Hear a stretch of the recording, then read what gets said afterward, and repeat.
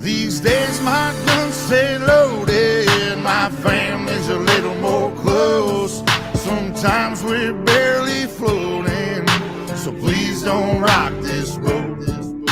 But if we tip on over, we won't wash to the shore. We'll sink down to the bottom, 'cause we've been here before and we can breathe underwater. Been down at the bottom so long we can breathe underwater. So tell him to bring it on. Now he's a big timer, but he's lost on the river. Never went without, never had them cold shivers. Had a silver spoon, always warm in the winter. Drive a fancy car, never had to kill a standard. No bloody hands, never really had a backbone. Never been too deep down the back road. Never showed no respect to a flagpole. Come on, city boy, just another punk asshole. Me and mine, we gon' make it through them dark days. So take your ass on back down to Park Place before you end up in the deep end where them hungry ass sharks stay. We go hard all day. Been here, done that, that's a given. Out back, guns out, country living. If you doubt that, find out, come and get it. We ain't going nowhere, but I'm about to go swimming. These days my guns stay loaded, my family's a little more close. Sometimes we're barely floating, so please don't rock this boat. But if we tip on over, we won't wash to the shore. We'll sink down to the bottom, 'cause we've been here before and we can breathe underwater. Been down at the bottom so long we can breathe underwater. So tell them to bring it on. Won't you take me back to the old days? Just horses and a wagon, shotgun shells and wishing wells, and you could hear them pistols blasting. Better give them hell, but live to tell. Let's write another chapter. We just want our country back, and we gon' get what we after. In them pastures and them fields, we the ones that keep it real. You come stupid around here, that'll probably get you killed. Cold steel under cold skies, a rebel soul from the old times, like Jesse James and those guys. I'm watching you with both eyes. I ain't telling no lies. If you wanna come and get it, backwoods country living, shotguns and ammunition, whiskey drinking, steady sipping, saying to hell with the system. I've been living at the bottom, so I'm about to go swimming. Y'all can hate it or you can love it, but I promise we ain't budging. If them boys looking scared, someone probably told them we're coming, so y'all better get to running, but don't head for them hills. That's where the hell we living. Round here we keep it real, boy. These days my guns stay loaded, my family's a little more close. Sometimes we're barely floating, so please don't rock this boat. But if we tip on over, we won't wash to the shore. We'll sink down to the bottom, 'cause we've been here before and we can breathe underwater. Been down at the bottom so long we can breathe underwater. So tell them to bring it on. We can breathe underwater. Been down at the bottom so long we can breathe underwater. So tell them to bring it on.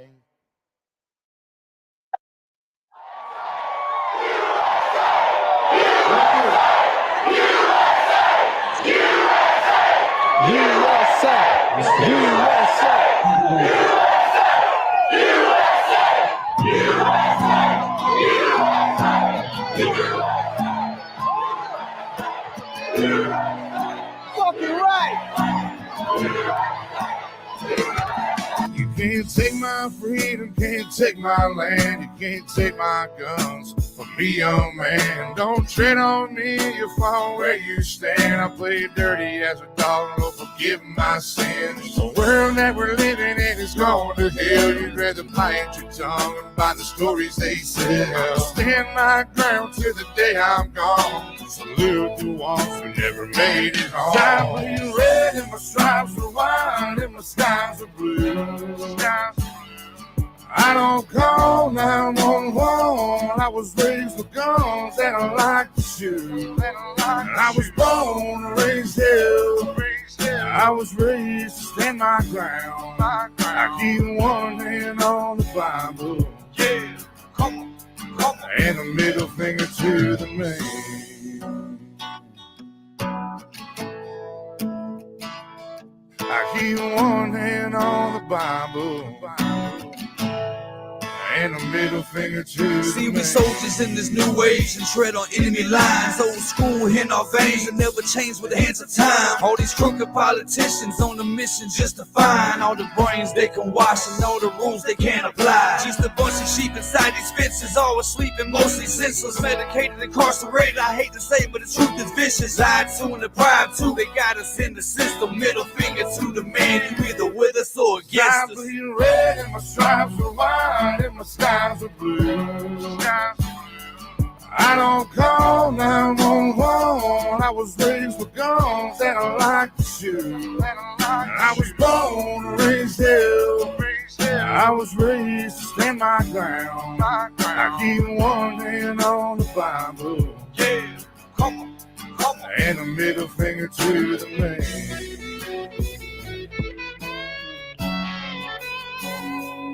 I keep one hand on the Bible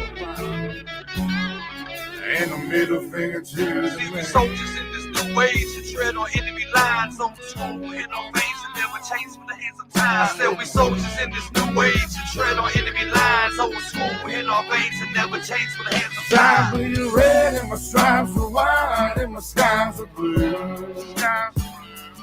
I don't call 911. I was raised with guns and I like to shoot. I was born and raised here. I was raised to stand my ground. I keep one hand on the Bible. Yeah, come on. And a middle finger to the man.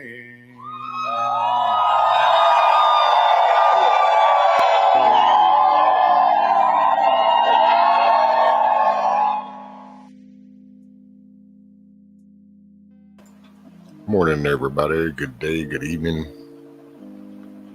Happy Father's Day. Hope you had a Father's Day. Wherever that's kind of working. Sorry if you hear the dang coffee pot. Oh, and let me do my camera. So it's a little shocking, odd, different in the process of moving stuff around.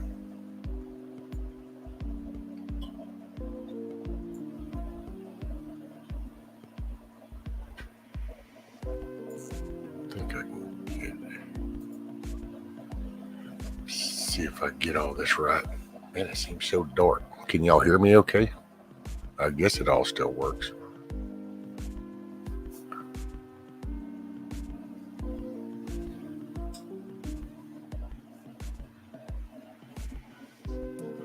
Oh, yeah, I decided the black screen on that TV right there was driving me crazy because I could see this screen through that screen. So I was like, okay, something's got to get up there to kill that reflection. Otherwise, it was driving me nuts. Eventually, it'll be located on the other side so that I can look up and see it. But I can only do so much so fast. Man, that coffee pot is driving me nuts. So if it's driving y'all nuts, I apologize.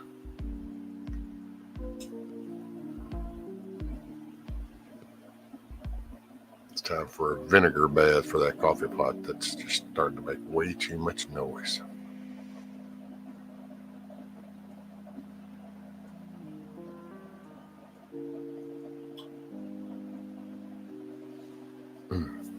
So let me see here. I'm just dragging. Sorry, I'm just not. So hey, morning, milkmaid. Brian, Cindy, aloha. Bullfrog. I guess, what's up, Keno? Born Racer.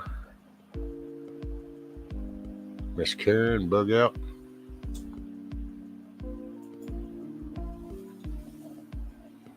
What's up, everybody? Well, for the dads, did y'all have a good Father's Day? And for the The mom parents, did y'all have a good day? Did y'all have a good weekend? Look, I found Nemo.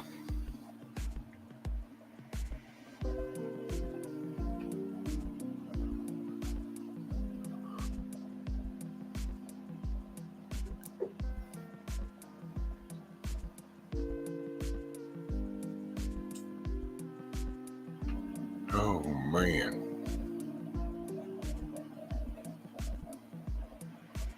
I don't know why this damn thing is so dark. I think that it keeps countering the shading, I think, off of that. I do, Miss Cindy. Oh, there you go, Hans, right? Sounds like a fish pump. Man, I'm so sorry about that. Man, that thing is driving me nuts. So I apologize. Hell, I ought to start muting myself.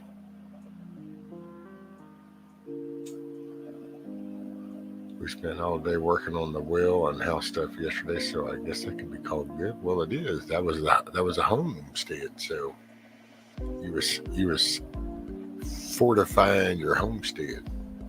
Man, that damn coffee pot! I swear to gosh, that thing is just working on me. And by the way, morning Hans, Scat Pack.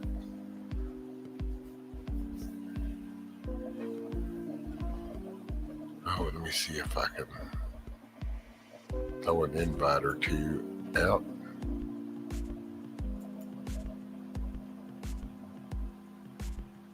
I'm so dragging. Yeah, I don't know. It was just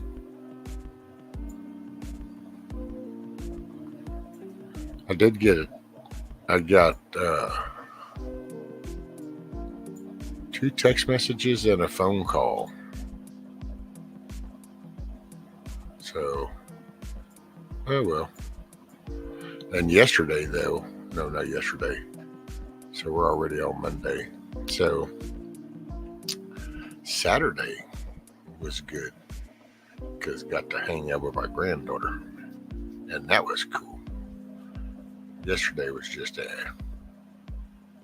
it was another 24-hour cycle. Hey, Auntie, how goes it? Morning. It just, I don't know.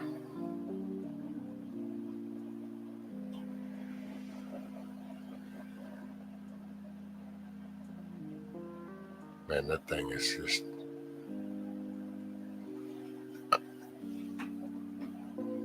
I'm about ready to go. Okay, enough coffee's made. To me, that thing, it sounds like that thing is just going off.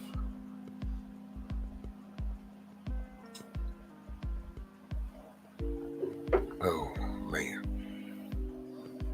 Let's see, threw a couple invites that way.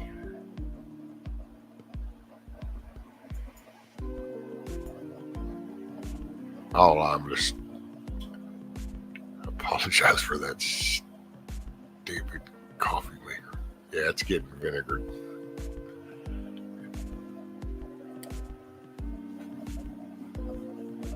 Oh, is it? Because right here it just sounds like it's going. It's like, holy crap.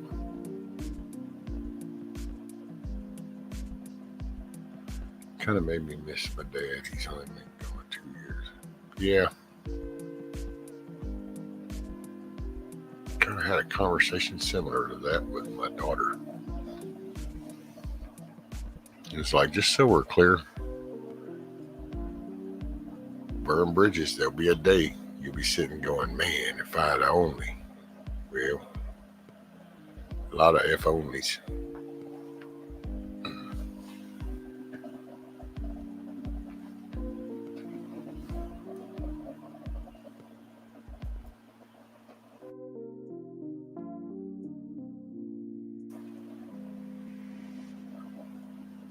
I know I've got to increase chat.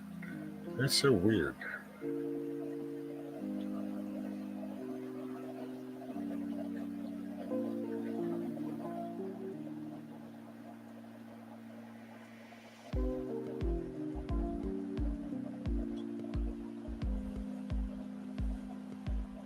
After shower, you got a milkmaid. 11:11.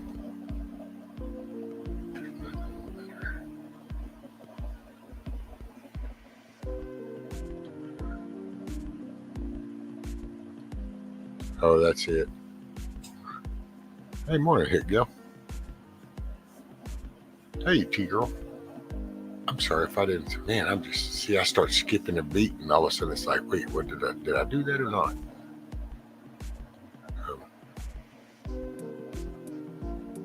Did you guys see the UFO and cloud spiral on Bubba News yesterday? Quite the pictures. No, I didn't. Skip it, which I didn't.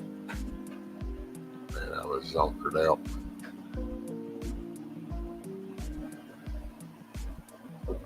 I wasn't really focused on anything.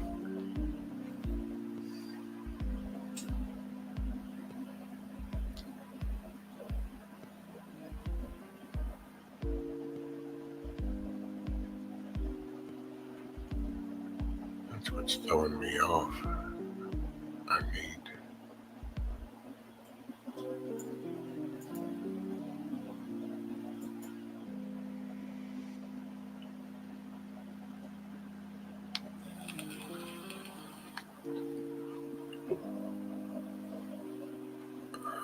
Let's see.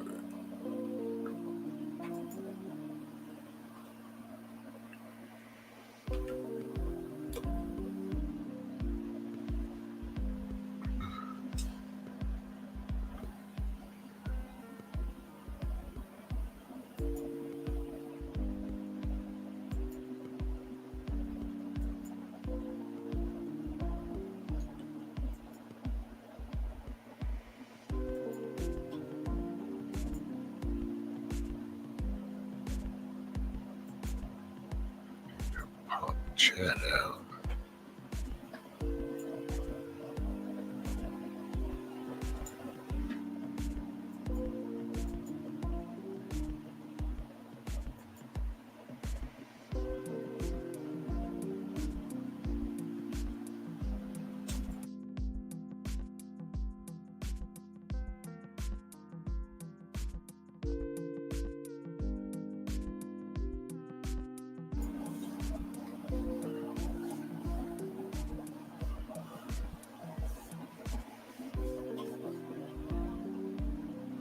I forgot to call my dad last Father's Day. Felt bad. Next week he was dead. Yeah.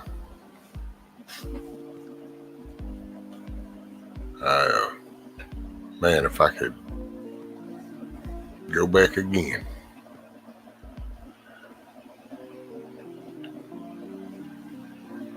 Oh, no, ma'am. I think I set it down somewhere. Is the glare getting you?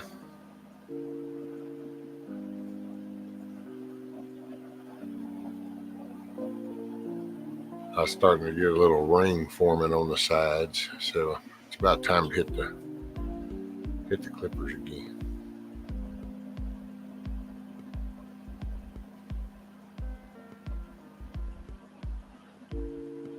I have a pig in my yard, dang it. Well, yeah, you got a pig, milkmaid. Or does that mean your pig got out?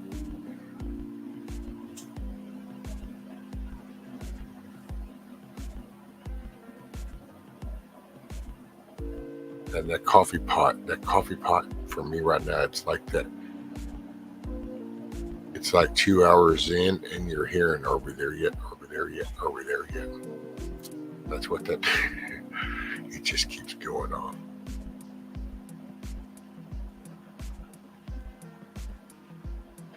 Best of luck there with you. It depends on the reading style.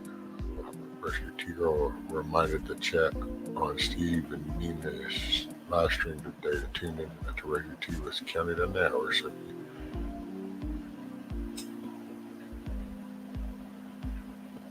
yeah, I always like watching Steve's stuff, man. That view is awesome. What's that? Bug out.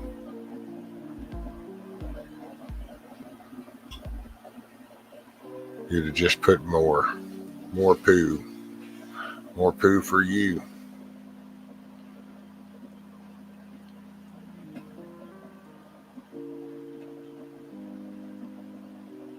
Well, I appreciate that, Miss T girl. I gotta, I don't know.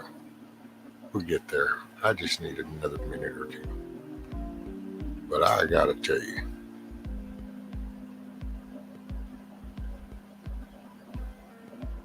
I don't know, I almost feel like you in damn junior high or something. It's so overwhelming. I got messages and emails. Happy Father's Day. I appreciate that so much.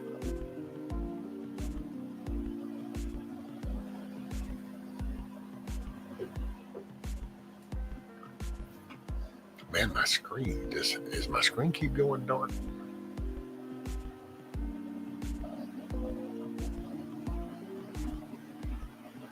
It is.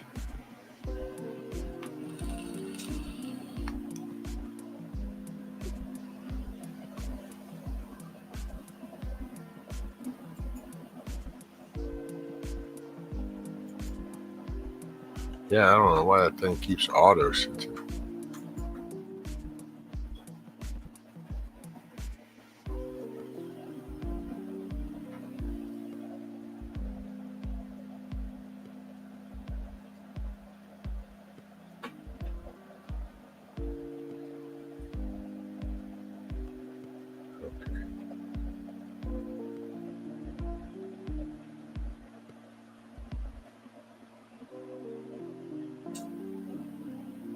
I just don't know.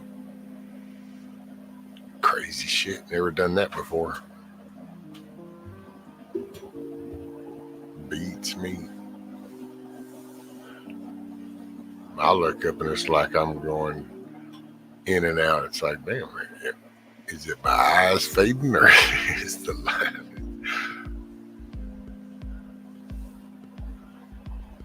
Watch, you'll have to get some of the special light to change colors and stuff like backwards. Oh, hey, I was gonna do it. I could do a green screen. Morning, Connie. How are you? Got that coffee?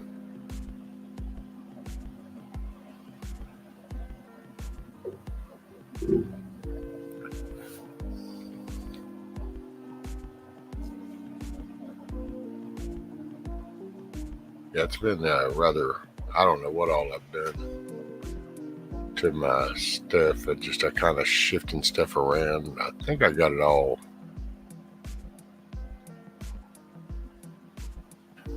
It must be that screen back there changing. See, like now it went dark. I don't know why it went dark.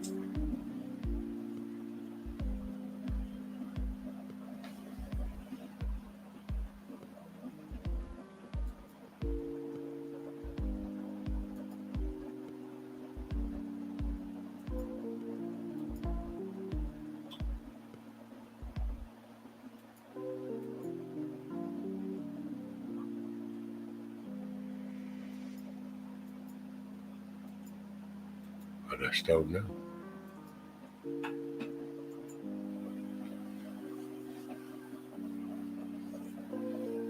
Man, it's just been,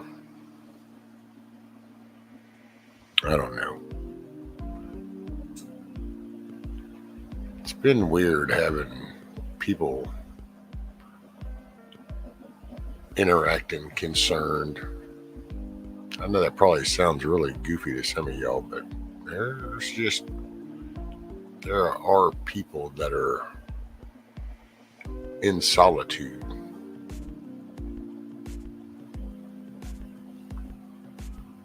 Yeah, it's got to be the light off that damn thing.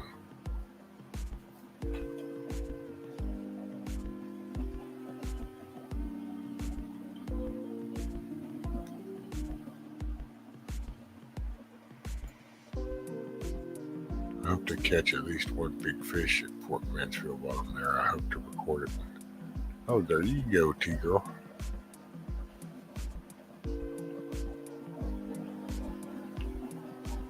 Man.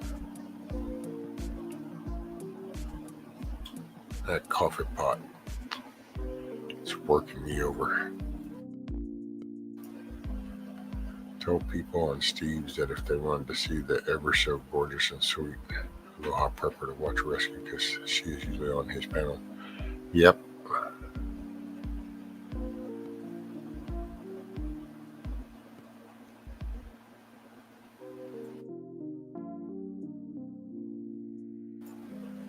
You say that, but yeah, you say that.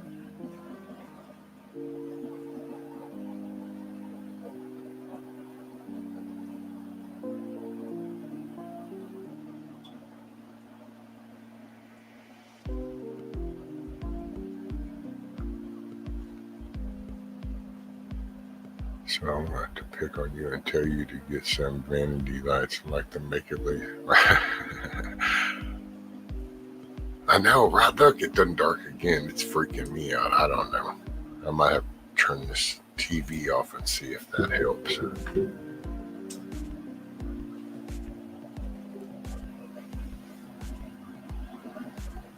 See? No, it's fine. I don't know.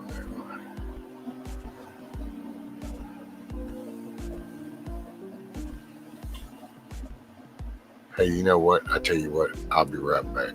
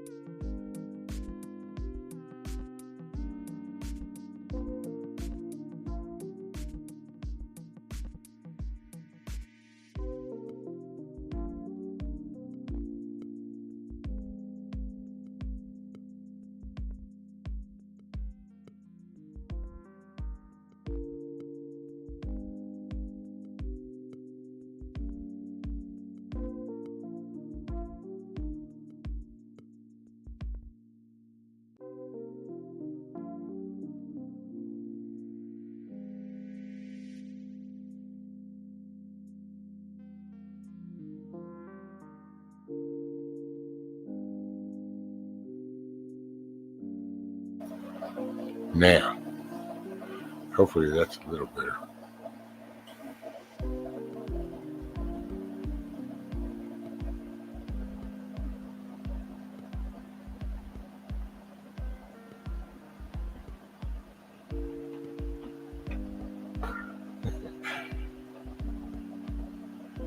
And let's see, okay, what did I just miss? Let's see.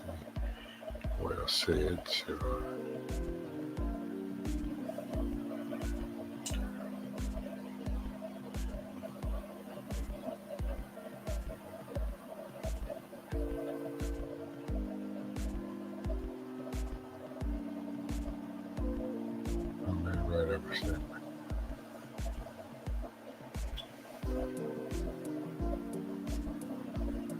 Yeah, I think that's what it is. I need more production. No, I don't. No, I don't. Matter of fact, get this little case for this little tablet thing, and I might just go to using a tablet. I don't know. See, it wanted to darken out again, but I circumvented with a desk lamp. God, that damn coffee pot. It's just working me over.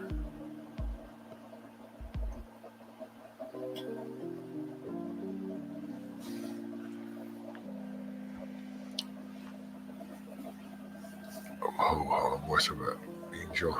And that background will put me out of cover. Make it jump, you hit to scroll and scroll.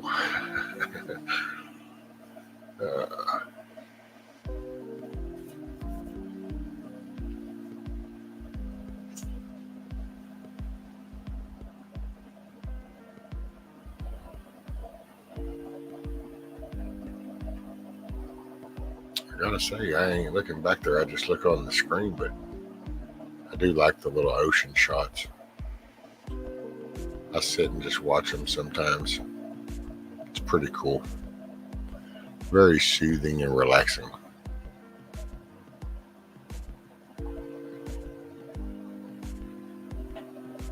Man, see, that's what I'm saying. It's almost like that thing's doing it on purpose now. It's like it's like one of those neater type things, and it's like, man, it's just gonna keep working me over, isn't it? Okay, so let's see.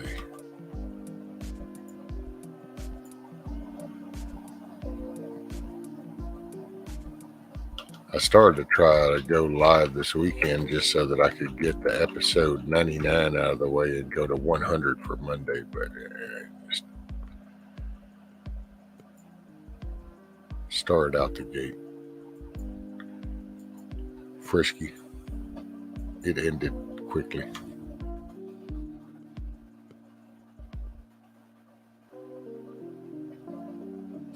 Man, poor old Virginia Owich. Seen old Silver Girl. Got a good email from her. That was pretty cool.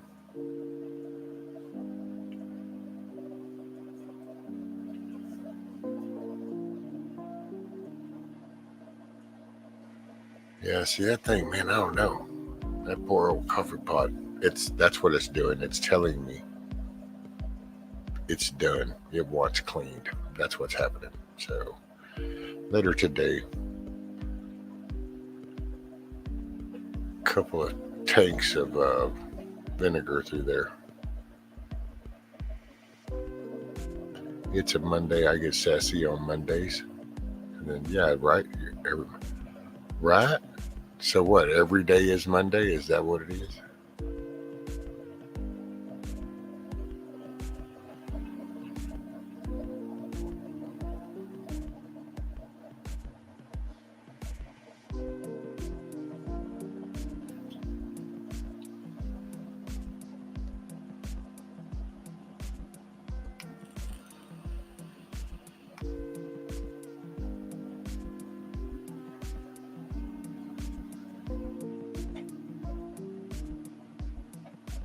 Yeah, man, I get worried about Dana, barefoot in Alaska. Haven't heard from her. Haven't even got a reply, so that's been kind of concerning. I was getting a little bit worried about Nikki. Down there would do stuff with Nikki, but then I caught a part of Backwoods and saw that she was up there, so that's cool. She's still kicking, just working. Sometimes I get to kind of feeling bad because I remember things late. It's like I haven't asked about T-Girls. And I want to say that was T-Girl, that was your... Was it the knee? Because... And seeing Mama Red. I listen to y'all. I just sometimes it's really new shit to try to remember and to just try to participate. I didn't. I wasn't participating very much. Hey, Chuck.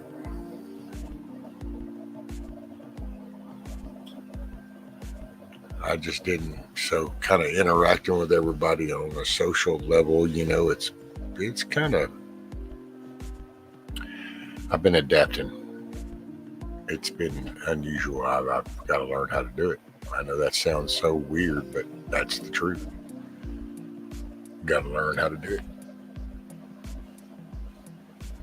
You know what I think is probably doing the camera shit too is I think this my black shirt right now, and the contrast is throwing it off.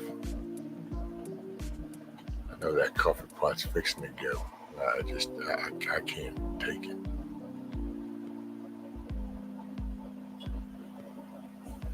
I feel like that thing is just like, oh, sounds bad. Hey, morning, Mr. John. So the world government has known about these things for a very long time. We all know that. They think we will freak if they actually make a deal of it. Lucifer telescope has seen many things.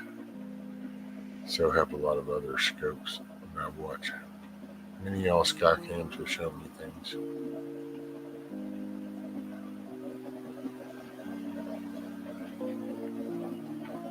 No, ma'am, milkmaid.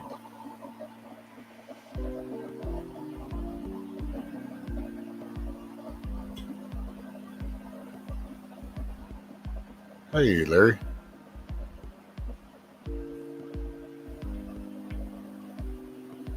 No, I didn't.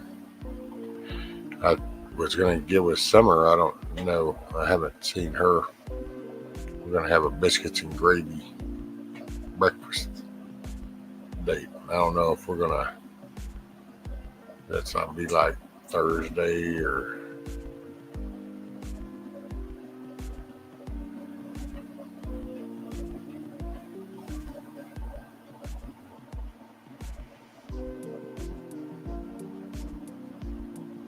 You really think that the black shirt, not the white source, you just hung it that night? No, I know it's part that, but I'm thinking because it's trying to contrast between too much dark. And so in that scene, then there's not much light. That's what I meant.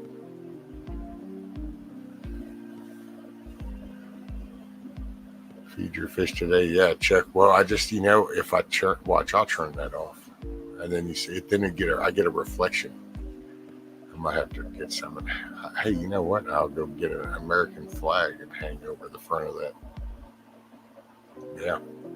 Already got the corner of one hanging right there. But that's a big one. That one actually goes up to the ceiling and then down the wall. So that's my big one. What rescue could pass for Papa Smurf if rescue wore a blue hoodie?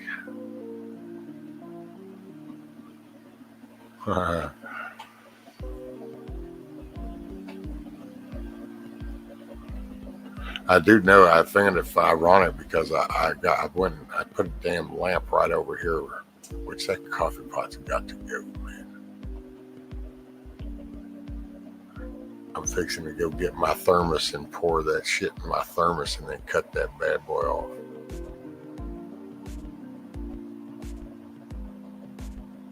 Hanging it. No, bug out. See, do we need to take your wrench away? Is that what it is? Do we need to take your wrench away? Do you need a ping pong ball moment? Get ping ponged around?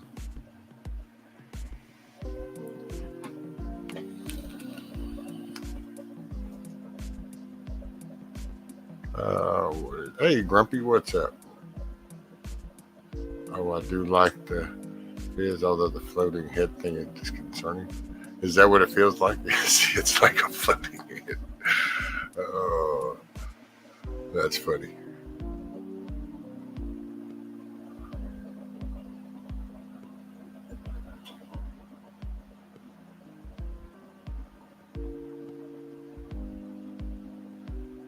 The updated flag with the Ukraine colors.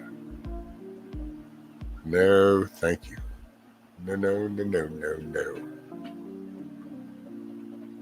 You need a good spanking.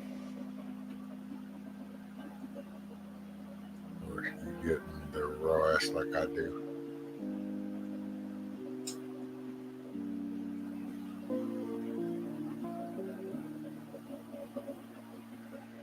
Subcountry just came out and reported with our arrest is buying ammunition.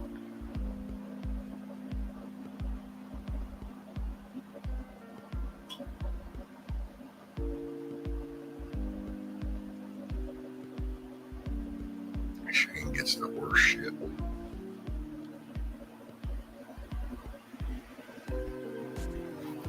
Yeah, I haven't met Shane. I've listened to him a couple of times because he's been on Pawnees or like on yours. I don't guess I've ever actually met him or nothing.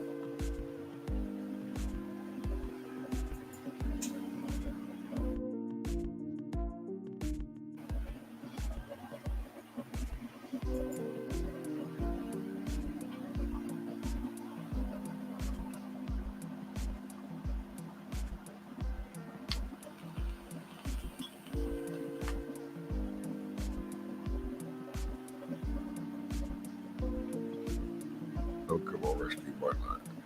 You can get a new flag every week with more virtuals. They have the chat. Guess. No.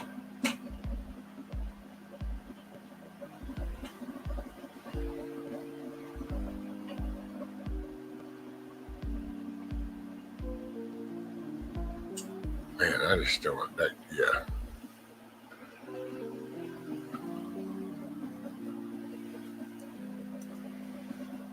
I'm fixing to pause and get my damn thermos. Flip the switch on that bad boy. So, dank shit. It's funny when I read that, Chuck, because it says, but we talk some dank shit. And it's like, I don't know. I remember this there was this young dude that came to work.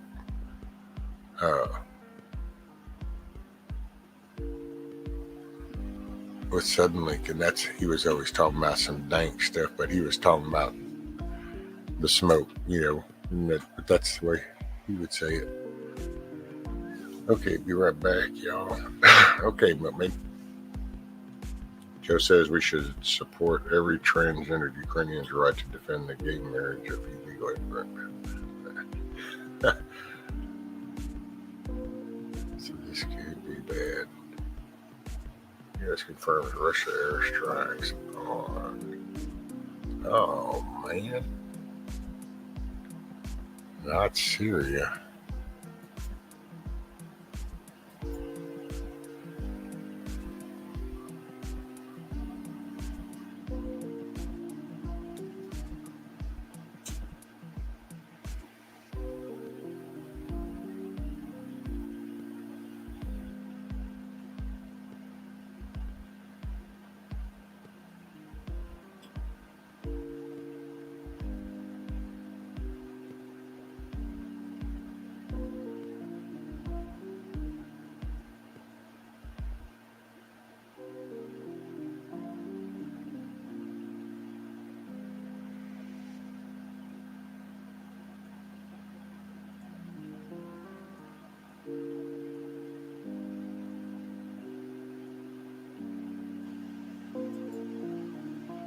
Well, I like how they just kind of justify that, going, oh, we got an advance warning, so it's okay. And it's like, no, you're still poking a fact.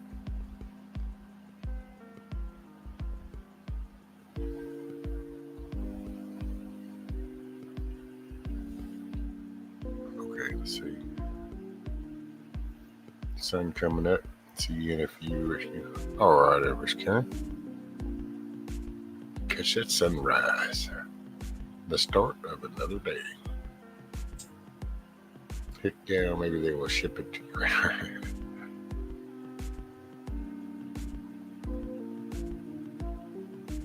Just gonna pack right up and getting these calls from it, so asking if I have a tax debt of $5,000. Oh. Yeah, the scam calls will be all fired up.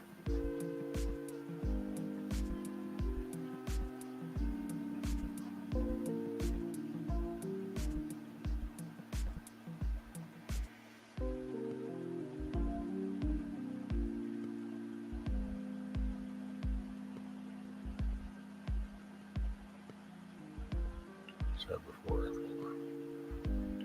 Nobody got it. I'm mostly on his own pad. Oh, hey, did anybody catch what Navy Vet 103 had put up?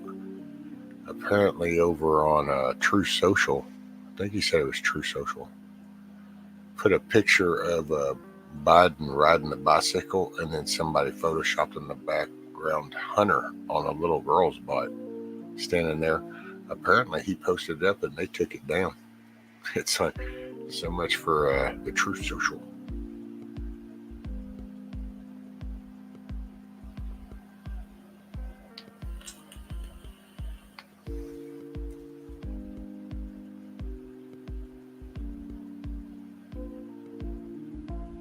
The black chair and black shirt makes you look like a Jedi. Wonder if they will make seal of president training. Right. I was like, you rescued today. And sometimes we did an hour show, then a bit with Into the World, then 3.5 hours, then 4 hours in background. Oh, there you go.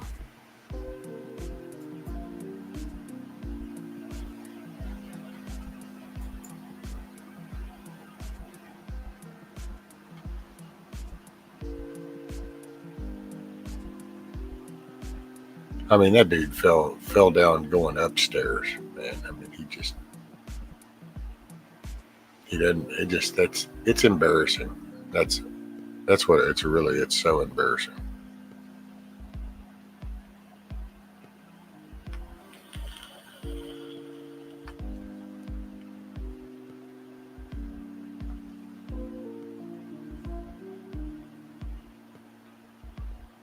I will say, as I rearranged, I'd be sure and hung my little dude right back over here. That way I keep my skeletons out and open. Oh, and by the way, little food for thought. So, Moonchild had talked about the alphabetizing on the thing and that you can do it on, like her phone, on the tablet or phone. Well, sure enough, you can. But here's the funny thing. I noticed when I did it on the tablet, now my subscription list on the computer when I go to YouTube is already alphabetized. So it just saved it, but they won't let you do it on the computer, but you can do it on something else and then it'll save it. I thought that was, I wish they would get up out of politics and go back to just coding. Stick to the program. Karen, I'd like to believe he forgot to put his feet down.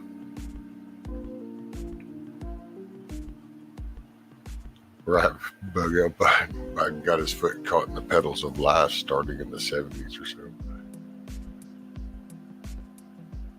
Oh yeah, check Sky News over in Australia. I saw that little clip they put up.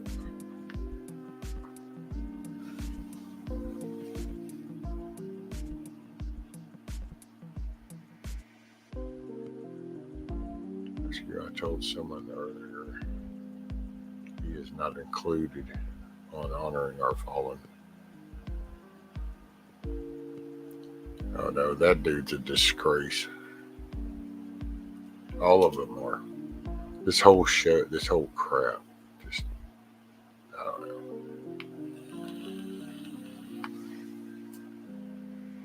You know what my hope he is and is? It's like, if I just want to imagine doing shrooms, kind of hoping for the very best, it'd be cool. They take full control of House Senate in November.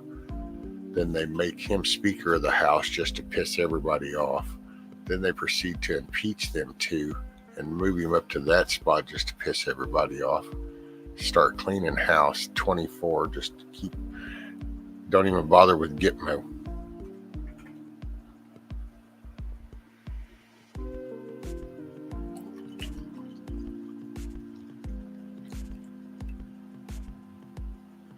Get all these freaks up out of office and shit.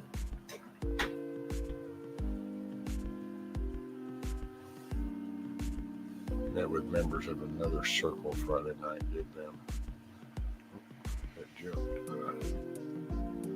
Gave them my thank local. Stay together, spiel. They were receptive.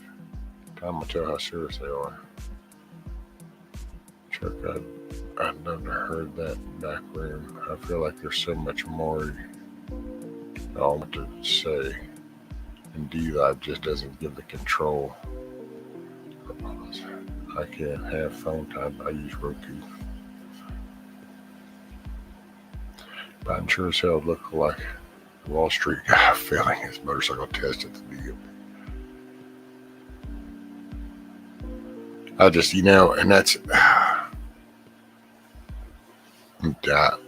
leading up to it was kind of like humor, but then, the first 6 months to a year, it was kind of like, oh, yeah, look at this dumbass. But I gotta say, man, this is getting ridiculous. I mean, I would say we're a laughing stock of the world, but I think at this point, he's done gotten so stupid that there's the ones that are now grinning, going, ha, ha, ha, yeah, buddy. And then there's the ones that are going, oh, shit. And it's like, yeah, I think some of us are even starting to kind of go, oh, shit.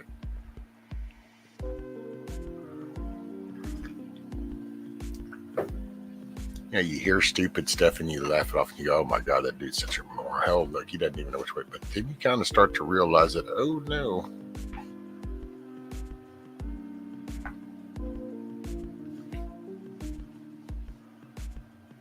He locked up last weekend from info. The Fall of Babylon. That's it, John.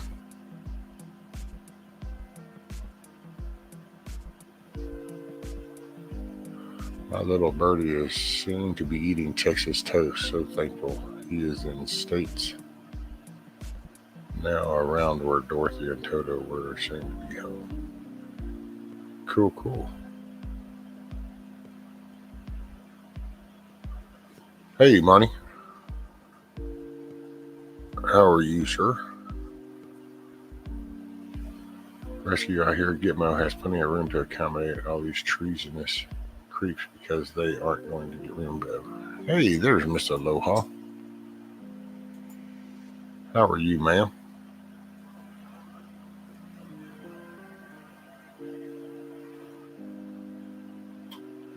I said Chuck may have to do that when I catch you live sometimes. I'm on replay. I love when I catch you live. The whole world is as screwed as we are. Hey, Rescue. How are Aloha you, from Hawaii. So how was your Father's Day? Just another day. How was your time with your granddaughter? That was awesome. Saturday, I think. Yes, ma'am. No, that was cool. So that was kind of like a early Father's Day, Grandfather's Day then. That's kind of the way I take it. Yeah. I just didn't say it out loud, but I bought her a doll, and it was kind of a funny exchange because she wanted the doll, and they were going to the store. So we did this whole little talking. It's like, okay, well, now you've got to be good then all the way there. And when you get it, then you still got to be good, and you got to treat her with love. And so they went, and then she called me. She was so excited when she got there. So then they called me from the store so she could tell me that she had it. So it was cool. When she came back, there was a few little times she'd kind of grab her by the arm and then go to pick her up and go, hey, is that how you would carry a baby? And then, and it just, I love it just because you just see the innocence. That's what I think I enjoy. It's the no BS version. You literally will get out what you put in right now. This is the stage. This is where they're absorbing, and they're going to slowly can shape to what they're around. Yeah, I think that doll's going to be really special to her, because that's like something Grandpa got her, and you're teaching her how to treat her doll right. So, I think kids these days, they really take their toys for granted as if they're like replaceable or something. So I'm glad you're teaching her all that good stuff, because that's how they learn to like role play and, make up their own little conversations with their toys or dolls. My daughter's, she's still got dolls. I thought she was too old for dolls, and she's still playing with her dolls. Hey, morning, Wings of Faith. And morning, Ricardo. How are you, my brother from down under? Hopefully you had an awesome Father's Day. Oh, yeah, Ricardo's on there. And they're like a whole day ahead of us, is that correct? Down in Australia? Yes, ma'am. He's in the future. Yeah, we're still waiting for those lotto numbers, right? It's supposed Right. to tell us what they are. Yeah, I haven't got those yet. Imagine that.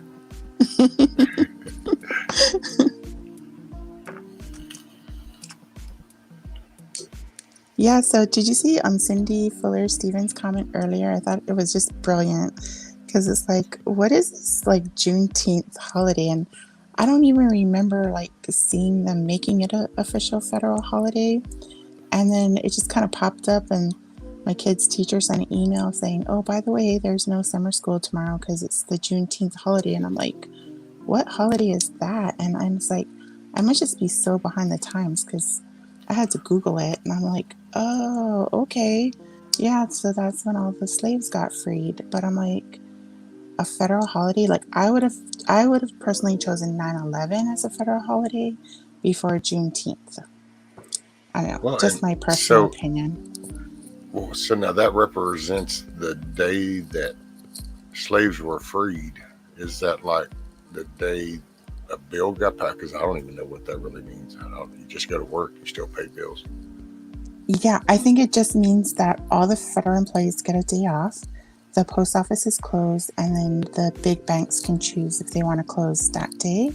And then being that it falls on a Sunday, then they celebrate it on Monday. So kind of screwed up my week actually for my work schedule because I didn't realize like the banks are going to be closed tomorrow. But oh well, I'll plan around it. Yeah, see, that's, I don't know, too many dang holidays. Brian, he's so cute. When is Worldwide Brian Day? That would mean Brian, Griffin, and Rescue could celebrate that day, and all the other Brians we know. That's it. We've got Brian Day. And Scat Pack says Mr. Biden signed the holiday into federal law June 17th, 2021. Oh, so it actually is a newer holiday. It's not like I well, okay, it's been a year now, but. So is that the day that, like, a bill was passed, or is that June 17th? I'm trying to, where did that fit in? Juneteenth is when the slaves in Texas learned they were free. How it became a national holiday is just political opportunism. Oh, okay. Yeah, because isn't that convenient? On June 17th, they pass, or the bill would have been passed earlier, but then the president has to sign the bill. So for him to sign it 2 days before the holiday, it just seems a little convenient. The post shows its appreciation for all the Brian that runs out there on June 3rd. Before it had to become National Brian Day. Must have missed it, Brian. Oh, wow. So Scat Pack's for real. There is a official National Brian Day. I'm a guessing first I ever heard. Oh, wow. Well, in all fairness, in Hawaii, we have Aloha Week, and that's like a whole week of celebrations with a parade at the end. No, just joking.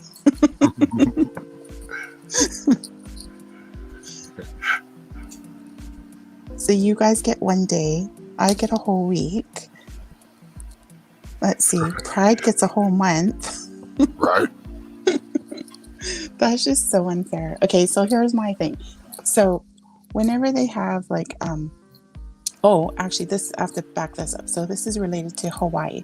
So Hawaii, the governor just signed a law that passed that basically it just gives extra protections to our rainbow alternative lifestyle individuals. And what It's like if everyone was just decent human beings, like, and had some kindness in their life, we wouldn't need all these extra special laws to protect different um, classes of individuals, right? Like for people with disabilities, I could see, yeah, okay, maybe they need some extra protections in the law to protect them from discrimination. But at the same time, if people were just decent human beings, the disabled people wouldn't even need those extra protections either. So anytime like they make laws to give a certain group or class of people extra protections, it's always like, wait, there's always going to be another group and another group and another group that's going to need these protections. So why don't we just teach people to just be decent and kind to each other? And then we don't need all these extra special laws because we just have too many laws to begin with. Well, because that's how you dilute it down. And if you dilute it, you can desensitize because you take the importance away. It's like if you really just had limited holidays, well, those holidays would still be important. But as you slowly flood the whole year long with more holidays, well, then all of a sudden holidays don't mean as much. Same thing with the laws. It starts off very basic, and if you were to just have this and then enforce that, but then they start going, well, we try to shade everything for everybody, and all we do is chase our tail and piss people off, because it's like there doesn't need to be a special class. It shouldn't matter what you are, because see, you should keep your business to yourself. So in all honesty, if you just walked out your door and conducted yourself like a decent human being with some moral compass, people, and you don't throw your business out there, nobody's even going to know what you do behind your door. So that all gets removed. It's that I'm going to put it in your face and I'm going to tell you I have the right, but you don't have the right to say anything about it. And that's where this whole thing gets screwed up. The laws don't matter. It's to pollute the system. Now there's the goofiest laws are on the books. Spitting on the sidewalk. Who'd have thought that? But yep, there was a time when that became a law. Why? Because they would spit on the sidewalk and then somebody slipped. So all of a sudden somewhere somebody said, hey, we need to stop this spitting on the boardwalks. Yeah, they really like, but once the law's in place, it's so hard to like get rid of it. Yep. And I wish they would really think about it before they actually like made additional laws, especially when it's like taking away like a right to speak or choose, yeah, I think, where was it in that Scat Pat hit it on the head. We only need the 10 laws we were given. And really, those 10 laws from the Bible, it covers pretty much all situations. Oh, yeah. If you actually followed those, then it would self-address all these other issues. Because that covers the majority of all the wrong.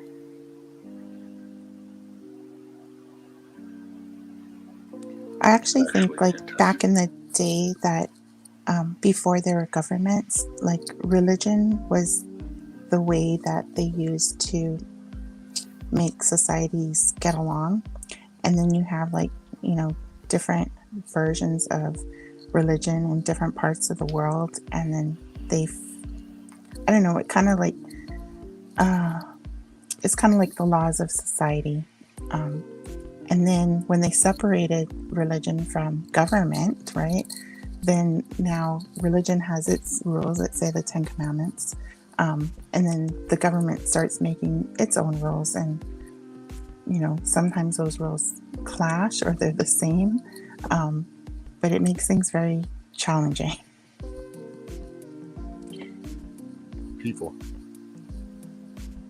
People complicate it. It's yeah, because you can't make everybody happy. But then that's where we tried, and I never realized. The more I think about it, I kind of go, man, if I'd only really realized that. But there was just so much crap going on just locally. I just thought it was just like an in-law thing. But I remember talk back then when my kids were little, and it was free range parenting that became the part of the trophy thing. You didn't, nobody, there were no losers, you know, gosh, we're all in it. And it's like, you know, I just used to kind of chuckle because, I mean, I would teach my kids because my kids would like play another game, either rather on a computer or something, and there's a win and loss. But I never realized how far spread that was until nowadays. And I kind of sit back and then kind of realizing as I meet people and kind of just sit and listen to people, and it's like, wow, if I could go back and do it again, I would ignore a lot of stuff now, going, yep, this is a losing battle right here. There's no point in going this one. Let me focus a different direction. But Right. But then that's all in hindsight, right? So like we learn from all those experiences and let's say mistakes, or we always think, oh, I could have done it better this way. But in the end, I think kids are actually pretty resilient. And I think they do learn. Like I tell my kids all the time, I'm like, you know, your mom's not perfect. I make mistakes too, you know?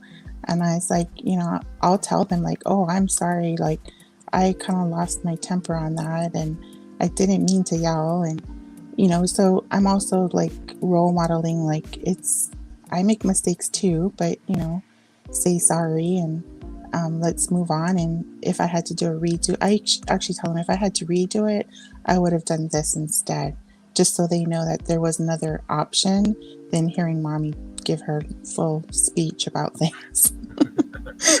right. Well, that's because I just, we've gotten to where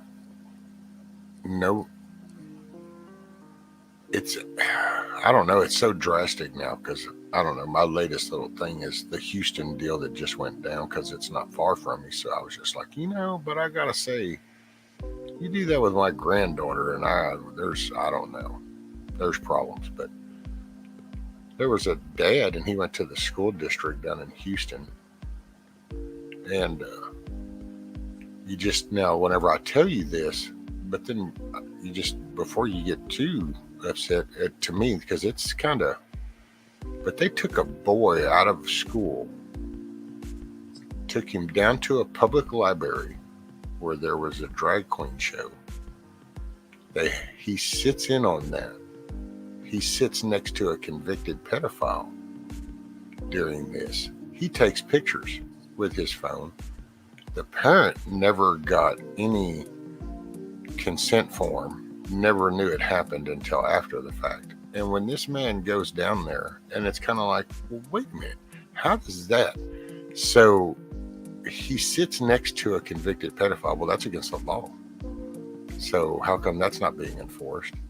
You know, you checked him out of a school without parental consent. Why is that not being addressed? And you just realize that I don't want to do the party thing, but there's just a side that's so bad. They don't care about laws and they don't care about the rules. And kids are at stake. I would have, I don't know how I'd handle that. I know it wouldn't have been good. Is that the one where the parent got arrested? Oh no, that's up in the Northeast. That's where his daughter, that one there, the daughter got actually that was assaulted. the Virginia. Was that the Virginia one? Yeah, that's actually where she got assaulted by. Oh, the bathroom one. Yeah. Right? With the trans. Okay, Yeah. got it. Well, we had in the Hawaii news, was it yesterday? Something similar. It was a teacher videotaped bad things with a 13-year-old student, and I think he's in custody, or he had a court appearance or something, and that's how the news picked up on it. Yeah, so we'll see what happens with that case and how our judicial system here in Hawaii either deals with it or somehow doesn't deal with it properly. So I'm curious to see how it's going to move through our court system. Well, there's, it just, I don't understand how people get talked into this in a way. I don't know if I say that right. It's just because it's like I knew Houston was always kind of, it's a city, so it's a metropolitan city. I think at one time it was like the 4th largest city or something. So I get it, but it's like, so people have just lost all self-consciousness, self-respect. You just know. It's like that I can't believe that the library hosted that. A public library. And you just watch how the whole, I gripe because societal fabric has broken apart, but it's like, shit, I think it's dissolved at this point. It's like, how? Look at all the players involved. So this counselor guy takes this kid from this school. Granted, the boy was 16, so it's not like he was a little kid, but still, it's not your right to do. But yet you do that. Well, okay, that means they left that school. That's a school district. Look at the amount of people. Nobody's holding anybody accountable. And it's just, I got to tell you, dude, oh man, if that was my granddaughter, if I got a phone call that had happened to my granddaughter, I just don't know. So sad. And then it's like, they've desensitized our kids. So like a lot of things don't shock them, or they don't see it as, the kids don't see it as being bad. Like watching a Disney movie with my kids, and then what's the movie? Turning Red. I always call it Red Panda, but they're like, no, mommy, it's called Turning Red. And like, depending on the age of the kid, some of the stuff just flies over their head. Like they don't even realize, that there's bad stuff in there. But my kids, they're like picking out stuff. They're like, Mom, you wouldn't believe they were talking about her period. And I'm like, wait, what rating is this? Like cartoon? They shouldn't be talking about girls' periods and then somehow relating it that she's extra emotional because of her period. I'm like, right. That's not healthy either. No, that's like setting the stereotypes. And then I'm like, I didn't even think, my kids knew what that was, but obviously now they do. So, now that they know, we have to discuss all that stuff, right? And it's like, I had to have the discussion before I wanted to with my kids, because it's just out there in the movies and the TV shows and stuff. It's like, can't kids just have their innocence and be kids? Like, why do they have to grow up so fast? They're after the kids because that's how you change everything. You go after the kids. That's the next canvas. So if you want a different picture, then you start painting on another canvas. Totally. And then at the end of the movie, there's like all the elders in a circle around the girl, and then they're like chanting or singing, and the girl's like levitating, and then they like shoot her in the head with like a laser gun or something like that. And I'm just like, wait, what's going on here? I was like, this looks like some kind of satanic ritual to me in cartoon form, right? And so now my kids are always like, Mommy, look, this is the satanic part. But so because I was watching it and talking to them about it, and I guess talking about how these different woke parts, it's like they can still be cool at school because they watched the movie, but they're also like knowledgeable enough to know like how Disney's using the movie to influence different things. So, or to the extent I want to explain it to them. Well, what happened to the women's movement? And putting women up and encouraging them to go become the CEO, and a woman can do anything. It's like they literally have totally flipped that coin. You can't even be that. They won't even call a woman a woman.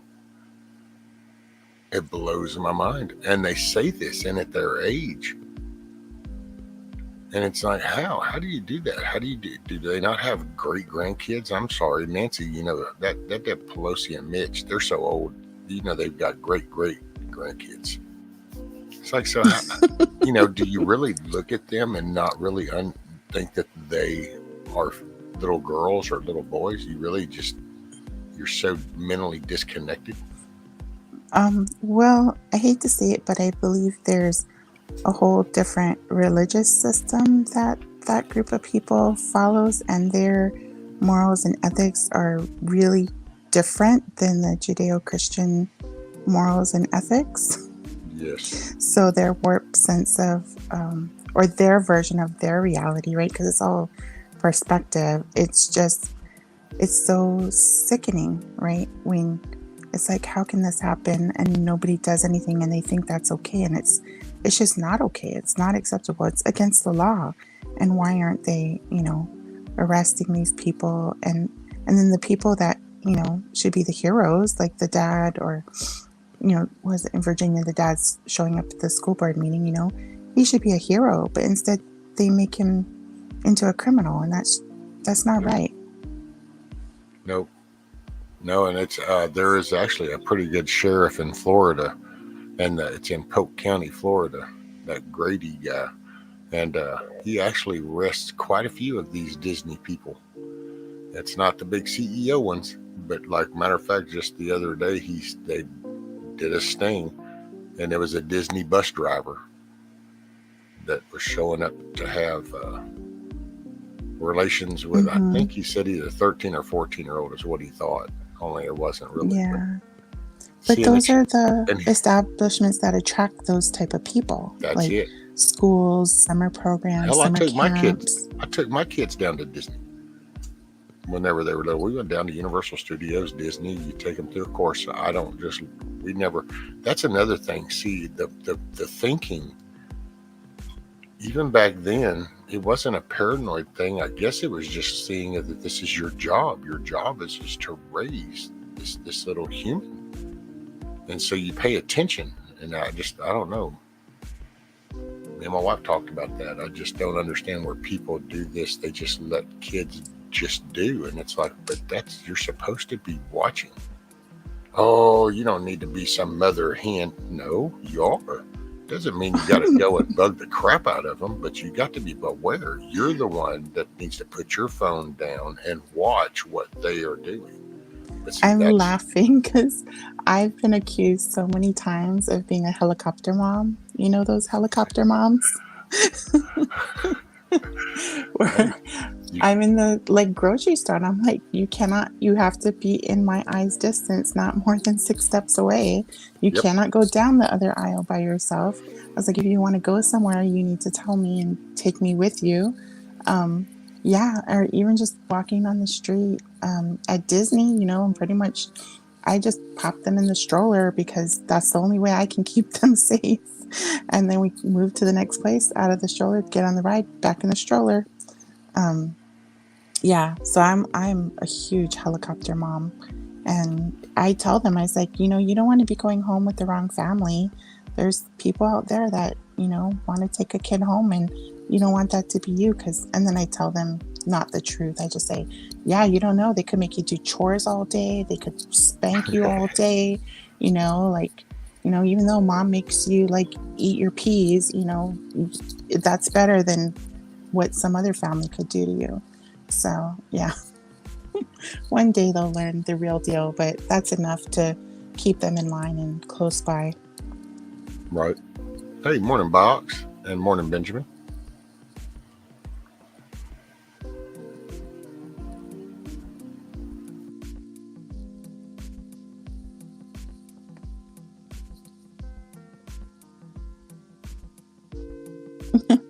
Brian, I hear that the ladies' bathroom has a sofa and cool stuff that the guys' bathroom doesn't get. Unfortunately, Brian, yes, that is true in certain bathrooms.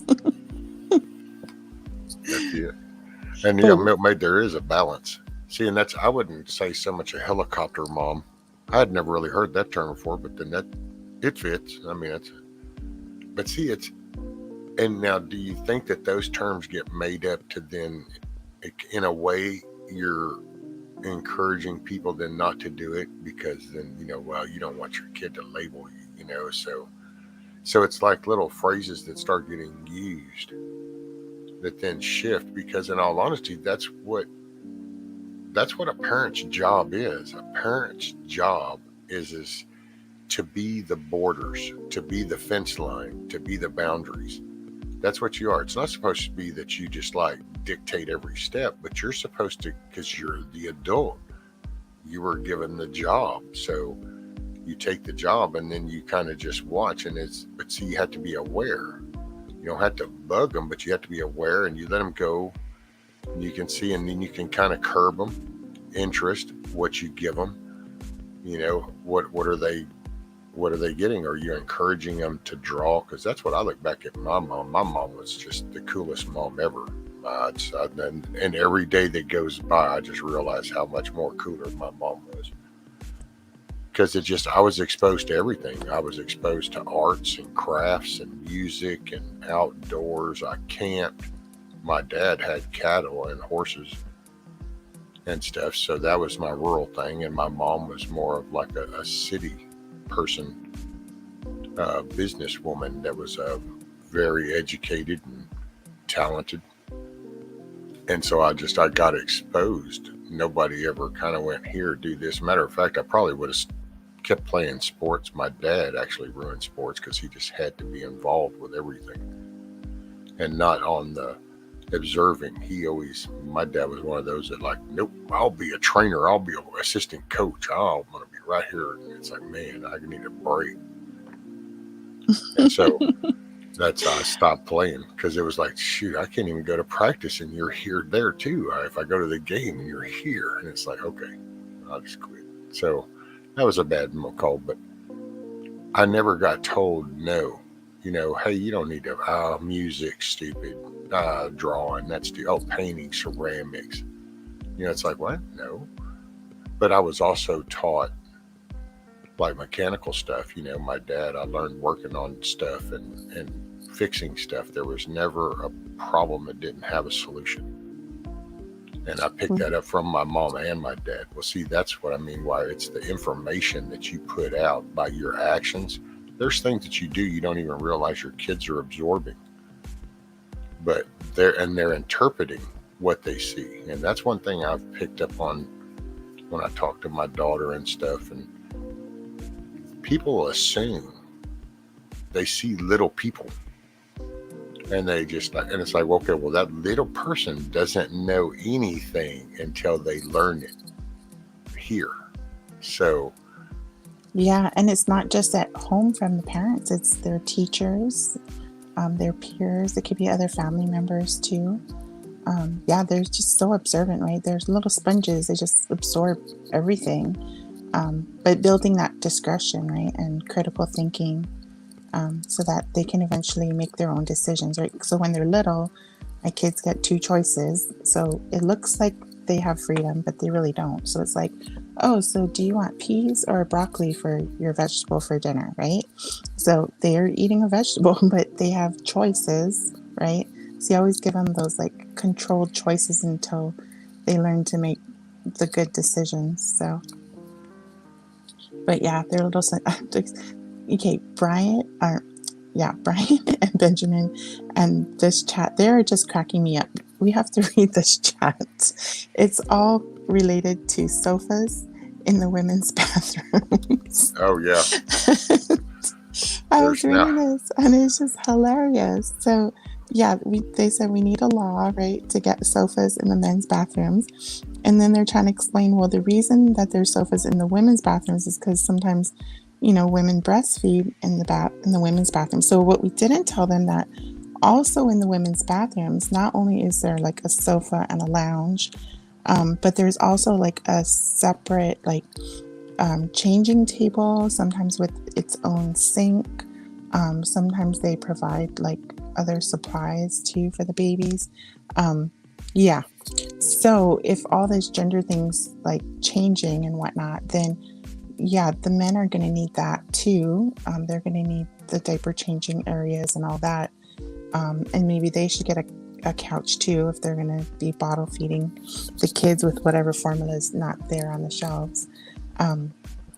Yeah, totally. But I've seen some really cool men's bathrooms. Well, don't ask me how I got to see it, but they had like That was like a fireplaces. loaded thing. It's like, okay, I'm thinking to say this, and this is definitely going to perk your interest, but And this don't is like, ask. yeah. So like, I was in Canada traveling, and at some of these like fancy restaurants, in the men's bathroom, they had a fireplace, and I'm like, a fireplace? You guys get a fireplace? And then they had these like fancy faucets. It's almost like a trough kind of thing with a bunch of faucets. And what else did they have in there? Well, they had like some cool stuff, and then the women's restroom was nice, but the men's bathroom was way better than the women's bathroom. Hey, pardon me 1 sec. I'll be right back in 2 minutes. Sure. Make sure you get your coffee too.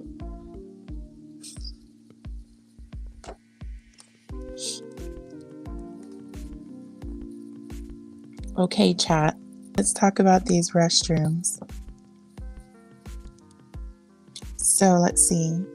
Brian wants cookies in the men's bathrooms. But let's see. Benjamin, you're the one usually giving out the donuts and coffee. So I kind of think they need like a coffee machine in the bathrooms.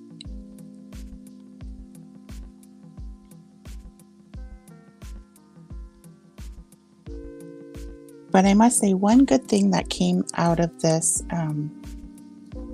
oh gosh, I'll just call it the unisex bathroom, is that my children, when they go to a public restroom, they must come in the women's bathroom with me. And I never let them go into the men's bathroom all by themselves. So they're always with me. And sometimes I get dirty looks by the other like moms and women in the bathroom. But, he's very considerate, and we pretty much go into our business and come out. So, I just don't trust sending a child into a bathroom by themselves. But the other thing I do like is when they have family bathrooms. So I utilize those a lot. And then, you guys should check out a lot of the family bathrooms because they have sometimes extra things in there. There was a family bathroom in Nordstrom's, I think I went to. It had like the baby changing table. It had like a seat to sit on. It had, it was also handicap equipped, had a nice sink, a nice mirror. Like it was just a really nice bathroom. So sometimes it's worth waiting in line to get the family bathroom.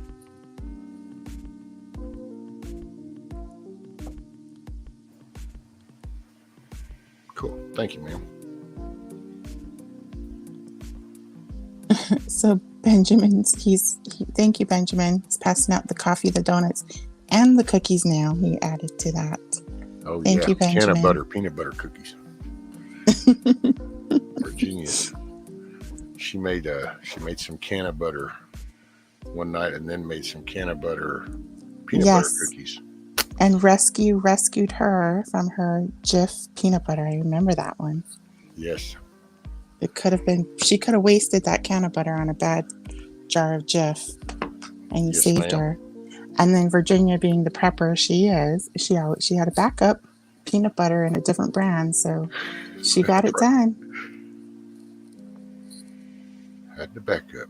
Hey, Devil Dog. How are you, sir? They don't want 18-year-olds having a pee-pee, but they want 5-year-olds picking their own dinner. That is so wrong. See, that's what I mean when you just kind of look at the overall talk, and it's like, man, this is just bad, very bad. Morning, Tony. And morning, anybody I've missed that might have come in. Good morning, good day, good evening, wherever that's fitting. And dang it, I meant to send Ricardo a link, and I forgot.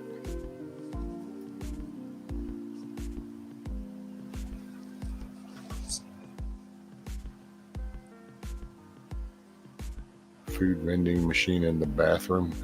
No. No. Deposit only.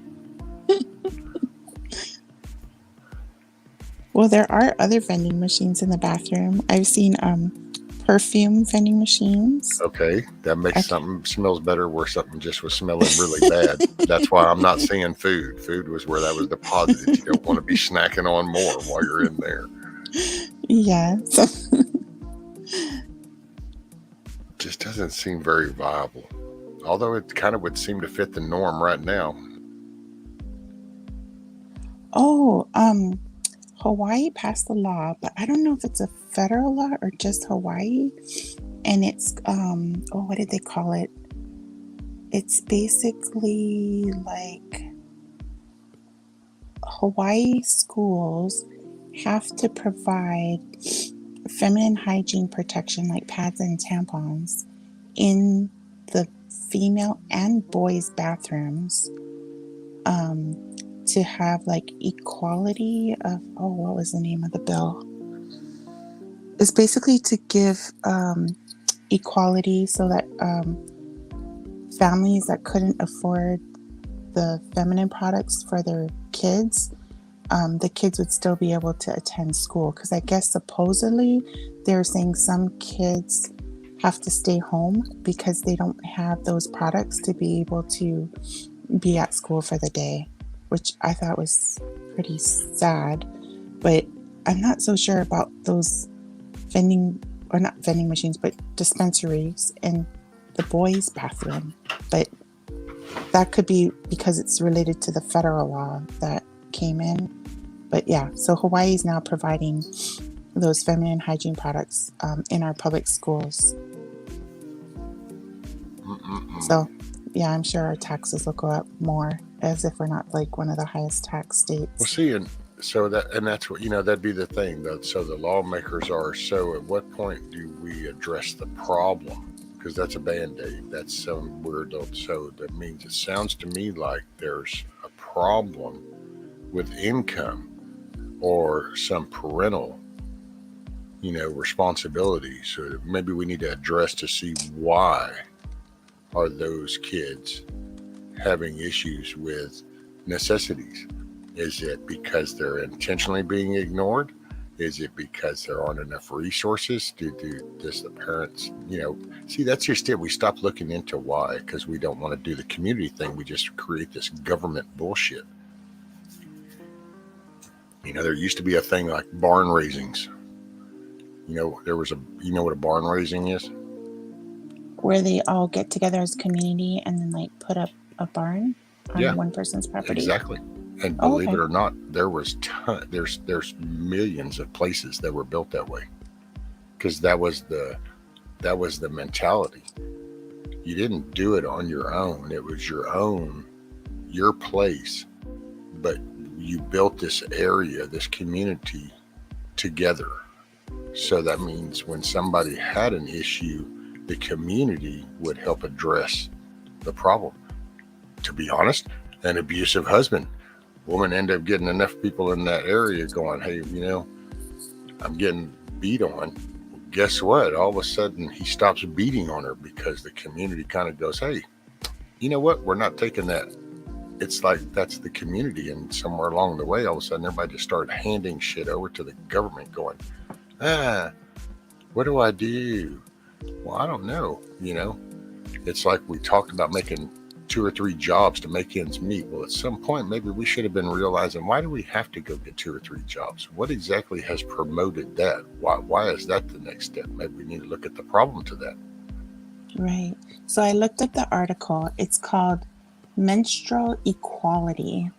And the Hawaii Public School students will have free access to products for their periods. And it's going to take about $1 million funding to the Department of Education to provide menstrual pads and tampons because many students can't afford them. And they argue that period products are an essential school supply. Yeah, and then somewhere in there it was because kids were missing school because they didn't have the proper products. See, and that's why don't they have it? Instead of just going, oh, look, they don't have anything. Let's get it for them. Well, wait a minute. Okay. That might be first response, but then now now that we've tended to this little surge coming through, let's figure out, why are they short? Why are they not having these things? And then the latest article that came out was they don't know if they're going to even be able to get the dispensing machines for the girls and the boys' bathrooms in time for the new school year, which starts in 2 months. And then preparedness wise, there's supposed to be a cotton shortage. So once that hit the news, all the cotton tampons on the island disappeared. So my friend had to go to 3 different Costco's to get her stock up. So it's like, if normal people who can afford it can't even get the products, like, how is our state going to get all these products to put in the public schools? It's just crazy. Well, Milkmaid brought up a good thing too, is why not let the nurse hand them out to those who need them, like actually menstruating females. Yeah, that's a great idea. Well, because see, then that you're trying to address a legitimate problem with a legitimate solution. And it just, the more you look at things, that's just really not the idea, I think, with these people. They really, none of this is supposed to make sense, and they don't care that it doesn't make sense.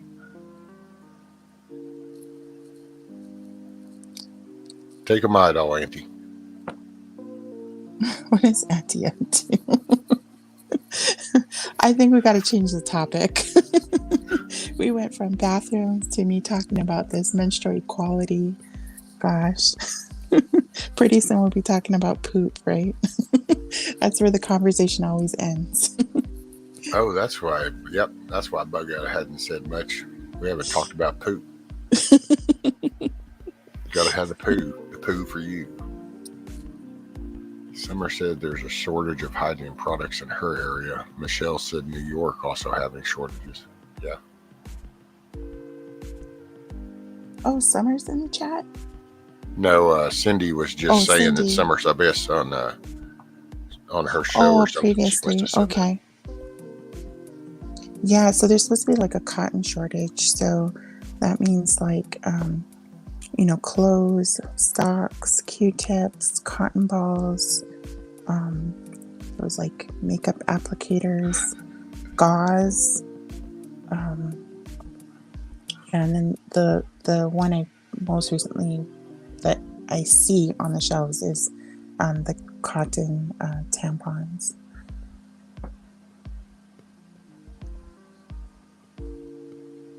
Well, there's, because that's the shortages that are coming, and it's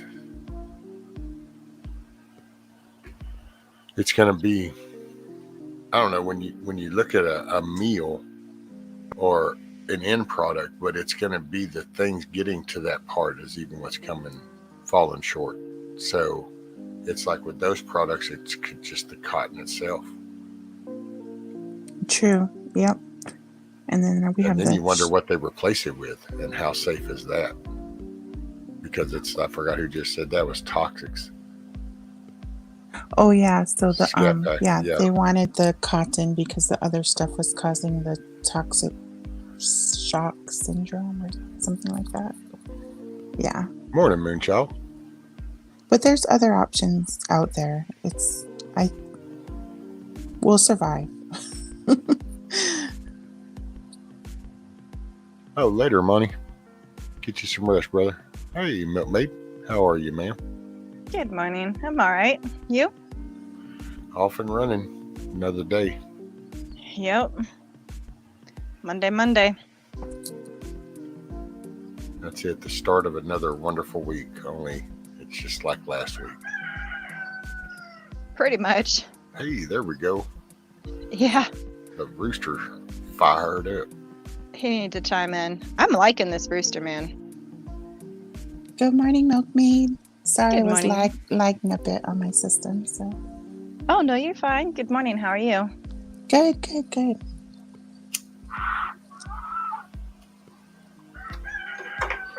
That's it. Cut loose. He's awesome, man. I've noticed when I go to feed them, He actually stands back and lets all the ladies eat first, and is constantly like watching them, like walking around. And so far, he hasn't done the thing where he picks out a favorite of his harem and is on her back a lot, and then they end up losing their feathers. I haven't had an issue with that either, and he's a lot bigger than they are. So it's kind of cool. I like him. Shoot, yeah. So he can crow all he wants. And I had to turn my thing up, so if you need to turn me down, go ahead. Oh no, you're fine. One day I'm going to try to figure out how to do this a little bit better to where I can actually figure out how the levels going out are, because I don't even know how I sound. Half the time I'd say, I don't know. I'd go, can y'all hear me? And y'all go, yep. And it's like, I don't know if that's loud or low or what. Right. Yeah, I don't know how to do all that. I only live streamed once. Hey, So, Moonchild. Milkmaid, what are your newest projects on your homestead there that you're working on? Well, you want the full list or just the ones that I'm like facing right What now? about You the just need ones the you've highlights. done in the last 2 days? Well, for the last, week, maybe 2, we've been dealing with this well issue. Whoever did the well line should be found and shot. Because the electric runs different than the piping, and the piping's all wrong, and then they did this janked up thing underneath the house. We're gonna have to like repipe in the house, and I'm hoping we're not gonna have to replumb everything. Yeah, it was a long day yesterday. And then I've been working on fencing issues too, because my electric fence was having problems, so I'm gonna redo all of that. That's on the agenda today. Wow, those are some big projects, but Yeah. important ones, very important ones. She's Well, a yeah, homesteader. my cows kept getting out, and they respect that little string as long as it has juice in it. But if they manage to bump up against it and it doesn't shock them, they're like, and then they get out. And tested the wire and went like, yep, it's okay. Mm-hmm. A devil dog says, hey, Milkmaid, I've been looking for the rabbit that gives the pink milk, and when I milk the ones with one udder, they always sit back and have a cigarette. What am I doing wrong? Shouldn't take long with bunnies. No, it's One Cindy. udder. Oh, Moonchild. Sorry. No, ma'am, go right ahead. Moonchild sent me a picture of her calf. It's doing better now. I'm very happy to hear that. I saw that this morning.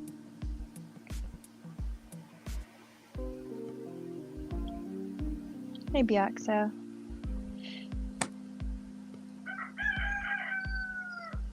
And he's getting to it.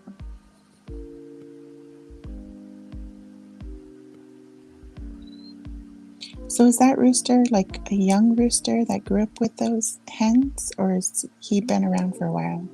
I just got him. He looks like he's full grown. He's probably older than the hens. You can kind of tell by the combs. And these hens, they just started laying. We bought them. You can buy chicks, and raise them to become chickens, but that's a lot of feed right now, and feed has really gone up. So I actually just buy them. I ran the numbers one day, and I was like, it's cheaper for me to buy them almost to laying age.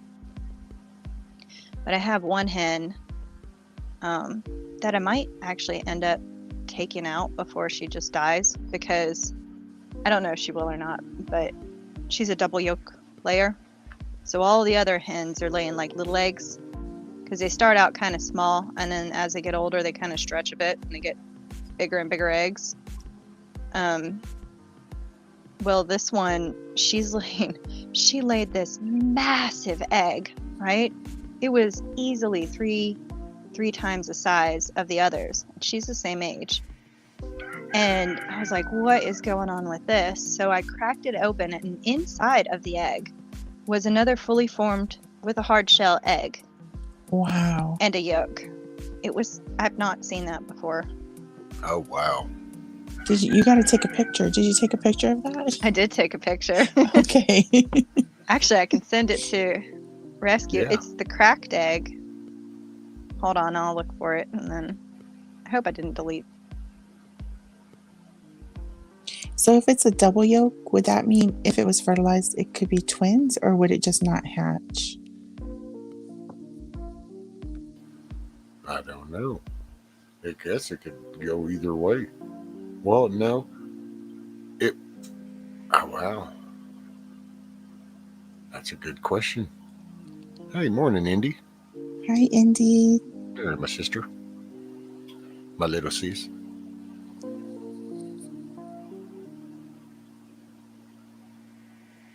So I've been buying eggs in the 15 dozen packs at our restaurant supply store, and I've just been like freeze drying like crazy. And occasionally, I think I've come across 2 of those double yolks, and I'm like, oh my gosh, that's so cool. Twins. But of course, it gets all scrambled, put in the freeze dryer.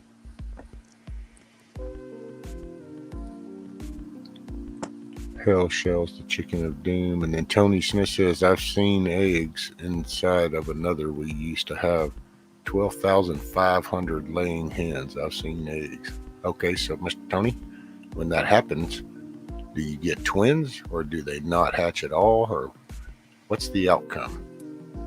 We need more info. Let's see. Scott says it would be too crowded for chicks to grow in one egg. One would take over if it even lived.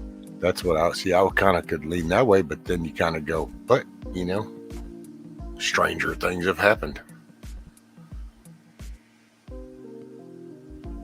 Yeah, like what if it was like a Siamese twin or something like that? You get like a chicken with 2 heads or something. Hey, or what if you get 2 butts and 1 head? Do you get doubled eggs?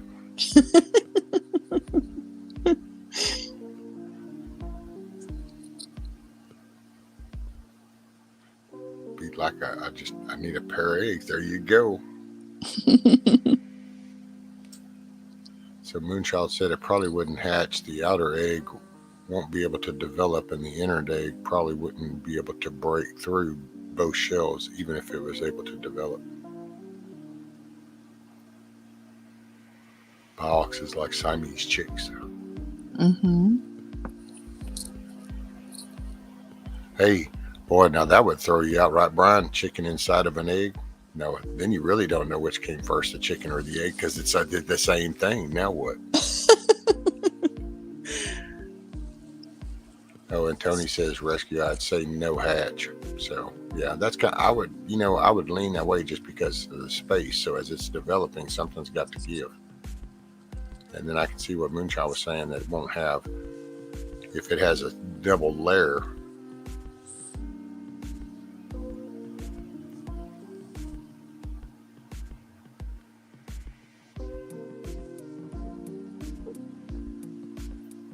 But most of those eggs are meant to be eaten. Protein.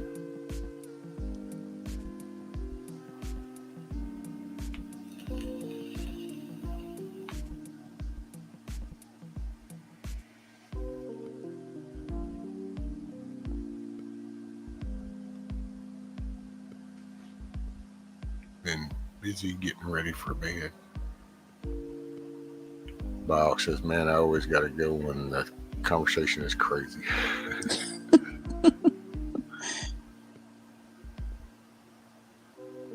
Sorry.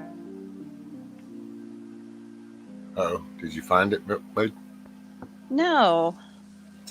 I thought for sure I had like either posted it in a chat or a text or something.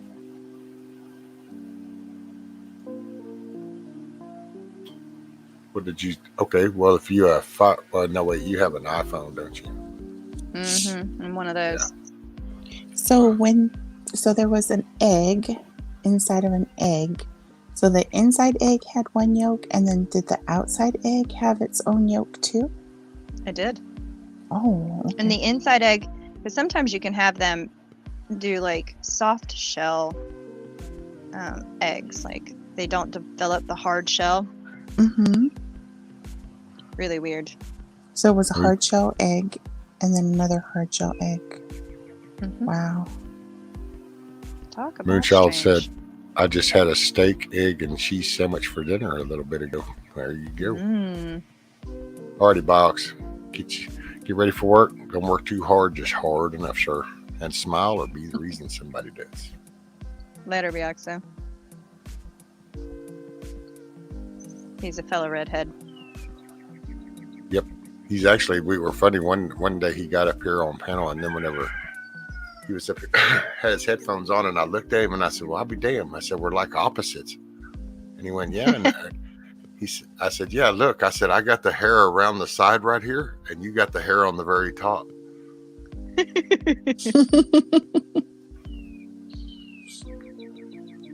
Yep.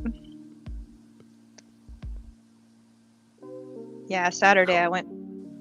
Oh, sorry. That's funny. No, I was just reading what Tony said. Tony said, did you call it Yoko Ono? No. And you know, it's weird. I didn't actually eat it either. I just gave it to the dogs. They love eggs.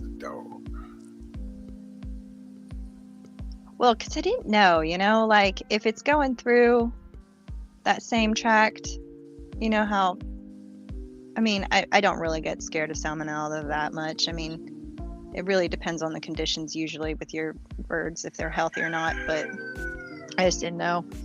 So I was like, I'm not going to take a chance. I don't like spending my entire day in the bathroom. Thank you very much. Yep, salmonella is no fun. That was what was in the peanut butter, right? The Jif peanut butter.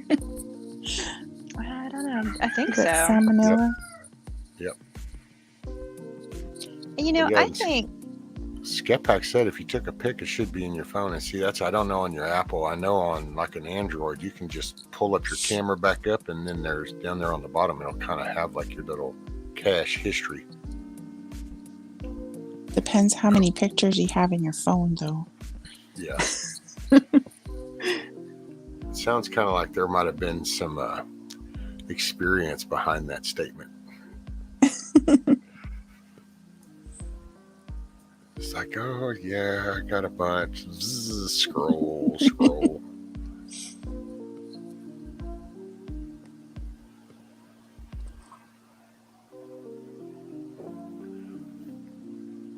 Scatpack, I'm still eating my Jif. I don't think it's true. Well, there you go. I don't know. They had no problem putting out the batch code. It wasn't like some big major, like, oh my God, it's all across. So it actually, the narrative behind that one actually is like most of them. It was like, oh, wait, something in this batch. We got it. And here's the little lot number. Recall. Good. Move on. So, but I heard like some people really did get sick off of the peanut butter. And then, maybe not every single jar in the batch had it, but that's all they could use to identify maybe some of the problem ones. So I was thinking like, you could use it for cooking and then you're heating it and maybe killing off the germs or something. So yeah, so everyone just make peanut butter cookies with your Jif jars.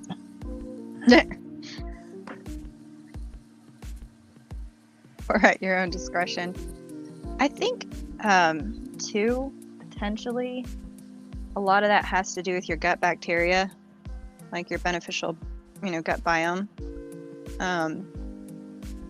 If you have a healthy one that's adjusted to a lot of things in small doses, and you have a lot of beneficial bacteria in your gut, I think potentially, and this is just a theory, I don't know for sure, but you'll have less issues with kind of food poisoning type stuff. Because like my dogs are used to eating raw meat or even like old dead stuff and everything else like that, but they've been eating that for a long time. They're farm dogs. They catch stuff, they find stuff, and they don't have an issue. Whereas if you had a dog that just eats, specifically what their owners feed them and it's all super always clean, they have a harder time with that stuff.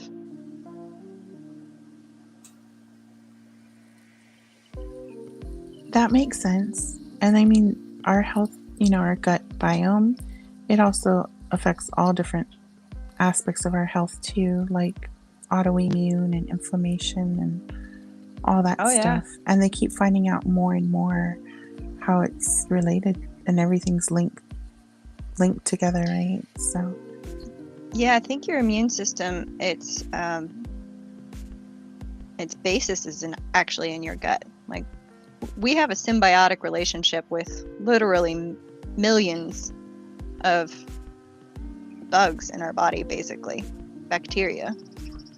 right. Ooh. Good bacteria, good parasites, bad parasites, viruses, Mm-hmm. all that. Just bear with me. I'm getting the picture. Okay. See, cowboy family meeting. I just say a prayer over my food. Hey, Jungle Jet. So he looks dry when she eats her mouth the sidewalk. Oh, and Josh joined too. Oh, hey, Good Josh. morning, Josh. Hey, Jungle Jet. Morning, Josh. I don't know. Hey, man. I just figure. Actually, you know what? I forgot. Hell, I almost went blank on this because I just don't retain some of this because I don't know. It's like it moved on. I can actually tell you that I know that the salmonella shit was real because my best friend actually's got it because that's how I originally found out about it was because I'd heard a little story on the news, didn't think nothing about it, and then he actually talked to me and he actually got sick by eating that very lot number. And he was walking by his TV and heard that story and went, nah, walked back to the cabinet, pulled out his thing, and he had eaten half that jar and he was sick for days. So, I don't know. Yeah. Oh, Moonchild has a good point. I've heard of those. I was like, gross. What is read up on the tiny little lice-like bugs that live in our eyelashes? Oh, I know it's funny. See, this is I find it ironic because it's like the more our technology advances, so the more we can see things, and it's just like, ooh, and it's like, yep, been there for 1,000 years, but now it's a thing. And we never knew that shit was there. I forget what those little bugs are called. I can't remember. Maybe lash lice. Damn it, where the hell did you go? No, Brian, you don't have to go eat a dead possum.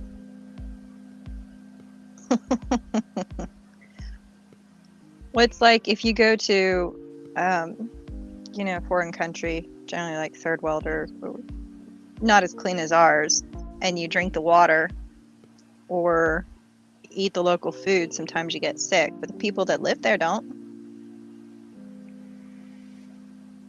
Right, that's true.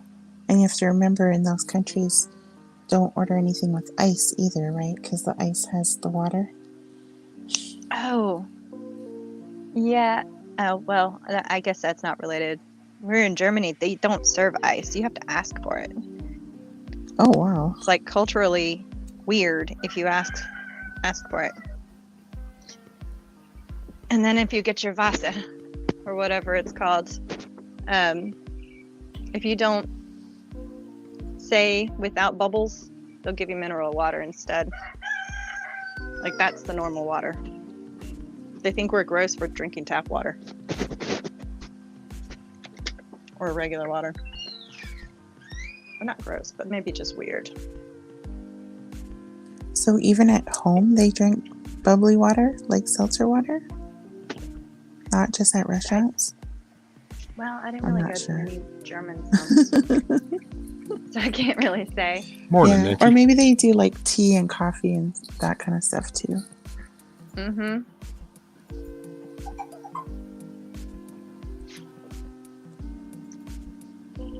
Yeah, it was definitely different. I enjoyed seeing the different culture and similarities and dissimilarities.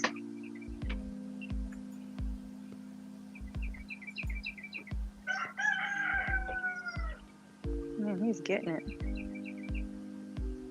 Oh, Moonchild. My point is, we have a lot of gross, scary looking germs and S on us and in us. Why is everyone scared of this BS? My germs you're exposed to, the more germs you're More. exposed to, the better your immune system. Not at all, but most. Yeah, I kind of worry about our kids' immune systems because, they've been masked for in Hawaii, they've been masked for about 2.5 years and they're still masked. And, aren't they supposed to be touching dirty playgrounds and then not only that, but they're trained to think things are dirty and don't touch that and sanitize and wash your hands. And yeah, I wonder how their immune systems are going to turn out. Well, I think too, there's a certain level disease, we could talk about jabs, but around the same time that started happening was also when people learned to wash their hands before eating and after the bathroom and stuff like that. That became more common practice. So in that sense, I think that actually was one of the main reasons we had a drop in communicable diseases. But yeah, the whole play in the dirt, get dirty. I mean, people who live in the city completely freak out at the amount of literal shit I have everywhere. And it doesn't bother me. It just, don't eat it. Yep, that's the egg.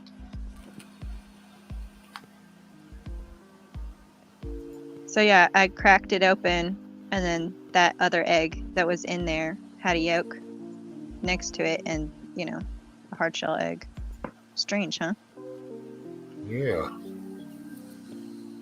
See how much bigger it is, though? Huge egg. That's huge.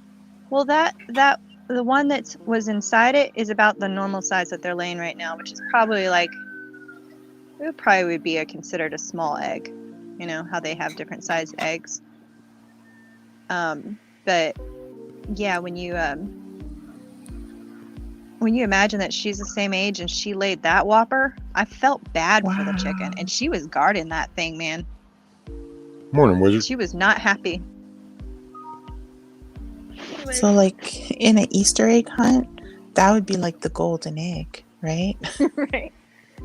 I mean, that's the size of a duck egg, a large duck egg. Her poor butt. Scat pack cracks me up. What did you say? But I don't know. And somewhere, Scat pack's like who goes to the bathroom and doesn't wash their hands? It's gross. Why didn't people already know this? Don't parents teach them to wash their hands? Come on. Well, no, that's kind of what I kind of always been pointing out, Scat pack, is the fact that there's not a lot of parenting going on. We just have kids have kids. Actually, I can remember when we used to say, oh my gosh, our kids are starting to have kids. Well, it's actually now the kids are having kids having kids. So kids are now damn near grandparents. And it's no. Mm-hmm. Okay, and people do not always wash their hands after they go to the bathroom. You guys just observe.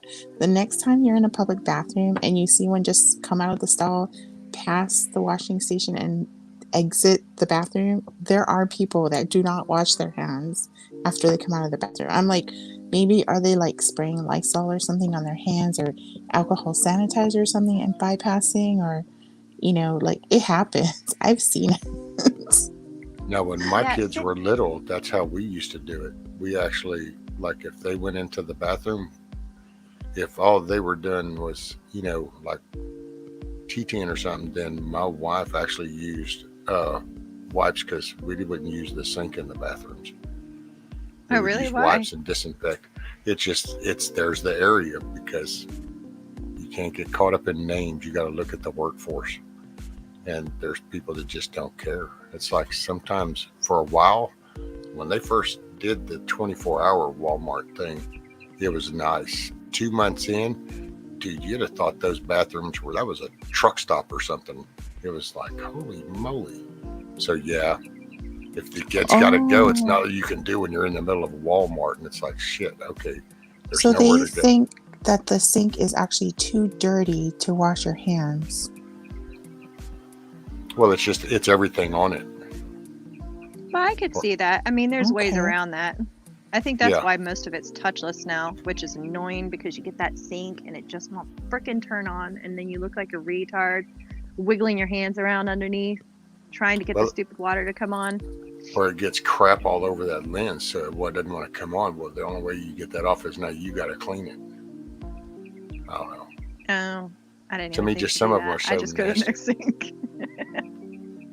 Which luckily my kids aren't little now, so it's easy. And I haven't been to Walmart in a year and a half. So sat in the parking lot. Okay, you guys, I found the coolest gadget recently. It's called Morning, the man. Aqua O3, and it's like a personal ozone maker. And you just like fill up this little, like, kind of like spray bottle with any kind of tap water, and then you turn the button on. So it's charged through like a USB cable. But after you charge it, then you can just stick it in your purse, and then you press the button. It turns the tap water in there into ozone, and then you spray the ozone. Like, you can spray it on your hands, your cell phone, your car steering wheel. And what the ozone does, it's antibacterial, antiviral. It's basically like a cleaning agent. So they use ozone commercially, but they have these like big machines that make the ozone, and they'll use it like in hospitals to clean things, or we have it like in our schools here. The janitors in the schools use it to clean our state buildings, different places like that. But what they did was they took the technology, and now they have it in like just a little spray bottle, maybe like about 6 inches tall, maybe about an inch wide, and then it now has become portable. So I put that thing in my purse, and like when I get to the grocery store, I'm like spraying, the shopping cart. Before my kids are eating their fast food in the car, I'm like spraying their hands. And then what's great about it is it just turns back into water. So it's not like you have that alcohol where it's like smells, or it's like drying out your skin. Like, But if you kill all your germs, you kill your immune system too. Yeah, you kill the good stuff too. So like my friend that showed or told me about it, he said that you can use it like even to like clean your fruits and vegetables before you eat them, and then it also preserves the life on it, so it'll last longer in the refrigerator. He told me like add it to like my fresh cut flowers from the grocery store. So literally, I put that I added it to the flower water, like just the tap water, and then I added a little bit of that, and I guess it cleaned all the bacteria and viruses or whatever in the water. And the water for my flowers stayed like clear and clean for like 2 weeks, and then the flowers even like stayed alive for 2+ weeks. Whereas normally in Hawaii they would probably be dead in 4 or 5 days. So No. Aloha. A caveat to that though is you're not supposed to breathe that ozone stuff. Like, it's supposedly, now I need to learn more about this, but supposedly it's really, really bad for you. The ozone in the air. So this is right, ozone in liquid. Okay. Mosquitoes breathe in the water. Morning, baby. I love this though. Brian said, "You mean that I can spray ozone with one hand and hairspray in the other and watch them fight?"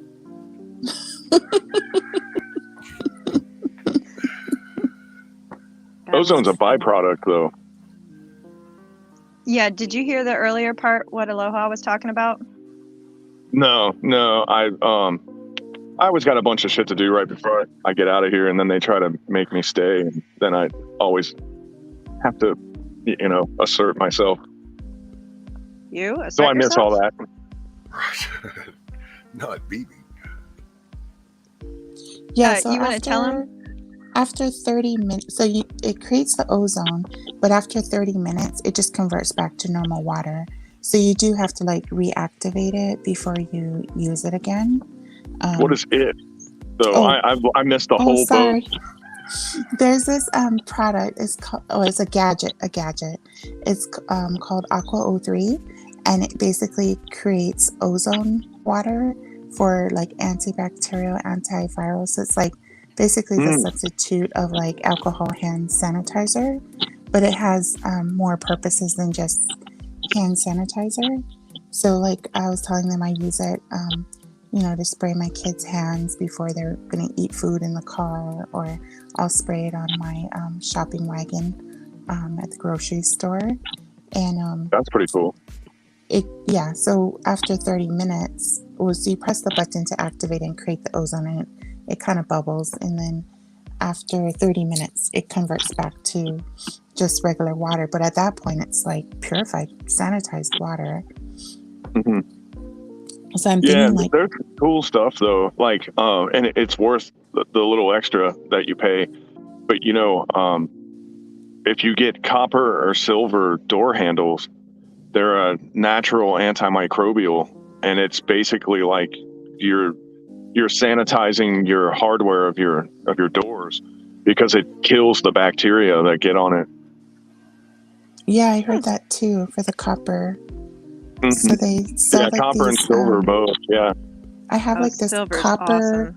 copper hook on my key ring, and that you can use. I use it to like open like the mail bin Oh to put yeah, my I've mail seen those. in, or like to open a door and stuff. It's funny because whenever I see those for sale, I'm 50-50 torn on. I'm like, man, that's kind of cool. And then I'm like, do I want to be one of those people that has one of those? Like, I'm like there's an angel and a demon on my shoulder, I'm like, have we gotten there as a society? But I think we have. Right. It Well, broke up. Got what? oh, it's like these copper hooks, and mine is just on my key ring, and I can use that hook to like open a door, or I use it to open like the mail bin to put my mail in, like dirty things I don't want to touch, but I need like a hook to open, or I can use it to like poke the elevator buttons instead of having to touch the elevator button. I live dangerously. Really? Kind of just. Now, okay, I'm going to say this, and I don't read more into this than what I mean it sincerely. So there are actually people got gadgets to where you don't open your mailbox lid, or you don't open it. You just that's a real thing. Yeah, and I'm thinking right now, like this is like Aloha, the city slicker girl, and then you got Milkmaid, the homesteader. Like she has no need for that gadget on her homestead, right? But me, I'm like in and out of elevators. I'm like, putting mail at the post office, checking mail. I'm the city girl. But I gotta So say, if I lived there, I couldn't see using. I mean, at some point, you I don't know. There's sometimes mud pies are beneficial. I mean, His mind is blown. Dude, I'm gonna market condoms for butter knives, and I'm gonna be a millionaire. Oh, it's the outside the box thinking right there. well, But well, now what brings that? Is that the germ? Is it the sanitary? people are Is that- gross. well, yeah. Like I do use my sleeve, or try to find a way not to open the bathroom doors. That is my big thing. But Oh man, let me tell you something. There is a gas station on the way home that sometimes I stop at, like if I have to pee or whatever, and it is literally. Do you remember the movie Train Spotting, where it was the dirtiest bathroom in all of Scotland? That little scene from Train Spotting. You probably don't remember, but it is like the filthiest, nastiest bathroom that's clearly in my zip code, and I'm afraid to use the door hardware or the flusher or anything, man. And there must be man, because that toilet is blown up before I get there. That toilet is destroyed by the time I show up. Oh, I guess you can't hear me. Wizard said, yeah. damn, I should have fed right into that. You opened them doors for me. I was feeling too nice. I should have went with the nope, can't hear it. And it was right there, and I let it go. Man, it's kind of like that fish. So Wizard said, Next being time. a germaphobe, I would use the hell out of that copper hook. See, I guess I don't know. I just, man, I don't know. I've played around in so many batch tanks full of benzene and everything else. It's like, it's not the benzene and stuff I'd be worried about, man. When you go to some public facilities, man, like some of them are, I mean, you always knew that they were nasty, but today there's such an emphasis on it. Like, you know, there are some times where if I had one of those things, I would definitely be using it, because you look around and you're like, exactly. This place is gross. And not just the brass hook, you need that spray so that like you can spray it before you touch it. You can spray your hands after you touch it. Like, actually, no kidding. My friend works at a sushi restaurant, and I was telling him, I'm like, oh yeah, I just got this ozone thing. Da, da, da. I'm telling him all about it. I was like, it's the greatest thing. Gave him one for his birthday, and he's like, he totally knew about it. He's like, oh yeah, we have an ozone thing at our restaurant, and we use this and we spray all the fish with it, because they're serving raw fish at the sushi restaurant, and they're using the ozone water to basically like destroy any germs on the fish before they serve it out as sushi. And I was like, really? And I was like, I thought I was cool because I knew about this new gadget, and like he's known about it this whole time. And I was like, oh, okay, I don't have to sell this one to you. Enjoy. Yeah, and really, like, you know, ozone is some pretty disastrous stuff. Like, the reason why it works is because, like, you know, if you use an electric device and you can smell the ozone that it creates, every second that you're smelling that stuff is a second that you took off of your life, pretty much. You know, it is like some bad shit. Ozone is not good for you, but ozone is not good for anything. Then that's why it kills little tiny bugs, you know? So it's a thing you have to respect. Like, I don't know personally if a half an hour later I would fully trust drinking ozone water and say, well, it's safe now. Like, I would wash my hands, my clothes, anything with it. But I don't know if I would drink it, though. You know what I mean? Because I would just go, I don't know, man. There used to be ozone in there. And then you know it's gone, but do you really know? You know what I mean? I don't know. Yeah, that's Jungle like Jet said, I heard they put litter moderation. boxes in bathrooms for people who identify as furries. I've I heard of that. did read an article about that. OMG. There was a thing that happened here, and this place, it's not like a tiny small town environment, but it's not the big city either. You know what I mean? But there's a thing here where there was a bunch of kids that I guess are saying they identify as furries, and now they're allowed to like wear their costumes to school. Okay. Halloween every day. Man. I'm just saying, like, you're going to dig up some school photos of these kids 30 years from now, and their kids are going to be like, Mom, WTF, what's going on here? Oh, I thought I was a gerbil back then. It's no big deal. Well, the little one I watch, she loves to pretend she's a cat or a dog or something like that. You know, it's plain pretend. You're 3 years old. You have an imagination. And I play along with it. I pet her head and everything and say, good kitty. But, okay, just so just to be clear, I raised, actually my first marriage, 3 stepchildren. Mine, I have 2 of mine and 1 stepchild. So that's 6 kids, just right off the top of my head. I was a horse or I was a bull. And they rode me, and you know what? When they got off my back, I did not identify as a horse or a bull anymore. So I don't understand why people got hung in that, and now they're stuck there. I don't know, man. Like, I went about a solid 2 years around the kindergarten era where I was pretty sure I was Spider-Man. So I do know how that feels. You don't identify as Spider-Man anymore? And you know what? But BB is still throwing his wrist, waiting for the web to shoot out, going, damn, still haven't got it down. He moved on to Captain America, I thought. that's how I learned that I wasn't Spider-Man, because after trial and error, you figure out that you're not. Like life gives you immediate feedback when you jump off that retaining wall. So a few Like concussions from IDEs kind of told you weren't Captain America either. Exactly. Although you got a better shot at Captain America because that was back in the steel trash can days, and one of them steel trash can lids, you can do some amazing stuff with that.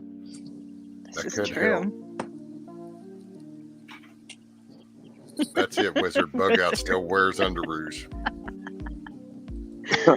I probably would if they made them in my size. Why not, right? Hell yeah, dude. I used to love my Scooby-Doo pajama bottoms. People would come by on the weekends and I'd be chilling on the porch in Scooby-Doo pajama bottoms. Be like, hey, I like them. Scooby-Doo. That's it. Ruby Dooby Doo. Hey, y'all, I'll be right back. I have to go measure some tires for my husband. Well, if How you do you look on measure the a tire, side, by the way? if you look on the side, there's actually the measurements are usually already printed on the side of that tire. Oh, really? Yes, You ma'am. could take a photo of all those numbers and just send it to them in a message. Yep. That will Just pretty send them much the be photo. There's a lot of the freaking size. numbers on here. Well, no, it'll be like a 2-digit times 2-digit Yeah. times maybe a single. And what it's going to be is the width of the tire. It's going to be the circumference of the rim, and then it'll be the distance between the rim edge and the tread. Mhm. Which is So many freaking numbers. it's the Okay, big- but I'll find them. The big go. numbers. Big one. Jungle But Jet put a they're good all example. jammed into one photographable area. All the Yeah. shit you need to know. Okay. Just look right around about a half inch from the edge of the rim around that tire, and it's going to be there. Alrighty, I see them. Okay, I'm gonna mute myself and take care of this. Yes, ma'am. Oh, thanks, Junkadet. What's up, Carl? And who else did I miss? Miss Mama Pamela? Red. Mama Red joined Mama us Red. too. Oh yeah. Hey, Mama Red. How is? By the way, I haven't been asking you the past couple of times. How's your deal going? Are you getting around better now and kind of like on the uphill swing? And what's up, JJ? Jingleheimer Schmidt. Only no Schmidt, just a Jingleheimer. And then doesn't know what the size is already printed. What? Independent Mini United.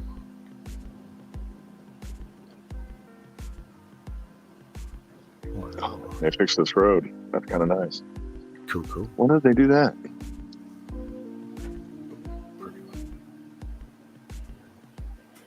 Oh, Mare joined us. Good morning, Mare.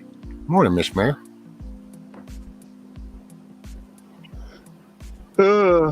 Yeah, man.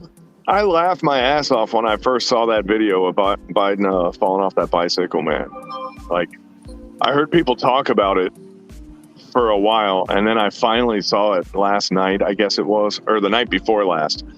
And when I actually saw it, it was so much worse than what I mentally envisioned it to be. I thought they were making a mountain out of a molehill. That dude face planted. Like, he tried to stop the bike. And I'm telling you, man, it reminds me of those lawyer, doctor, Wall Street type guys that go on a midlife crisis and buy a Harley and have never rode a bike in their life.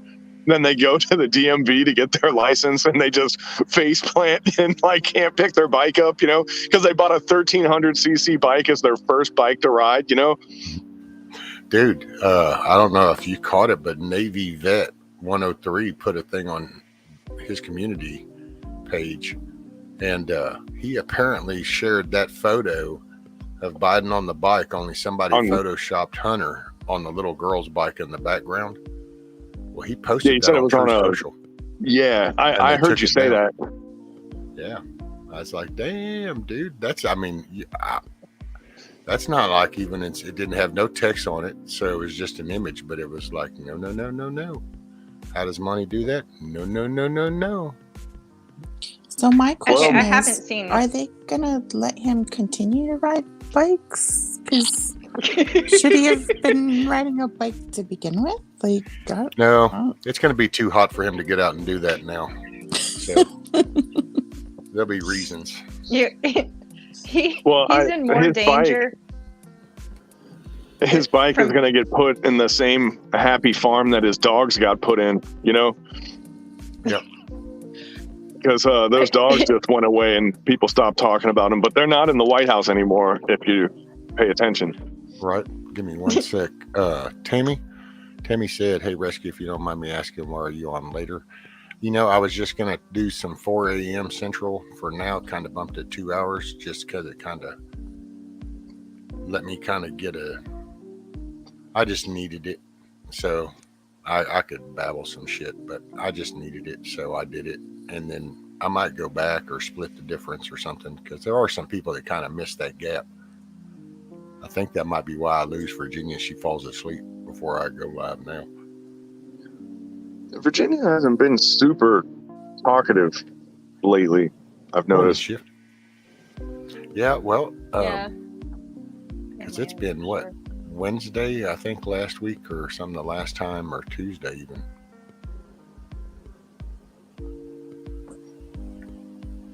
I just thought, I've talked to her. I talked to her yesterday. Okay. She's all Because right. that's the only reason I ask. I don't try to be nosy. I ain't in everybody's business kind of thing. But Oh, I see her around, but she's been considerably more quiet. God, probably last 2 weeks, as far as I go, anyway.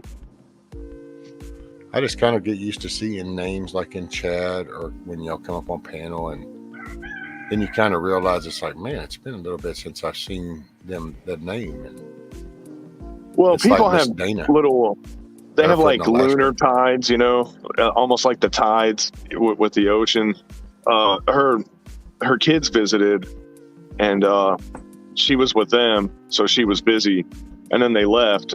So I think she's kind of still in that mode, and she hasn't snapped back into normal stuff yet, you know. It kind of changes the way you think, kind of changes your you know, your, what do you call that, your id or whatever the hell that word is. What, the moon? No, like having her kids around and stuff. Oh, yeah. You know, she went back into like mama mode, and now she's not just Virginia that hangs out and goes on live chats all the time. She'll get it back, but I think she's just kind of still in the. I think it's healthy to take YouTube breaks, actually.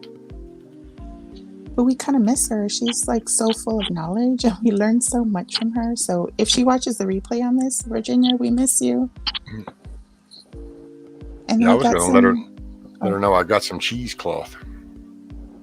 So I ordered some nice. cheesecloth. we got some new people waking up. We've got Shift Kicker in there. And then Tammy621, she's joining us. You put your Carl. cheese in it. Yeah, I'm gonna do me some cannon butter. I'm Hey, gathering. I just got to give Are a you? Virginia. Yeah, right before I go to do it, I've got to give a Virginia and be like, okay, so now we got to go over this again. I get one shot at this. You can't remember which stream it was that she did it? They took it down. Oh, really? Yeah. So are you just making the butter, or are you going to make the cookies too? Well, I'm going to do the butter first, and then maybe in a day or two. Why'd they take it down? I'm trying to remember what that one was, because I was like, oh, man. I think I saved it. I just got to figure out how to clip that, I think is what it was. Or no, because I think I went too long. That's what it. Yeah, I think that one there got cut out because I went longer. I went 14 hours, I think, that day. 14 and a half. Well, they clip it. Dang. And see, there's no rhythm to their retardedness. So they don't say, oh, wow, we're limiting you to 12 hours. So then everything after this mark, we're not going to upload for you. Or we're going to go ahead and extend this, and we're going to cut the first 2 to however long it was you went past the 12. No, they just like grab data or some shit and then go, here, you can have this chunk of stuff. And it's like, damn, it doesn't make sense. They did that to me before. I tried to go look, and I'm like, well, I started the video. Matter of fact, it was the one when me and Vaughn were talking, and I was going to go watch it, only it wasn't there. And I'm like, well, wait a minute, why are you just like starting here in the middle of Nowhereville? And it's like, oh, you just cut it. That and StreamYards, I think, will jack you down to 8 hours or something. Yeah, there was a server I would upload to back in the day, and it would compress your stuff, and it had a limit, and I had to find out what the limit was. It was clipping and editing the shows that I was making, and then I figured out I had to do it in 3 15-minute segments. I figured out that 15 minutes was what they wouldn't molest, but I had to do 45 minutes. And I was like, shit, man, I got to do 3 15-minute segments for this whole thing to come through. Because as it would upload, it would go, well, yeah, you want to do 45 minutes, but to save data, we're going to cut out all the spots that are quiet. We're going to cut out all the spots with dead air. But as they did that, they'd go, well, there's a spot with dead air here and a spot with dead air here. Well, let's just cut the whole thing out because it's an AI, and it's like, well, that part's probably not important. Nobody was screaming, Yeah. And then the conversations don't make sense. And I was wondering why it was so bad. And then I started figuring it out. So then I just had to upload over and over again. Let's try 30 minutes. Let's try 20 minutes. Let's try 15 minutes. And then 15 minutes worked. And I was like, my God, do you think there'd be a warning label or something? But there's not. No. Morning, William. Well, I'm going to try to get my stuff set up a little bit better over the next couple of weeks to where I can actually do it through OBS. That way because I was doing that at first. I was doing it through OBS, but then I'm like, I don't know why I keep saving all this shit. I mean, it's just a damn 100 episodes. It's like, what's the point? I ain't Steven Crowder or some shit. So I just leave it on YouTube. They don't like it, they'll take it away. It's like, whatever. You know what, though, man? If you can find somewhere like an external hard drive or whatever to save that stuff on, because my brother, he had a stroke in 2009, I think, but he and I did that radio show together. And at the time, my computer hadn't died yet. So I went onto my old computer and made a bunch of MP3s of the radio shows that we did. And I gave them to his daughter because when she got to the age where she was kind of old enough, because it was sort of like what we do here now, but worse, And I was going like, man, you're still not even really old enough to be listening to this, but here you go. This is your dad, But yeah. See, morning, TJ and Jungle Jet. See, sweet. That's what I'm talking about. Jungle just said, just save clips. That's what I need to get with somebody that kind of does this, and because I know you can cut clips, you can mark your damn thing for clips, and I don't know. And I'm trying to have desire to want to, and I kind of want to, but then I kind of don't want to go. That's why I just need some shit off with somebody. Well, that's my thing. I'm thinking of I hear and I listen to people talk about live streaming, and it sounds like such a pain in the ass that I don't think I ever want to do it, man. I'm just being honest. If you want to do all this content stuff, I got to say, I'll give people like Crowder or even Monkey Works and people that put on where it's actually smooth and all the it's kind of a more production. I got to give them credit, dude. They spend bogus time sitting there making all those scenes and all the transition shit and all that stuff it's pretty impressive. Editing. It is impressive, but you also got to figure, man, if you were monetized and you had 300,000 subscribers and you were basically getting paid to do it, I'd be putting in the work. Yeah, you see what I mean? I would be way more interested. And dude, I hate to say it, and I was like this since I was a kid, but I am literally and figuratively a mercenary. I mean, if you're not paying me to do it, I don't give a shit about it, That's just how I am. Oh, whatever. Well, when it comes to doing something for other people, Yeah. Hey, y'all hold saving them, Hey, TJ. hold the fort down Saving for me from for 2 drowning. minutes. I'll be right back. The Spanish Sorry. Inquisition, saving people from drowning. I'm like, how? What's it worth to you? Nope, sorry.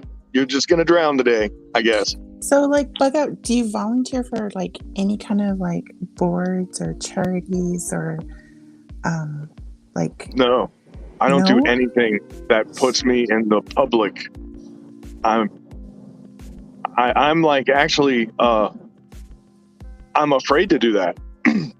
There's just too many feds out there. Like, that's how they get people these days,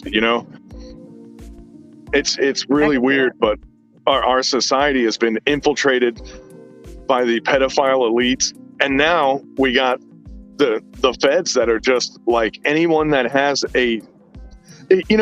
since patriotism is looked at as a negative trait now, you have to think about it as in like you are harboring criminal thought, and you gotta respect it, because like the people that don't, look at that guy from CRS Firearms, the YouTube channel. He was having an anecdotal theoretical talk. He was talking about something, and the ATF rated him, and in a year from now he's gonna go to prison. He's gonna go to prison for 20 years. I heard about that. And he I'm might like beat it, talking but about he's not. like just like charitable things, like volunteering to like clean up the beach and pick up trash on the beach, or like volunteering at a food drive to collect canned goods and that are going to go to the local food bank, like No, that kind of like I volunteer don't. stuff.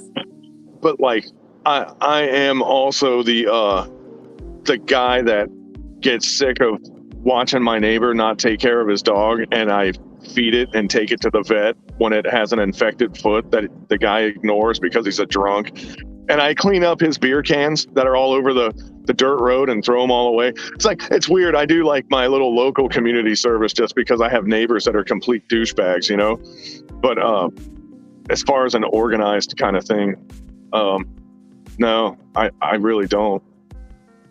So like now in the schools, they actually get high school credit, and it's called like something like a citizenship class, and the students are required to do community service activities like volunteer at the local humane society, or like pick up trash on the highway, like and then they can choose what they want to do, but they have to be accountable, and they have to like log it and report it, and that's how they fulfill that requirement for their graduation.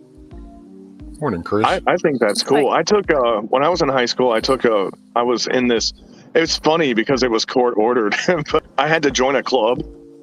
It was one of the things, like with juvenile court, they made me join a club. So I joined the photography club because I was already doing photography. So I was like, well, okay, I'll join the photography club. And that was one of the things I had to do, photography for the school. And I don't know, man, I kind of enjoyed it, but at the same time, I like, I felt like I was working for the man. So I don't know, I was kind of torn.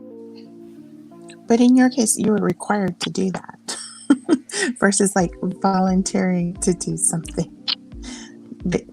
Well, like to each his own, right? Look at tithing, for example. If you look like in biblical references, they're like, well, you should tithe and give this much money to the poor and this much money to the church. But when my government tells me I'm going to pay this much in tax, they're mandatory telling me to tithe. And it's like, well, should I give more? Because they already took it. Is it different when they don't let me choose to do it, And it's just, I don't know. I'm curious why you bring it up, though. Oh, because I think like I feel like we should all do our best to give back when we can. So like, if a family's like struggling and they just don't have the time or resources, then like, yeah, they're all about their survival, right?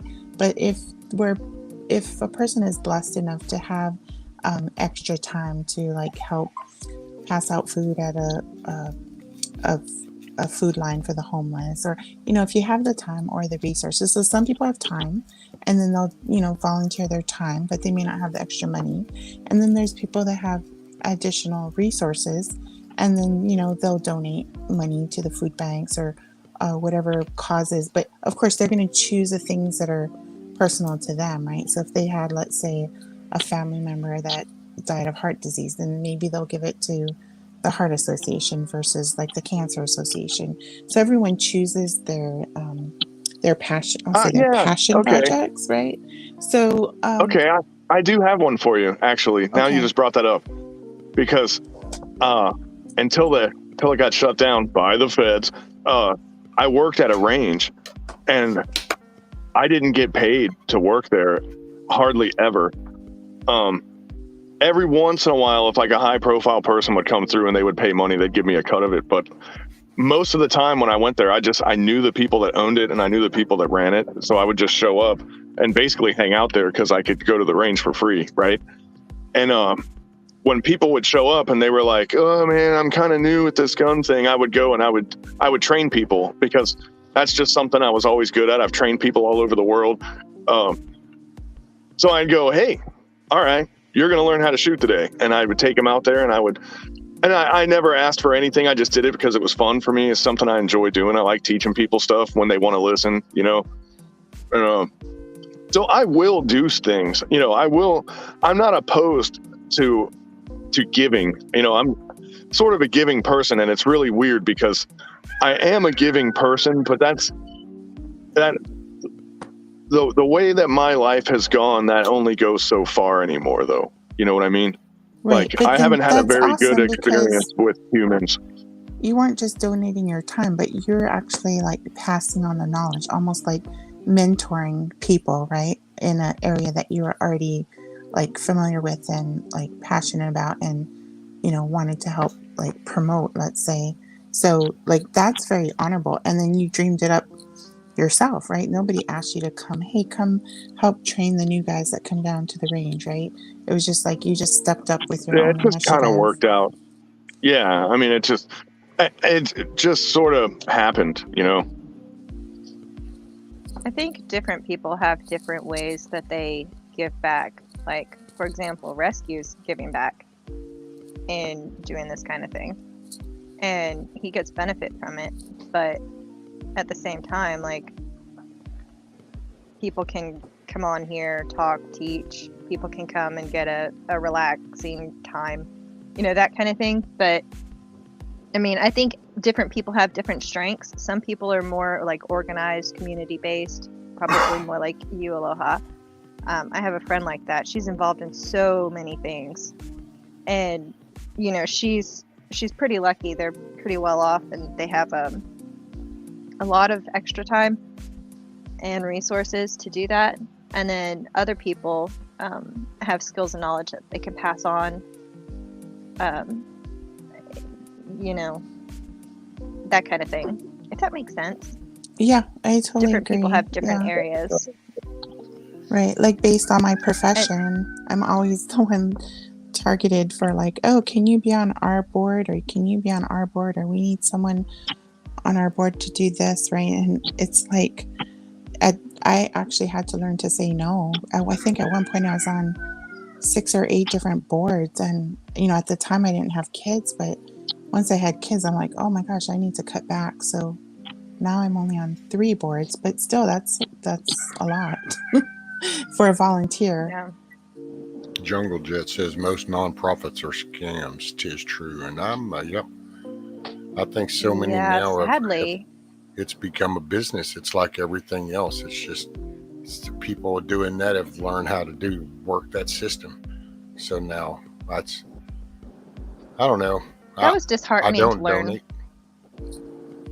What?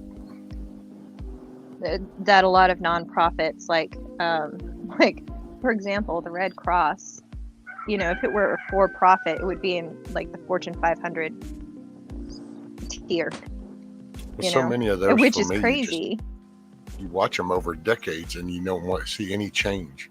I mean, you hear about little things, and then personally for here, I just American Red Cross has always been a joke around here because we have hurricanes. We have these events go down, and it just, I don't know. It's a city thing. It's a city thing, and it's a scam. I think a lot of it are. About the only one I really have faith in anymore is St. Jude. I was going to say, don't say Wounded Warriors, whatever you do. I was about to take my hat off for a second. No, I do. But, Well, I will say that I'm kind of have some good. I lean pretty good towards that Tunnel to Towers. I haven't researched them. I'm afraid to anymore. But, dude, look at it this way, though. I mean, if they're making commercials, they're spending money on things other than them, you know? No. Yep. Well, and do they say it? See, do they? Well, are they open about that? Because I mean, if you're raising money and you're do this to get ads out, hey, but it's the ones that do all these salaries, dude. And it's like, so how much do you really care about helping when you're pulling in 6 digits of a salary? Yeah. Well, when I found out that Wounded Warriors was, I'll go ahead. I have some background on that. So in 2018, when the big tax law change happened, that I'll just call it the Trump tax law, they did put in a compensation limit for nonprofit employees, and basically they couldn't make more than $1 million, but that's still a lot of money, $1 million. Otherwise, anything paid over that, the nonprofit would be subject to basically an excise tax. So what they had to do was, I remember here in Hawaii, our football coach for the university, his contract was more than $1 million. So I think they had to change something about it so that he got paid part of it through jobs. Exactly. So he had to pay. They paid part of it through his payroll through the state for the university, and I think the rest of his compensation came from like the Friends of Football to help cover the other part of his compensation. I'm not sure how it exactly worked out, but they had to do something creative like that. Man, how are these guys going to feed themselves if they can only make $1 million, right? Yeah. Okay, yeah. Poor babies. Well, Hawaii's expensive. I'm just joking. No, it is. You're right. It always has been. And it's funny because I've only been to Hawaii twice, and I've only stepped foot on Hawaii once. I got to look at Hawaii one time, and then another time I got to go. But I'm actually half Hawaiian. I don't know if you do that or not. Wow. You should come to Hawaii. You could get so much benefits. You could even get like free land to live on. They say I think I can go to college for free there too. Actually, he probably just wants to wear a grass skirt, and I still got family and stuff there and everything, but they're kind of they're more like Portuguese Hawaiians now than Hawaiians. They sort of changed over the years, I guess. But so your family was in Hawaii before that. The date or what? There was like a date. Like if you're in Hawaii before that date, then they're considered Hawaiian. But there was Portuguese in Hawaii before that date. So they, like our school here, Kamehameha schools, where you have to be of Hawaiian ancestry to attend. There's some really fair-skinned kids there because they come from the Portuguese line. That is Hawaiian. My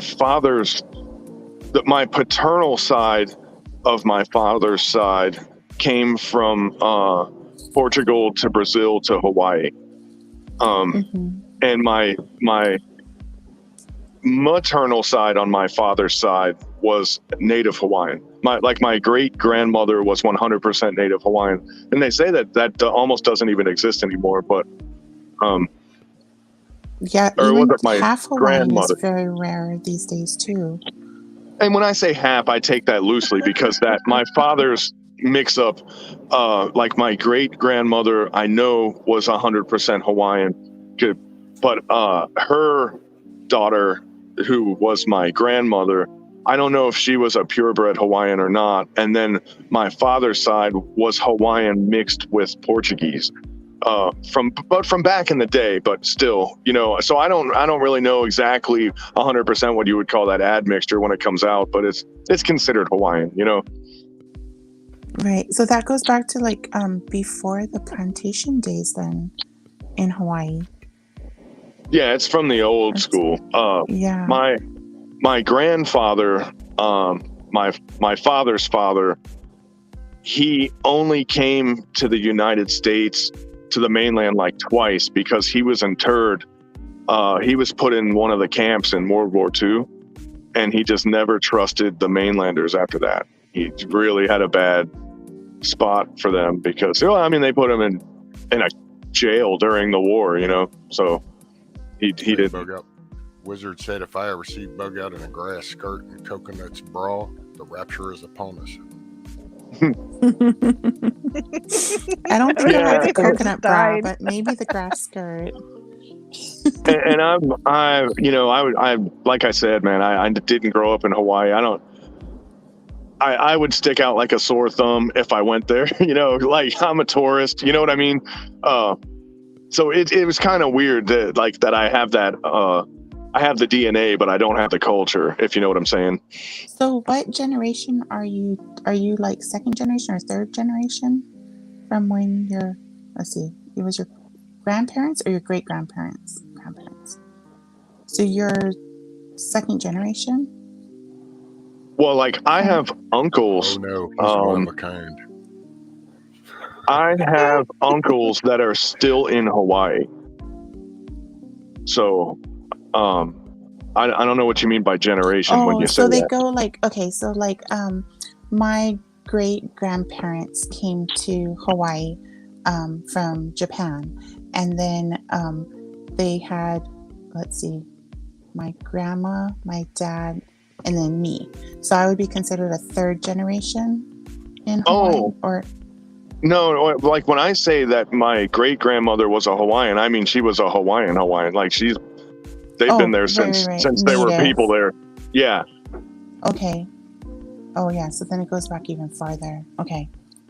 Yeah, sorry. That was a bad she's question. a Pacific Islander Polynesian, you know what I mean? Yeah. Oh wow. Benjamin said, never been to Hawaii, but I used to watch Hawaii 5-0 on TV. Watch the new one if you want to shoot yourself. Just turn on that new one and you realize what we've come to as a society. You're like, this is the crap. Like, Simon and Simon and all that stuff. They were terrible shows back then, but somehow we made TV worse than it used to be. I don't know how we did it. Nash Bridges. If you want to just eat a whole bottle of sleeping pills and end it all, watch Nash Bridges. Like, you will just want to die. It's crazy. Wait, is there a new one, or are you talking about the old one? The old one, but that's still new television, Oh, okay. I'm younger, so. Walker, Texas Ranger. I hate to admit that that's a terrible show because it's got Chuck Norris in it, but horrible show. Oh my God. So Hawaii's been lucky to get a lot of the some of the TV series because we had this tax credit, and I believe we still do, for filming in Hawaii, and they get a whole bunch of tax breaks for bringing the production to Hawaii. So we had like the whole the Lost series was the big one, right? And then the Hawaii 5-0. Georgia did the same thing. I think Magnum PI is still filming, and then the newest one is the NCIS Hawaii. Well, and that's the thing, the scenery and the cinematography of Hawaii 5-0. They still have like these great clips of Hawaii and stuff. It's just the show is terrible. It's like, oh God. The script it was written by like high school drama students. You know what I mean? And if you want to find a high school drama student, just go open up a couple of lockers. You'll find one. Oh, this is interesting. So Scat Pack. So like for myself, I'm not Hawaiian. So Hawaiian is an ethnicity, and it's our Hawaii law defines it as being in the Hawaiian Islands before a certain date. But a lot of the cultures that came to Hawaii, most of them came through working on the plantation. So they're basically, I want to say, indentured servants. So they came in from like Japan, the Philippines. Um, the Portuguese were actually considered the upper class. They were what they called the lunas, or the managers on the plantations. Um, so there was a whole bunch of different let's see, cultures that came in from different parts of the world to work on the sugarcane plantations or on the pineapple plantations, and many of them didn't speak English. So that's how a lot of different cultures got to Hawaii. And then I would say the first generation, it was very stereotypical, where like one ethnicity would only marry the other ethnicity. So, like, the Filipino would marry the Filipino, or the Japanese would marry the Japanese. But then, as you got into the second generation, they would go against maybe their parents' wishes, and like then they would, like, maybe the Japanese would marry the Filipino, and vice versa. And then you got the interbreeding in the ethnic races. And then, like, I'm third generation, so like my mom is white and my dad is Asian, so I'm like half half. They call that, it's called hapa haole, because haole means Yeah. white in Hawaiian. So I'm considered hapa haole, which is like mixed breed, right? I know in the US, we're all mixed breeds, right? Because even white could be a little bit of Italian, French, Spanish, and all that stuff all mixed together into one, and we just call ourselves American. So yeah, so there's a lot of And what different mixed ethnicities. it's funny. I have a relative, and I forget her name, man, but she's one of the what is it called? Jawaiian, the the Japanese Hawaiian reggae. Hawaiian? No. It's like Oh, the she's a Hawaiian singer. reggae, like the Yeah. Jawaiian, I think they call it. But yeah, I heard some of her stuff. It was pretty cool. That's Hawaiian reggae. Go figure. It was bound to happen, right? It's good music. And then yeah, Hawaii had its own music awards for all our different musical entertainers, um, and I think some of them got recognized up at the national level award show. Yeah, but that's all fake too, right? I feel like our music industry here has been infiltrated, by the big businesses. I think iHeartRadio, or what is that? Oh, that big company. They pretty much bought out all of our radio music stations here. Well, nobody's safe, I mean, like, that's happening everywhere. Yeah. Matter of fact, yeah. if you become too popular, then you're going to get pulled right into the vacuum, because it's the corporate machine. They're not, an individual isn't fixing to build another company without getting absorbed. And that's Spotify, iTunes, iHeartRadio. It all funnels to the same shit nowadays. But if they're going in the little hollers in Tennessee and West Virginia and buying acts there, Hawaii's not safe, because, man, if you're 78 degrees year round, you're getting invaded by corporate America. Like, it's happening, Oh, that's what it's called. Best Life. Got it. Clear Channel. That's the one that owns our stations. And I believe they've been buying up like the copyrights on the music songs and stuff. Yeah. They're all the same. That's what gets me on my copyright violations. A lot of times it's even other labels that have now bought the smaller little label. And so now all of a sudden their little algorithm kicks in. And it's so polluted. That's why I do like some of these independent artists, as long as they're really, see, there's another little name, that's a term, it gets thrown out. And then some of these people, they're not so independent. It's like, yeah, you're right underneath there. You're just underneath the subsidiary of that same name. That's all. You just play in the front game. I do want to say something real quick though with Anti-Jack Scat Pack, and they were talking about the like being Hawaiian or where you're from and going. I can say that if if you're Scottish, you come over here and you end up, your family meets gets with somebody that's from here, then you get 2 generations of that mix. So then those people have a child, and then that child actually meets up with somebody that was from here too. Then I would have to say you're pretty much getting roots established there, very much so. But I think they were kind of going more literal.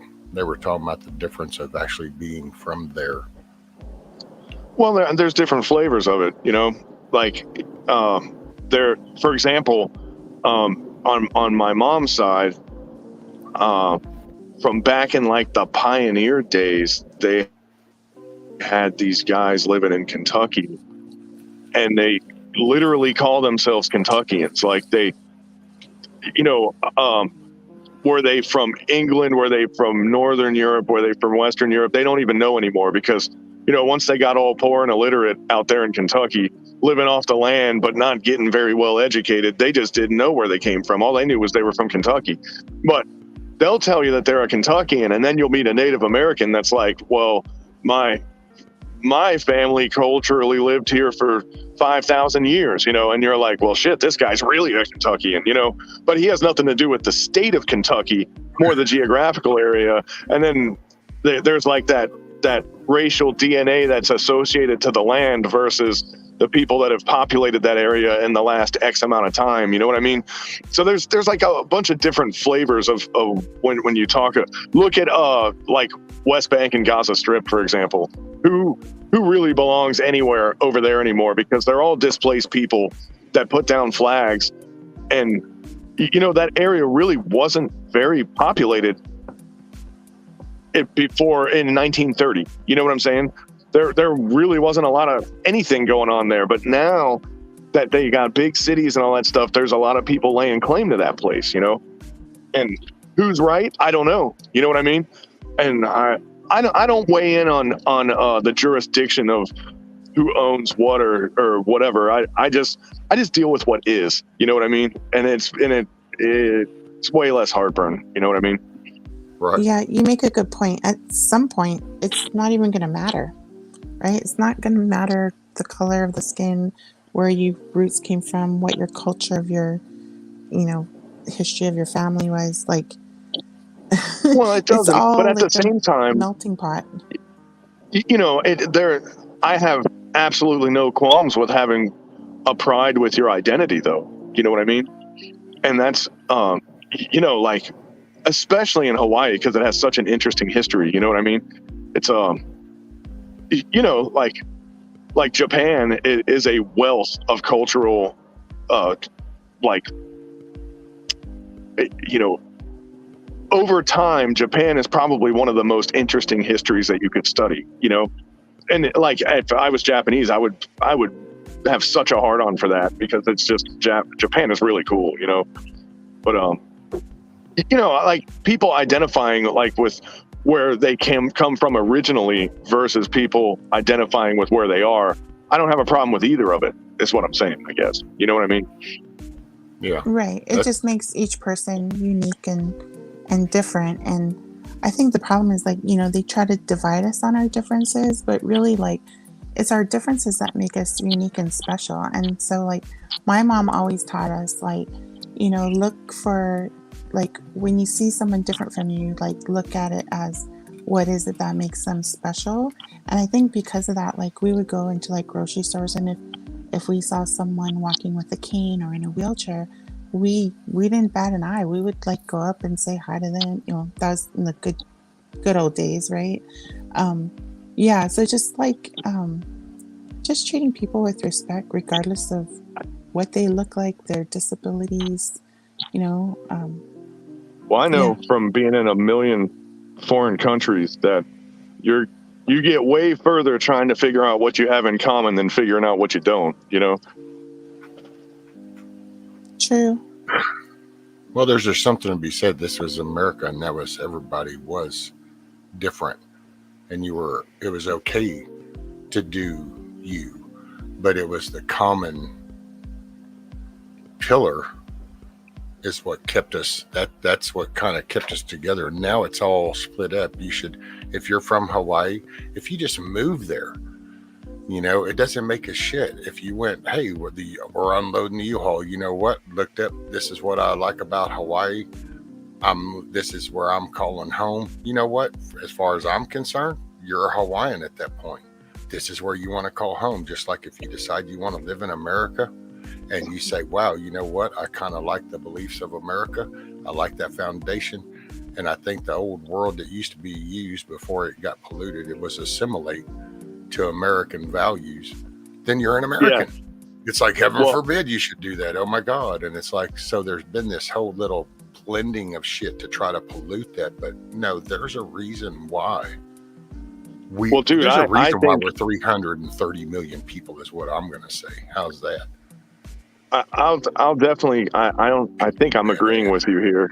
You know, I'm pretty sure I am, but intent goes a long way with me. Like, you know, we sponsored Afghans that were more American than people I know that grew up here their whole life.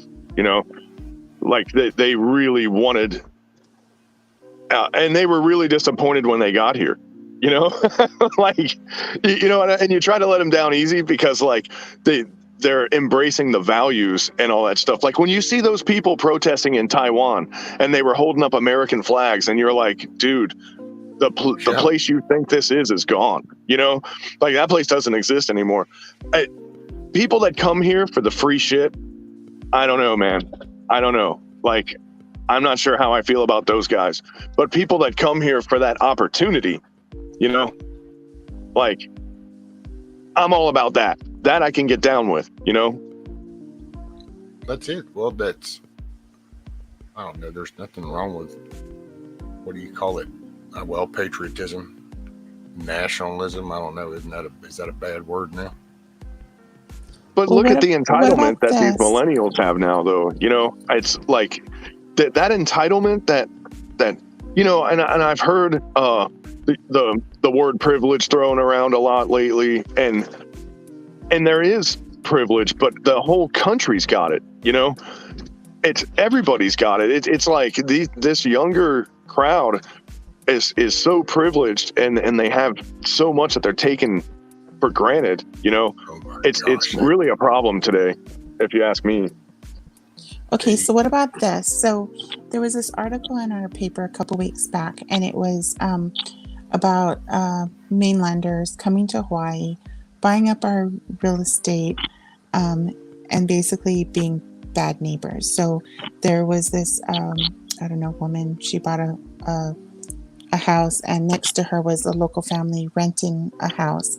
And she was asking them to not have their kids ride their bikes in the driveway or play in the driveway. And it was like on their house that the kids were riding their bike, and it's in the public street. The kids are riding the bike, and like basically like it's like you can't just come from somewhere else and then like put your values like you got to like kind of look around and try to assimilate to the situation. And like those kids were riding their bikes in that driveway way before that person bought the house. Well, the reason why I stopped. Hold on one sec, bug out. So just kind of, this is funny. So I was listening to you, Aloha, but just so you can connect to the people over here in the stateside. See, this is what you hear us talk about when, like in Texas, when we talk about the Californians coming here, or like you hear bug out talking about the New Yorkers coming down there. It's the same concept. It's people that aren't happy with where they're at, so they go somewhere. And because it's not like where the shithole they were in, they go, hey, this looks so cool. They just don't understand that they're part of the reason why that other place was a shithole, because then they get there and they start wanting to change it to make it kind of like looking the shithole like they left. And then I guess at one point they just kind of go, oh, wow, this has kind of gotten real shitty. And of course, it's always somebody else's fault. So then they relocate somewhere else. It's like, well, like here in South Florida, slugs that leave a trail. We have like different flavors of invaders that are not good neighbors. You know, like we have this recent COVID flood of New Yorkers and New Jerseyans that like, man, you know, it's like, forget about it. It's all over the place right now. You know, I don't know if they're going to go back eventually, if they're going to stay, but they're definitely here. And then we get, in the wintertime, we get rich European people that like, the reason why I have no desire to go boating anymore is because you go out on a boat and some rich European dude that knows nothing about boating, he rents the biggest boat that he can find and gets it stuck in a sandbar. And you're like, great, you just caused a traffic jam in the water. Like, how do you even do that? But whatever, like, they don't know what they're doing, you know? And then it's like the lack of respect for the locals, I guess, is what you were getting at and what I'm definitely seconding there, because like the people that are from here, and you know, the first time I ever came here, like the first time I ever set foot down here was 94, and by the standards of people that are here, I'm considered a local at this point, you know, which is kind of weird if you think about it, because 94 is not that long ago. But and I've been back and forth, up and down, but look at where we're at now, but it seems like a lifetime ago. Yeah. And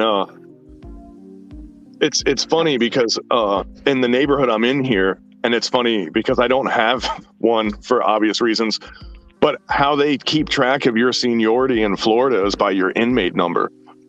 Because in Florida, in the penal system, they give you a number when you go to jail, and you keep the same number.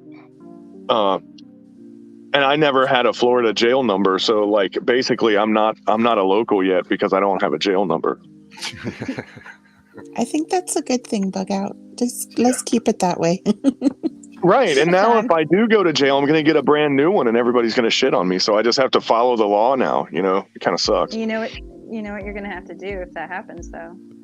I know. I can't wait.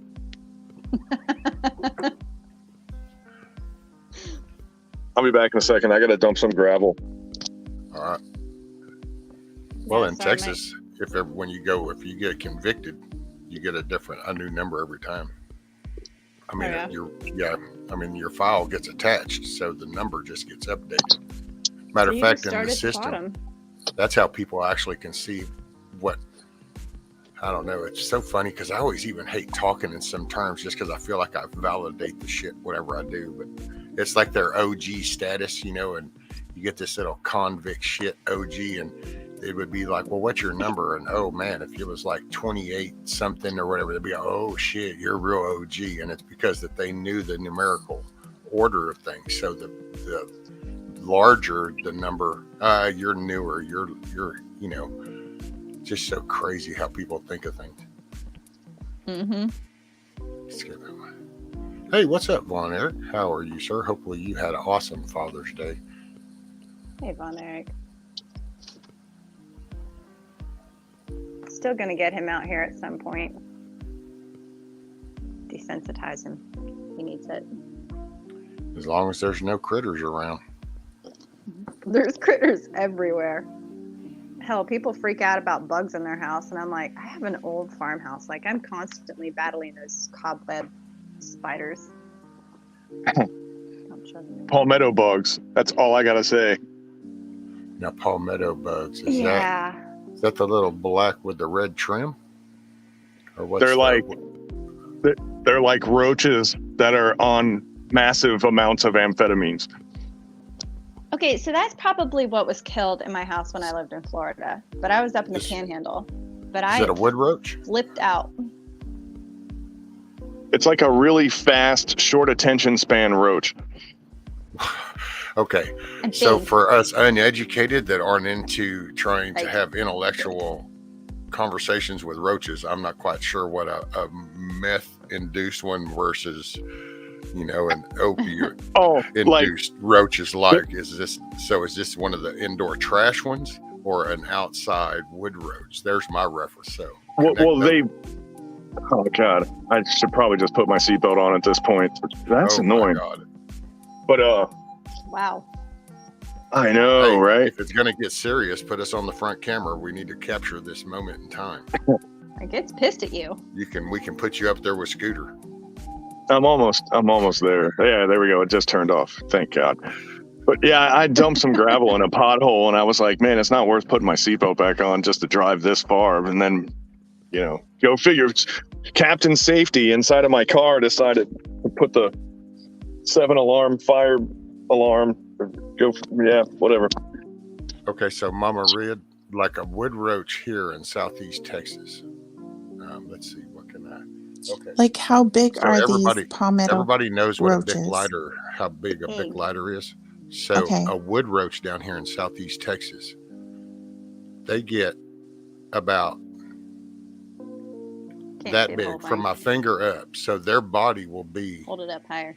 There you go. so their body will be from my finger up to here. They'll be that big. And then You're have talking the like a cooking legs, beetle? and if you kind of thump them a little bit, they can't really fly, but they do that little flutter and jump shit. But they like Yeah. moisture and they do wood. So that's pretty much what a palmetto bug is. Okay. Palmetto So bugs can't really fly, but they try, But like I Hey, said, for they have that short attention span. They're like, I'm going to fly. They're like, no, I'm going to walk. No, I'm going to run. No, wait, what's that behind me? They're like the ostriches of the roach world.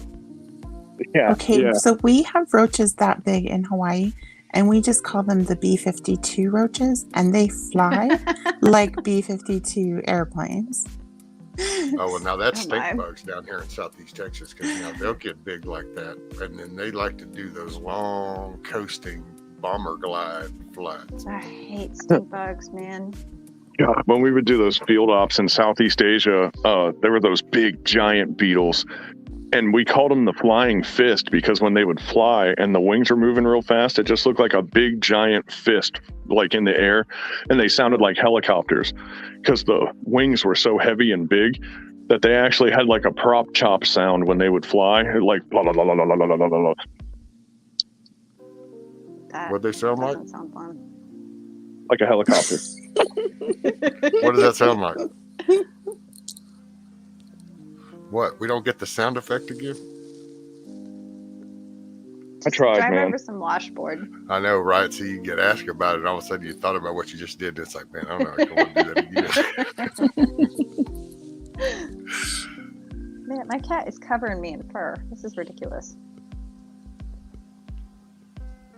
Wait, it's a cat. Yeah, and she's really needy right now. And you know what I've realized is that she only kills animals that start with the letter B. So birds, bullfrogs, bunnies. Bugs? Boy Scouts. Birds, potentially. Brandons? Thank God it's a Girl Scout. Oh, that they have the please. cookies. Hey, Kitty, we're going to take a trip to DC. I'm Dang, joking. Wizard said those are meth heads here in Carolina. What am I I'm saying? assuming he's talking about the roaches. The roaches. Oh, and Yeah. Mama Red said love bugs here are insane at times, and oh my God, Oh, yes, yeah. that time of year here. What are love bugs? Love Oh, bugs are those little. Well, you can call them the F bugs too because they fly around joined at the ass everywhere, and they do Oh. swarms. They're Matter of fact, really people used bad. to laugh at my bike, and they'd go, "Why you got a windshield on your bike, man? You ought to be riding without windshield." And it'd be like, "You see Catch a all that couple in the shit on teeth. it?" And they'd Yeah. go, "Well, yeah." And I go, "Right, it's not on me, right?" And it's why because it's like. June But bugs another are the thing- worst. love bugs. There's a thing about their etymology that they're really bad for paint on a vehicle. There's something corrosive about their insides when they splat on your car, so you have to wash your vehicle pretty regularly during love bug season. Matter of fact, just not to cut you off, bug out. So you remember when those little clear hood visors started to appear way Mhm. back?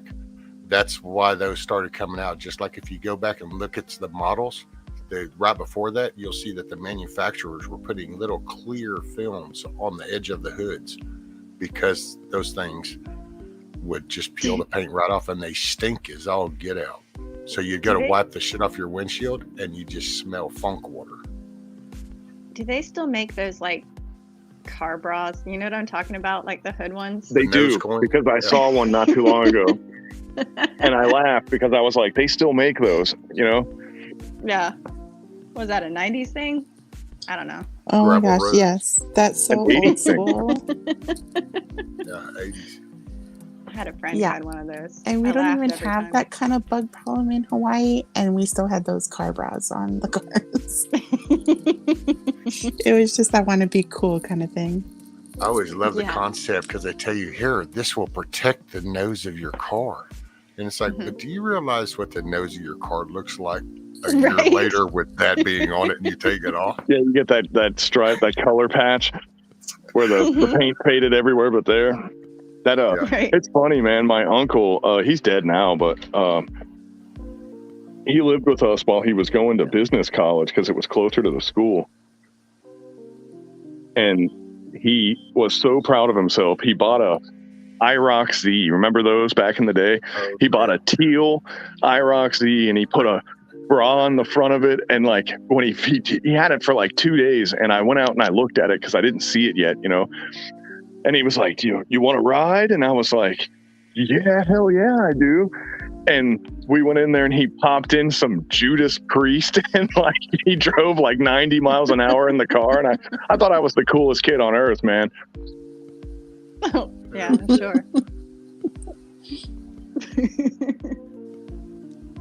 And Back in today- the good old days.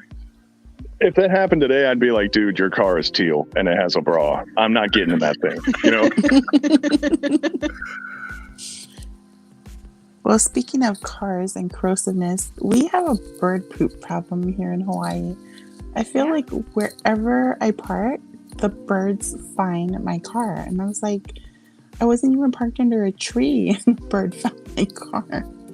And Oh, trees it's find very birds. corrosive. Yeah, it's very corrosive. So I always get lectures from my brother. He's like, you need to wipe that stuff off right away, blah, blah, blah. So I actually have like a whole set of wipes in my car. So whenever it hits, I can like wipe it off. But man, it's Really? like, it's a daily occurrence.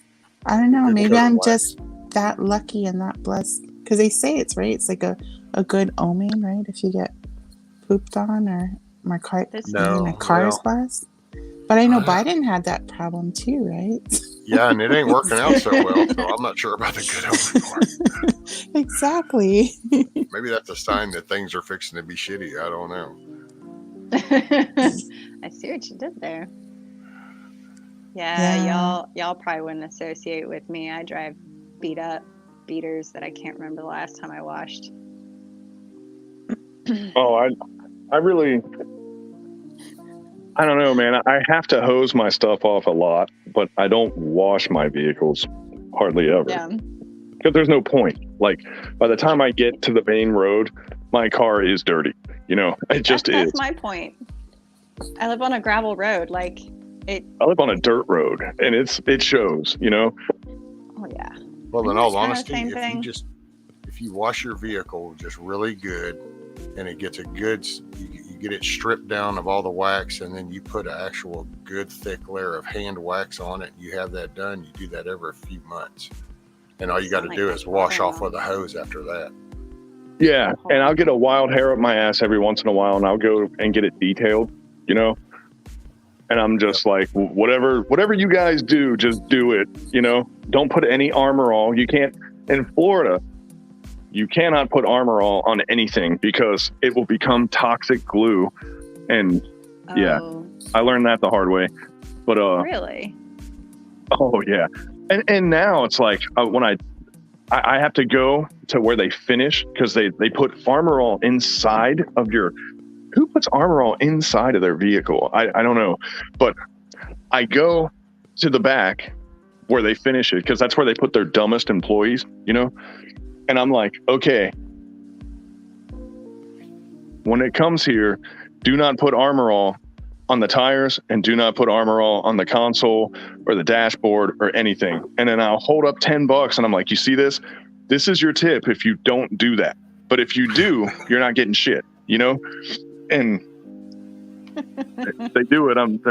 They're looking at me and I'm like, no, you ain't getting nothing, dude, because I got to undo everything you just did. Yeah, I don't like that Armor All crap. That stuff just dries your stuff out. It's nasty. Well, it's glue, I've never you know? liked it. Yeah, I wonder. I don't know. It doesn't get quite that hot here. That's it. Billy Armor All is what hack detailers use to cover up not cleaning stuff. I've done that. Not gonna lie. That's why it's like a wax job about every 2 to 3 months, depending on how much you put. If you put a good, spend a good whole day just doing a good wax, but you got to strip. See, that's the thing. Most people don't. They just go kind of do a car wash.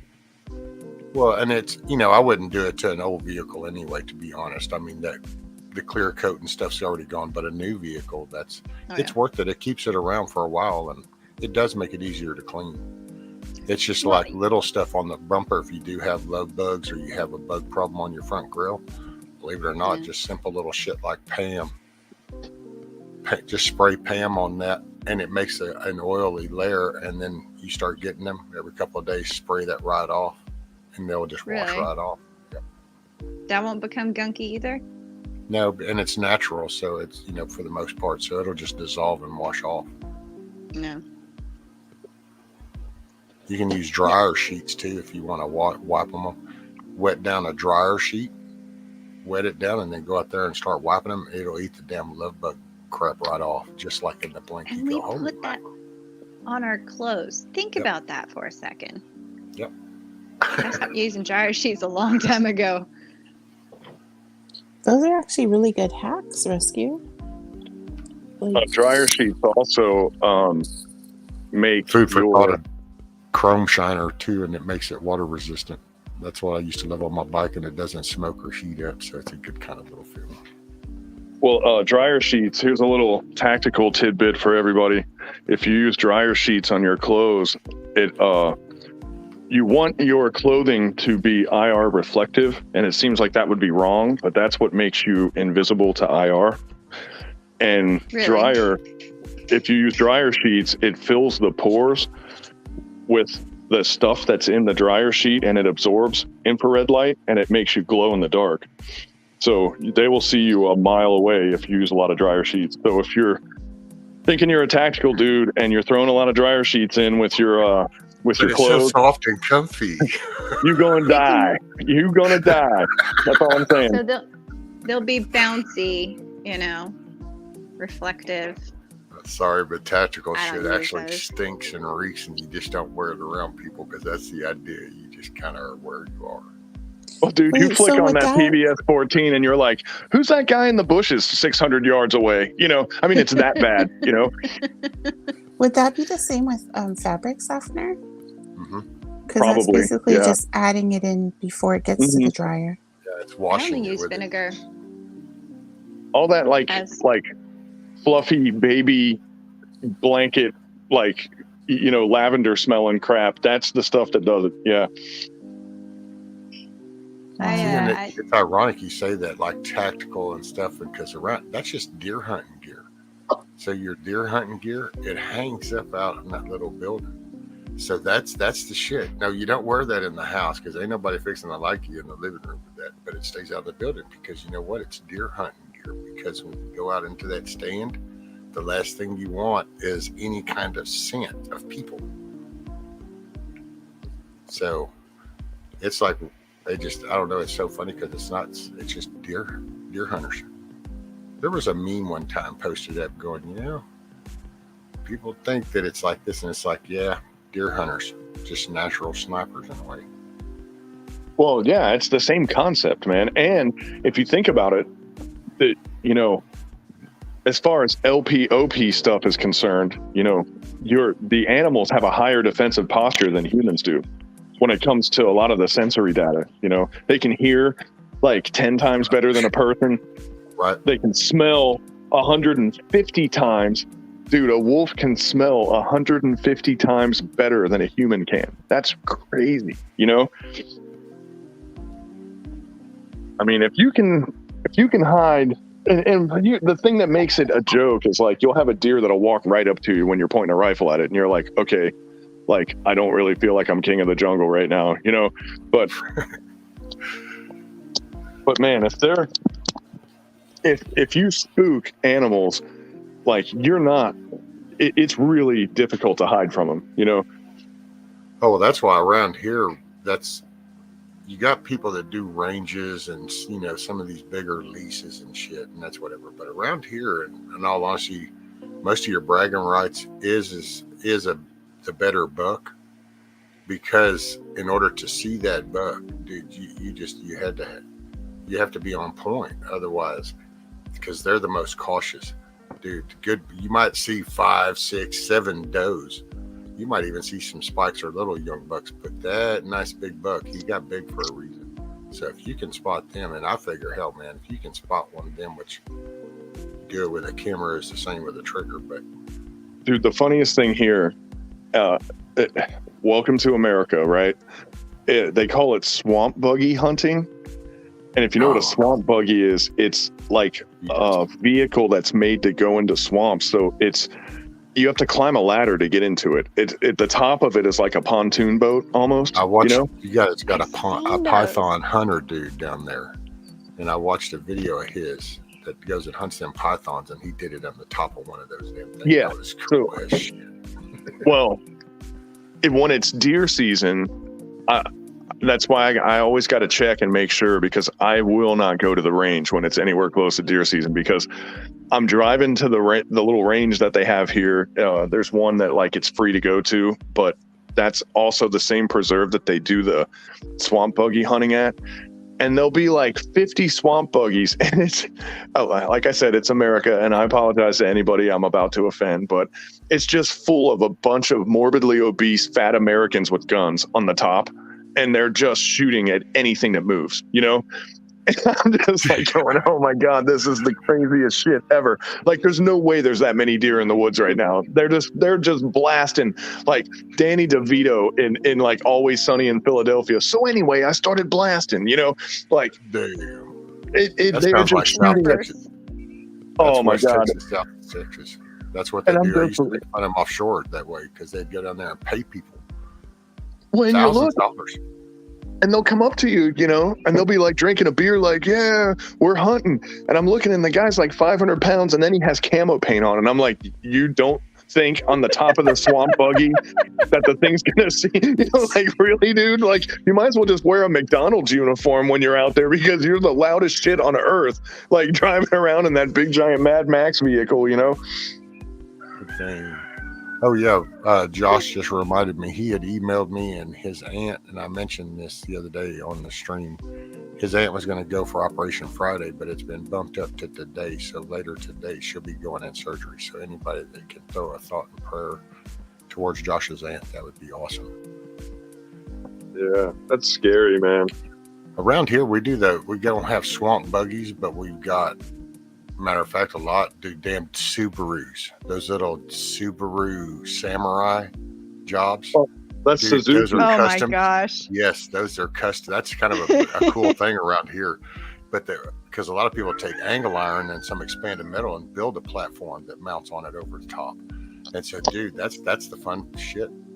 Have you ever driven one of those? Oh yeah.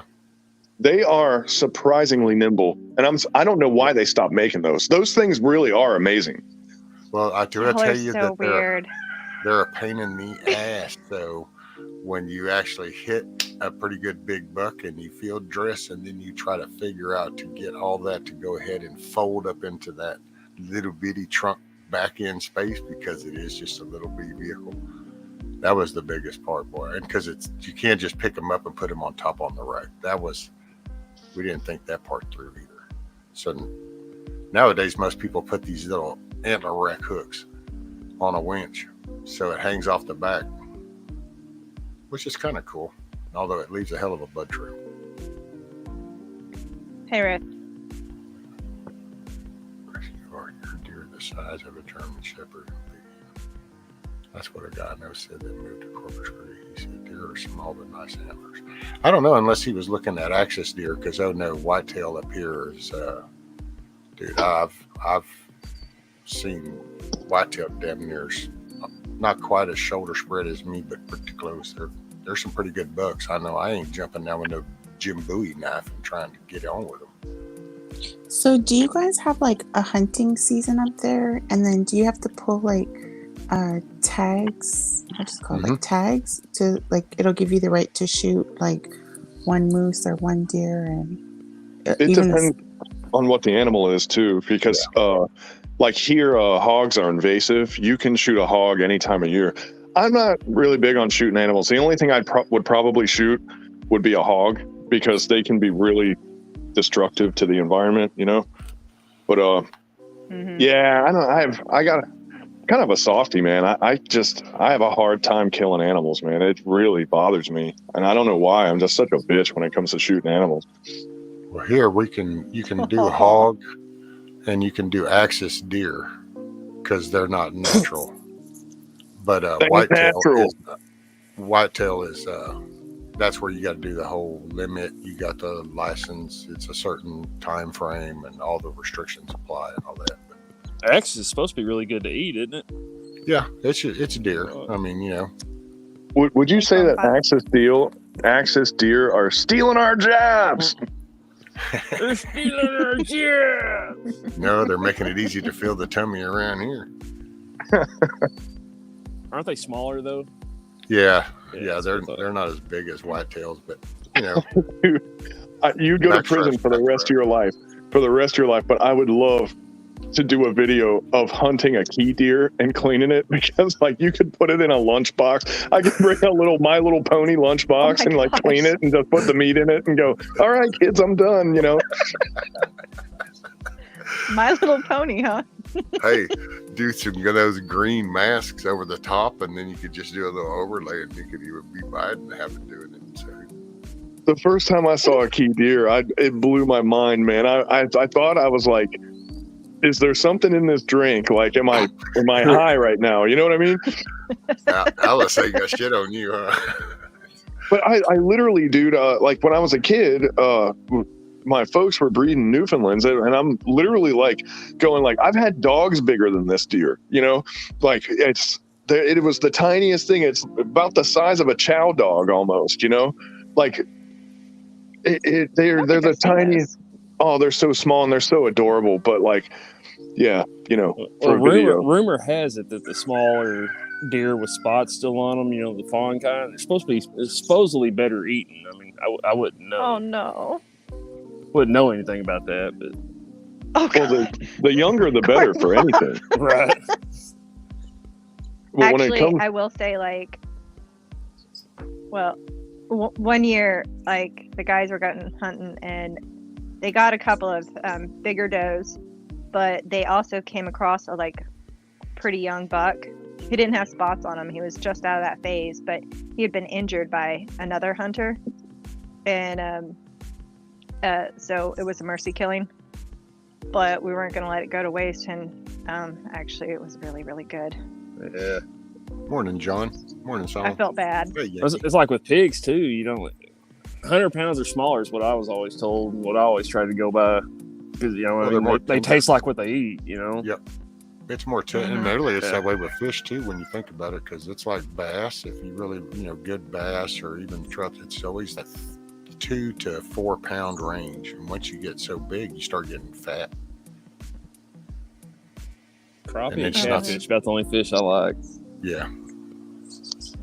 But it's true, like the younger the animal, the better they almost always taste. Like, you just listen to how stubborn Rescue is, and you just know if you had to do cannibalism that he's going last, because he would just taste fucking horrible. You're like, this dude's so old and gamey. He's gamey as hell. Stringy. Oh my probably gosh. Probably tastes like recycled chicken soup by now. Well, but would that count as a marinade though? Oh my god, that's so. Would it be like internal marination? But is it worth the cost though? Because there's your cost analysis, and it's not cost effective. Cost benefit analysis. Yeah. Mm-hmm. Let's hope we never get to that point. I saw a meme on Facebook, and it was like a book on how to do cannibalism, like basically how to eat your own self. What? Yeah, and it was like a meme, and I was like, oh god, let's hope we never get to that point. The thighs and the ass meat's where it's at. That's basically this is why we prep. No, we it's won't not. become those people. Exactly. Shit. Like I Let think me I get have hungry. enough rice and beans, and I'll be not liking that, but it'll keep me alive. Corn Pop, they interviewed the cannibals in South America, Yeah. Morning, Booker. and they said the best meat was the hands and the ribs. Really? Yeah. Oh. I always thought it'd been your thighs Oh, and your ass. Ugh. And just from studying archaeology and anthropology, you know, like do you know what pot polish is? You mean the people that didn't make it this far? I'm gonna Or guess progress it's this not far? what I think it is.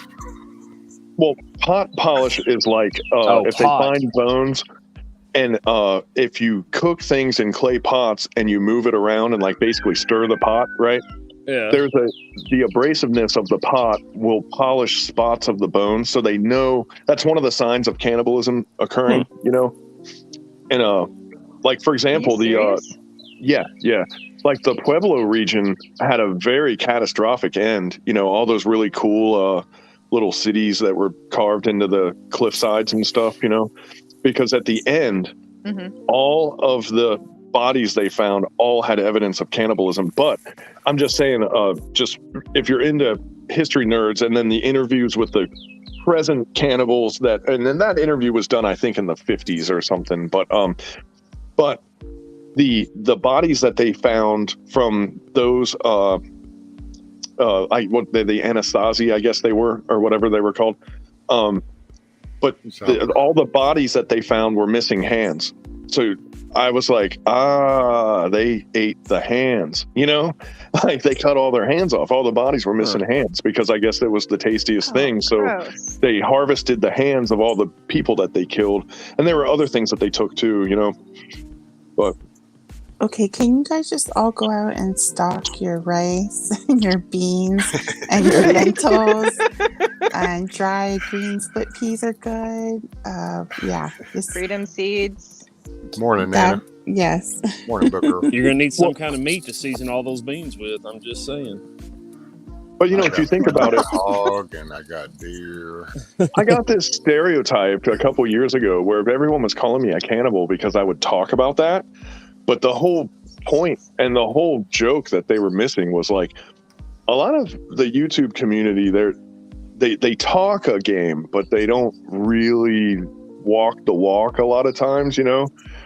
And me talking about cannibalism on a social media platform like this is I'm like, if you're not going to do exactly what you just said, Miss Aloha Prepper, if you're not going to get your lentils and your beans and all that stuff, you need to start thinking about that, because when you get hungry and desperate enough, you're going to make stuff happen, you know? And, you know, look at that adorable little French bulldog you have. There's going to be a day where you're going to be looking at that thing in a totally different way, you know? I will never face that decision. I can say that in all honesty, 100%. I will never face that decision because my nature is going to be too closer to the front. So I won't be here long enough to see when things that finally all food resources are exhausted. But what's up, neighbor? Yeah. I have no problem eating the neighbor's cat or dog. I'll just throw that out there. Here's all I'm saying. Throw some teriyaki sauce on that thing. Shit. Like, planning on not living is not a good solution because anything can happen, you know? Like, you know, I prepare like I'm going to live forever.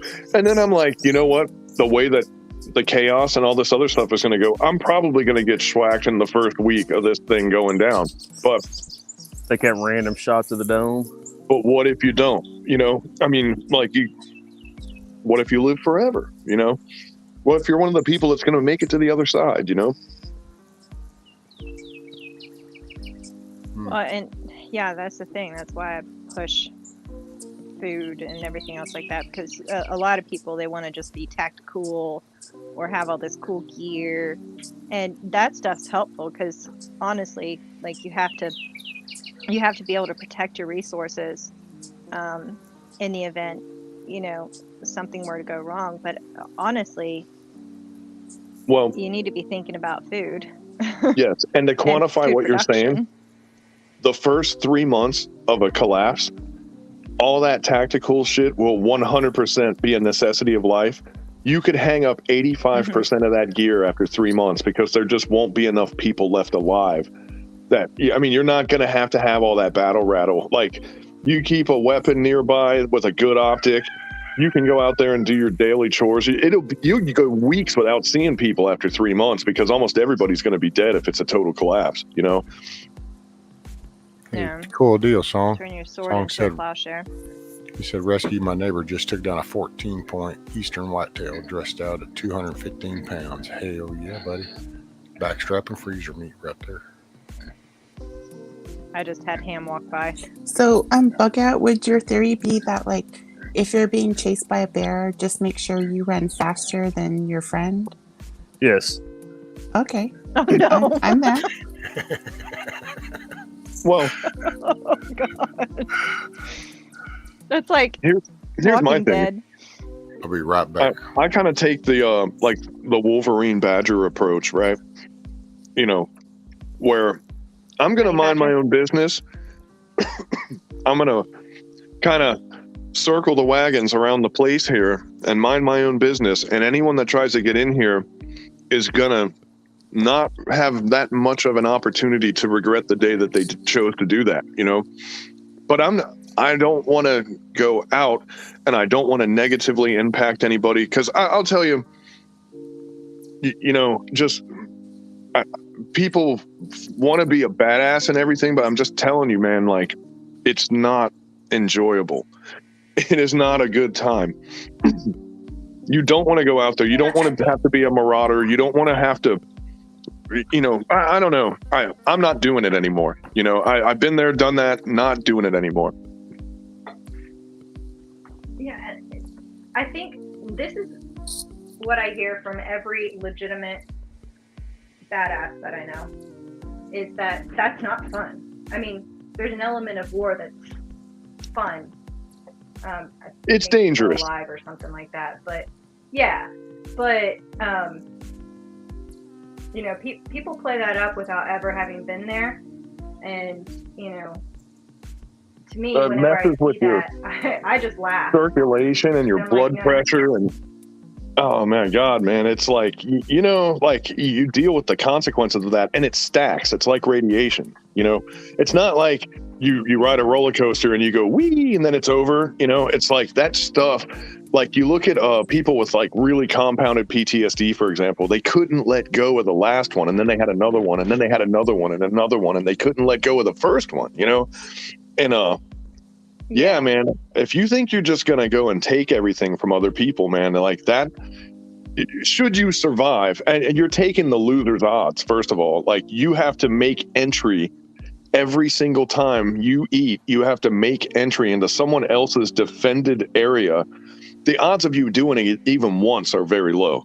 But let's pretend you get away with it once, twice, 3 times. You know, the danger is going to be immediately apparent, and your fight or flight system is going to be kicking in, and you're going to have to choke it down. You're going to fight it. It's going to mess with your system. Your physiology is going to be upset. Mm-hmm. And you don't shit right, you don't sleep right, you don't eat right. I mean, dude, it messes with your body. That's all I'm saying. And like, that's a young man's game. If you're young, you can get away with it for a while. But man, I'm older, and I'd much rather be trying to figure out how to make my own beer than trying to figure out how to kill my neighbor and take his beans. You know, like, that's what I'm saying. I don't think people understand that. Like, people who get all into that, you know. Was it last year sometime? Was it Epoch Times or one of them? They were reporting that in North Korea, that the citizens weren't allowed to have pets anymore because of the food shortage there.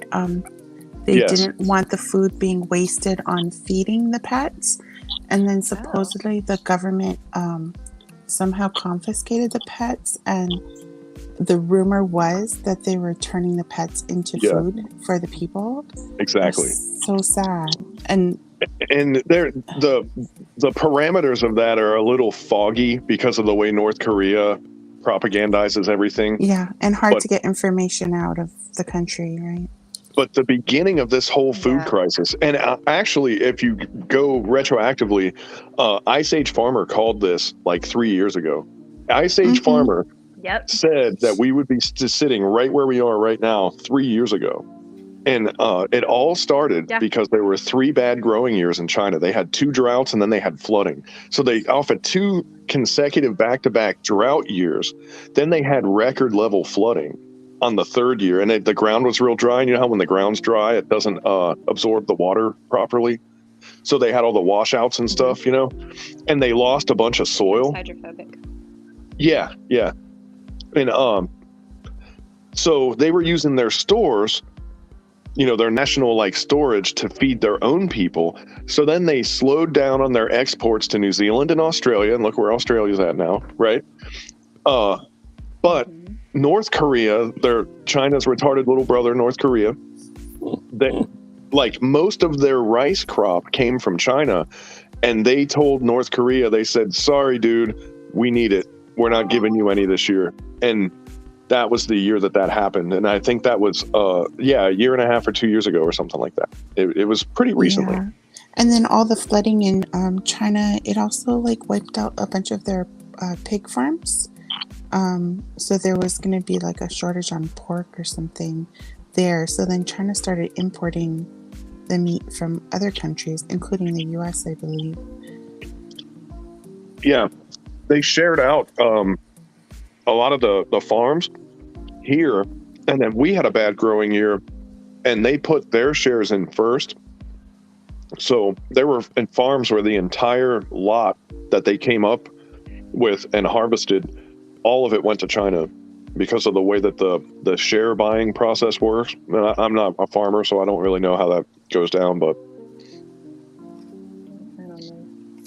Yeah, didn't 45 do something to counteract that? Set in some kind of policy to where he was talking about it. the But crops were supposed to stay here first. I mean, I'm sure if he I did, think it's I know what been you're talking about. reversed by now by the current administration. But Everything got he was reversed. talking about doing that, but you know, he had so many red flag laws and bump stock bans to work on that he might not have had time to get around to it, you know.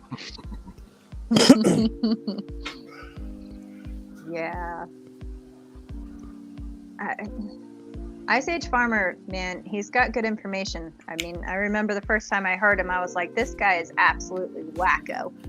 And then the more that I looked into it and saw things come to pass, realized, oh, actually, he's got his finger on the pulse. And he's been working with like Marjorie Wildcraft, David the Good, who I told y'all about and mentioned many times, a bunch of other people, and he doesn't care kind of what political realm they're in. If they've got good information on food or food growing or anything like that, he brings them on. Well, the thing And they do about collaboratives. Christian, that's his name, right? Yeah. Yeah. The thing about Ice Age Farmer, my first impression of him was, you know, he's kind of nerdy, and he would go, you need to stock up food now. And I'm looking at my screen and I'm going, or what? What are you going to do to me? You know, like, shut up, nerd. You know, like, and then I was like, well, maybe I'll listen to him. I don't know. Well, all the prepper channels have been following him, you know, and then retelling And the homesteaders. information. Yeah. He's a food production Nostradamus, man. And I know he is in the industry. I think he's an importer or something. So he has the tools, you know, he's basically the monkey works for food, you know? Yeah, kind of. Well, because he looks up all over the world. It's not just a very localized, oh, this grocery store's out of food, or oh, these farms, whatever. And he's looking worldwide. I remember him talking about when, what was it, in Germany? They had all these pigs that they were rounding up and killing off and stuff like that. I mean, speaking of it's been a grocery while. stores and stuff, have y'all seen any shortages? I mean, I know where I'm at. I'm not seeing it. Every time I go to the grocery store, everything's there. I mean, granted, prices are going up and boxes are getting smaller, but there's always shit on the shelves. Dude, there is stuff. We've been out of oyster sauce and fish sauce for weeks now. And that's just one example off the top of my head I can think of. Yeah, in You're in the Hawaii, city, it's corn pop. hit or miss. Yeah. So Yeah, so they definitely. I really actually do believe this. I feel like they definitely stock the city's shelves better I'm than sure, they do in yeah. a rural area, because like I can go to my little local Food Lion And for the longest time, they were out of cream cheese, and then they were out of sour cream, and then they were out of butter, eggs, milk, just kind of basic stuff.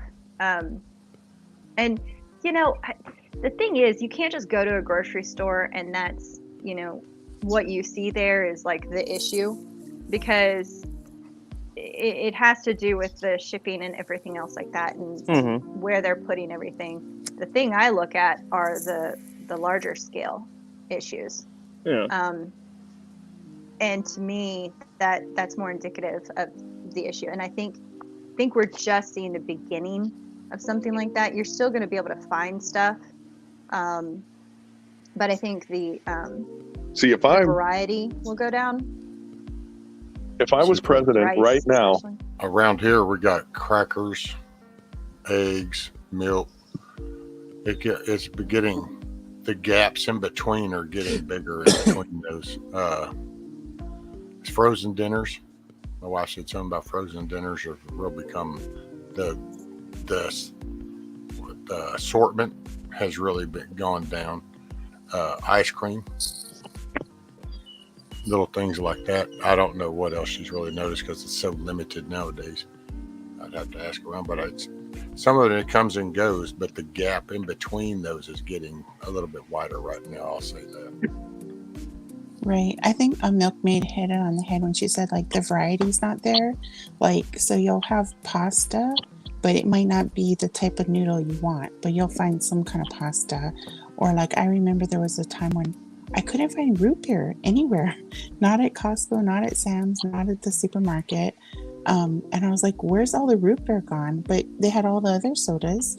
And then finally the root beer came in. So I'm like, oh, I'm going to stock up on that. Cause like, I don't know when it's going to come in next. Like, are they going to keep stocking it or?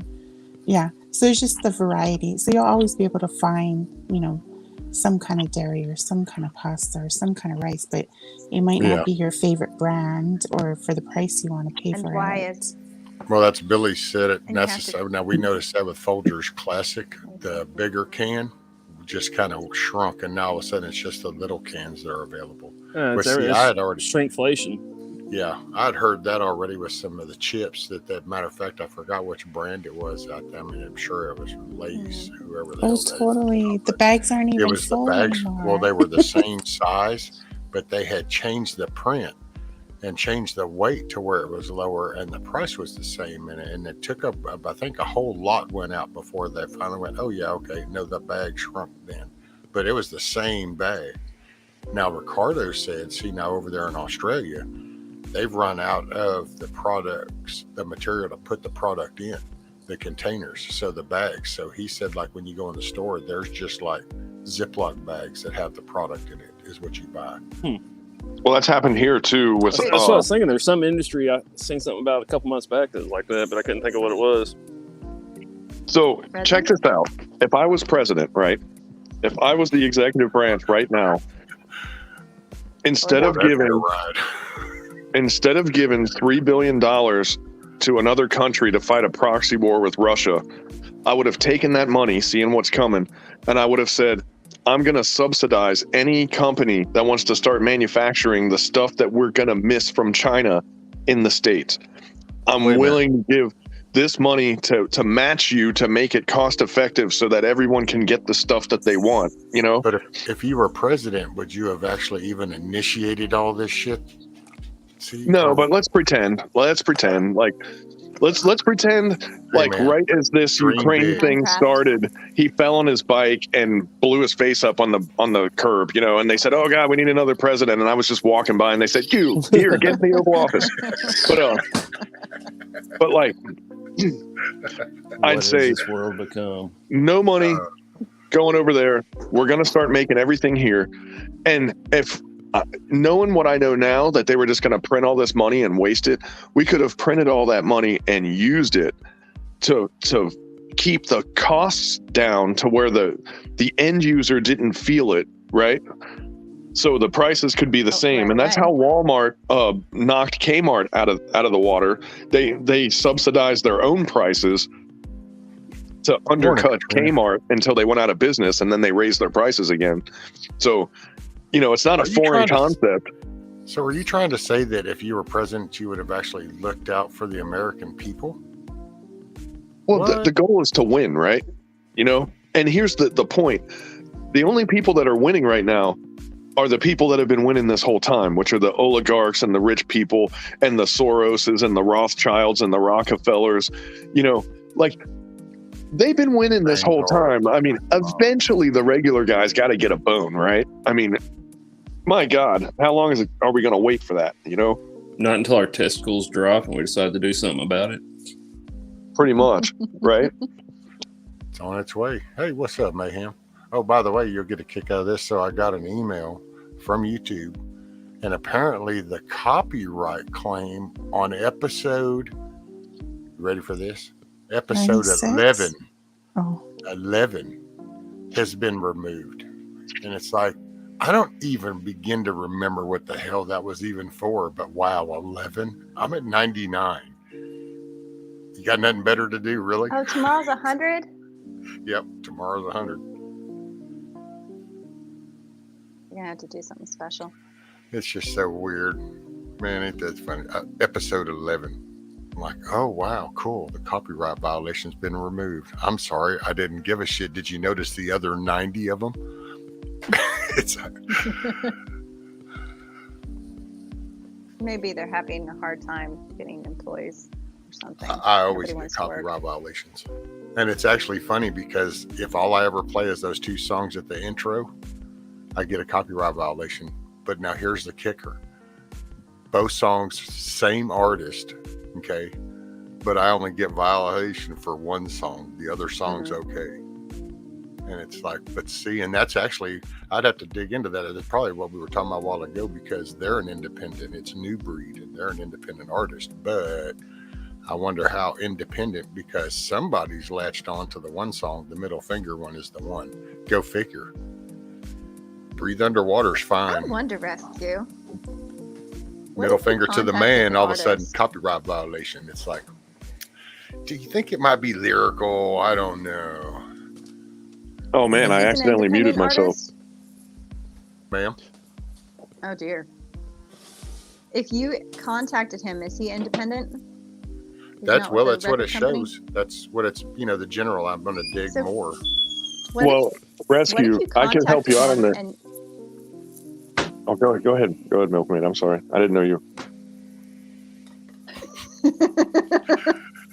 and you call me a bully. You got the milky face. Yeah, I was just gonna say he probably has a better idea because it's him. But if you contacted him and said, "Hey, I really like your songs. I play them at the beginning of every single one of my live streams. Do you mind having me use this?" And then you can throw that in freaking YouTube's face. Wouldn't that be fun? Oh, yeah. I'd just soon burn it to the ground. There you go. Mama said New Breed's independent and does all their own stuff. So, yeah, I'll reach out to them going, hey, I just, going to let you know I played these two at the beginning of my streams, and I am on episode like 100 now. So, But this is what I was going to say, though, man, is if him being an independent, if he got picked up on a compilation album or something, like where that one song got put on another album with other artists, or something. And a lot of independent and small time musicians will do that to kind of get their name out there, that song might not be under the same rights that his independent music is, because that song is now protected under the recording company that pressed that particular record, like, the big recording of that album that they made, and it falls under the little carpet blanket protections of that company, got you. That makes sense. Yeah, okay. Can I just share something really cool? So every Friday night in Waikiki, there's these fireworks. And so people go down to the beach park, and then they'll just sit there and watch the fireworks for free and like bring their little picnic dinner. So I went down this Friday, and the coolest thing happened. There was this like group of on bikes. They were on electric bikes, electric scooters, pedal bikes. And at the end of this group of about maybe like 20, 30 bicycle people, there was a guy in his scooter, and he was totally jamming the Tom McDonald it was In God We Trust. He was playing, and I'm like, oh my gosh, I know that song. But I just thought it was so cool that like he was just showing his pride on his like scooter with his boombox, like playing the Patriot songs. And yeah, I just brought so much pride. I just had so much pride to see that moment. And it was a packed beach with, like there was a lot of people there for the fireworks. So for him to share that kind of love, like that was a really proud moment for me. Cool deal. Hell yeah.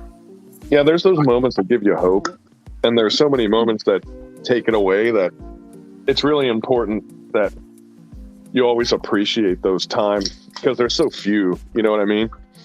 Few and far between. Mama Red said Jesse lives in Florida and Joe, the other guy, is a Tennessee guy. So they're both independent. I'm gonna reach out to him. That would be kind of cool. Well, I'd write the Tennessee guy because the Florida guy can't even read.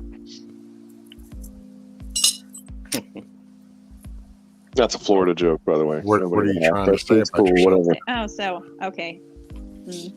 So Bug Guy saying don't text him because he gets confused.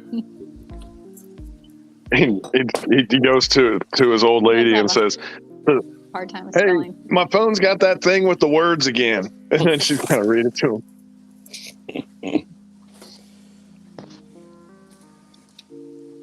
But if you need to know how to run a meth lab, He's they gotta can get hook in you up. Outside girl. Cool, Mama Right? Red. That's awesome. Oh, Jesse. Oh, get this. Oh, this is getting better by the minute. I love it. So Mama Red said Jesse, one of the New Breed guys, is actually from Ohio and moved to Florida. Wow. That sounds familiar. Is Bug out, Jesse? Are we talking about the Right. same guy here? Who else? Oh shit. Yeah. It's not me. Uh-huh. Mm-hmm. Yeah, and Garth Brooks wasn't what's his name from Australia. Okay, Jesse. I mean, BB.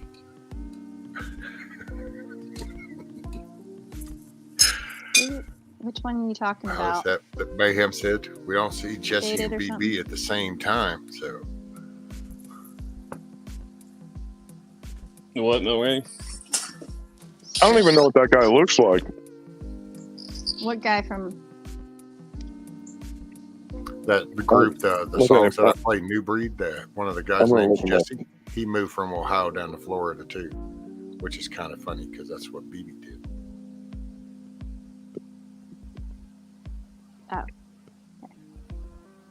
Milkmaid's lagging. Okay, Jesse Howard. Corn Pop come in again. So Corn Pop is like double dipping, or wait a minute, how is that?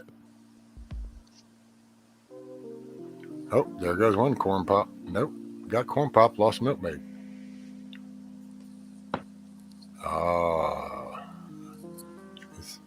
How do I end up with two Corn Pops? Dude, Jesse Howard looks like mayhem, is what he looks like.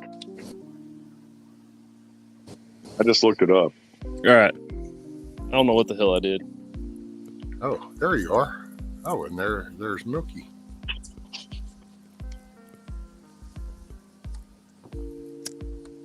Okay, you guys, my battery on my phone is running low, so I'm gonna have to sign out because I don't want to just all of a sudden disappear and you guys worry about me because you guys are that kind of caring community. So I'll say my good nights now, which is your guys' good mornings, and it was a pleasure being on panel with all of you. And Corn Pop, I didn't say hi to you, but aloha to you as well. And you guys have a rest of a great day, and I guess. Like Rescue says, make someone smile, or be the reason for someone else to smile. Yes, So, ma'am. I will try aloha. and do that today. Yes. Tomorrow, whenever I go on, we'll try to do that, the slaying deal that you had. Yeah. We'll try to do That'd be a Sorry we fun didn't way get to around do to it your. tonight. Oh no, I'm totally flexible, and that would be fun because that's your 100th episode too. So bring in some laughs. Yeah. Oh, you're gonna do Hawaiian tune in slang? tomorrow. You guys all have a great day. Thank you so Alright. much. Yeah. Aloha, see you aloha. There we go. Get you some rest. Remember to check check out Snappy Radio on YouTube or Rescue Ends just for a different perspective. You decide. If I was a tinfoil hat conspiracy theory person that was in Hawaii, my screen name would be True Loha. Hell yeah. That I just thought of that. Yeah, it's great. I know. It's awesome. Write that down. Right there. Somebody might want to jot that down. I don't know. Maybe.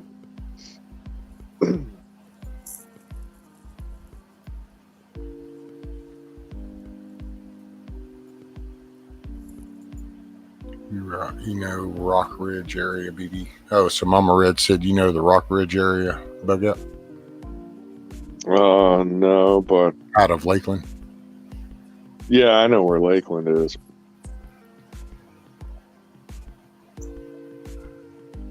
I've never heard a positive thing about Lakeland, Florida, though. Mayhem said, damn it, BB found out my true identity. I am Jesse Howard. I'll tell you what here. Let me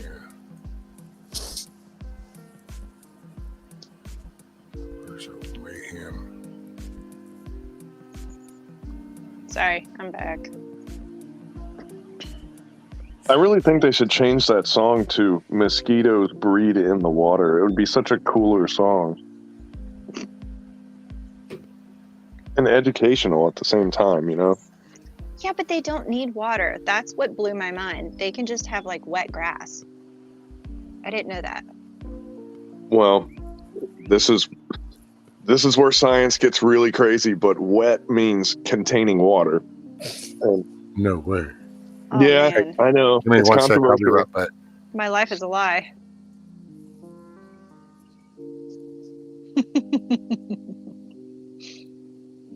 They don't need a lot of water. I mean, look at how small they are. They're like a mosquito egg. I don't even want to know how tiny it is because then I'll freak out because I'm just thinking about how many I probably have on me right now just from getting bit by them all night. I do know another fun fact that the most dangerous animal in the world is the mosquito. They kill more people every year than anything else. I can Yeah, buy I that. remember hearing about that. Like with malaria and what is it? Dengue fever? Dengue? How do you say that? Dingy. No, Dengue? dengue fever. Dengue. I don't want to talk out of my ass here, but I thought that was spread by flies mostly. But Like a bot fly. Y'all watch those videos? That shit's wicked. oh yeah, that's creepy. Oh God. That was like when we went to Belize and shit. That was like my one fear going off in the fucking jungles and shit. I was like, man, Wait I a don't want a second. fucking bot fly. You went to Belize? Yeah. I'm jealous. Okay, It's Fed. pretty cool. Cool story, bro. Right? No, actually, I had some rabbits that I tractored in the yard. I tried that out, and I lost some of them to coccidiosis, and then I didn't lose the other ones, but they ended up getting attacked by bot flies. And bot flies, they're like different types that'll, like the ones that are around here, they don't attack people. But I had to, it was the grossest thing I've had to do. Like I literally gagged, and I don't gag very easily at, gross stuff. But I had to cut them out. They burrow into the skin, but they leave an opening so I can breathe. And if you kill the larva as you're pulling it out, it releases a toxin. So you have to be very, very careful. I felt so bad for the bunnies. I didn't know we had bot flies around. Any form of bot flies in America. I thought that was a South Oh, no. American jungle thing. Oh no, you have them with horses. Like Dude, tell us they line about the Belize. stomach. Yeah. Tell us, Belize is one of the places that were on my map of potential places to go when America is completely gone. There's And, a big expat community there. We were gonna And do somebody that was in the chat when we were talking about Belize said that it's not all it's cracked up to be anymore. And I don't know what that means, but when did you go there? Oh god, it's been 5, 6, 7 years ago. I mean, we pretty much just stuck to the touristy areas, so I call that nothing recent. really to report on it. I mean, the tourist area was cool. The water was nice. The jungle was kind of cool. We went through this big underground or cave river thing floating. It's pretty sweet. But like all the expat shit, and we didn't get into Were all you that, asking questions about like real estate prices and shit like that? No, I was pretty hammered. You were in vacation mode. Yep. Yeah, because I mean the land prices weren't bad. No, that's what, there's a big I don't know if then. they're Amish, Mennonite, whatever. You know, the beards and hats people down there. They got a big community of those folks down there. No, yeah. Pretty sure it's Belize. Somewhere down there. I'm pretty sure it's Belize. Can't quite remember. It's kind of funny, man, because like by the time the cab driver drops me off from the airport to where I'm going, I just have it down to a science. I just ask this whole big battery of questions. I pretty much know everything about the country by the time I get out of the cab, you know, or everything I need to know at the moment. Well, it's always awkward, you know, like, so you have some hotel that's on the beach. Well, the beach is going to be pretty far away from where the airport is because they don't want to put the airport anywhere near the beach because of the storms and the hurricanes and all that other stuff, right? So you got like a 35-minute ride to get to this tourist area hotel from the airport, and it's like you can sit there and be quiet and you're like, oh man, this is horrible, this is terrible, oh my god, it's quiet, it's awkward. And then you start talking about dumb shit. And I was like, why am I talking about dumb shit with these cab drivers? And then I started going, no, I'm going to use this as an intel gathering opportunity because I'm stuck in this car anyway. I'm going to make this dude work for me. I'm already paying him. He might as well do some work, right? Right. I mean, that's what I did in New York City. We found there was like a New York City, and I'm the Fed. Well, I mean, I used to live in Montauk, so we would take the train into the city because I wanted to see it. And, you know, my favorite part was Central Park, go figure, because I didn't like the big, tall buildings and stuff. I mean, it was cool, but I didn't really like it. Hey, ma'am. But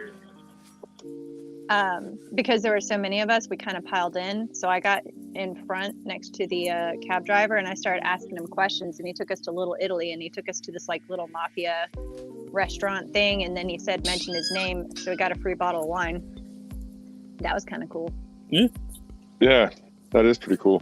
Free booze is always a bonus, right? I went to jail in New York City once, believe it or not. No.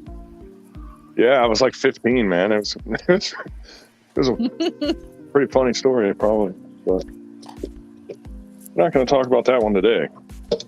What's up, Mayhem? What's up, Rescue? Oh, damn, yours is churned down low. Let me see.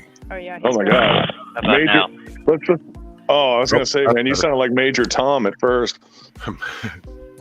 Major Tom? Ground control. Well, but it also would have helped for me to put my microphone over closer to my mouth. This does help. That. Yeah, it was another day, Kim. Y'all can't hear the mowers in the background, can you? No. Hear the what in the background? Mowers? No. Okay. Hey, Ray. The person across the hill is obsessive about cutting grass. Oh my gosh, stupid car, come on. Every time I slow down, you slow down. Every time I'm in the kitchen, you in the kitchen. Yeah. Eating all the food. Eat all the food.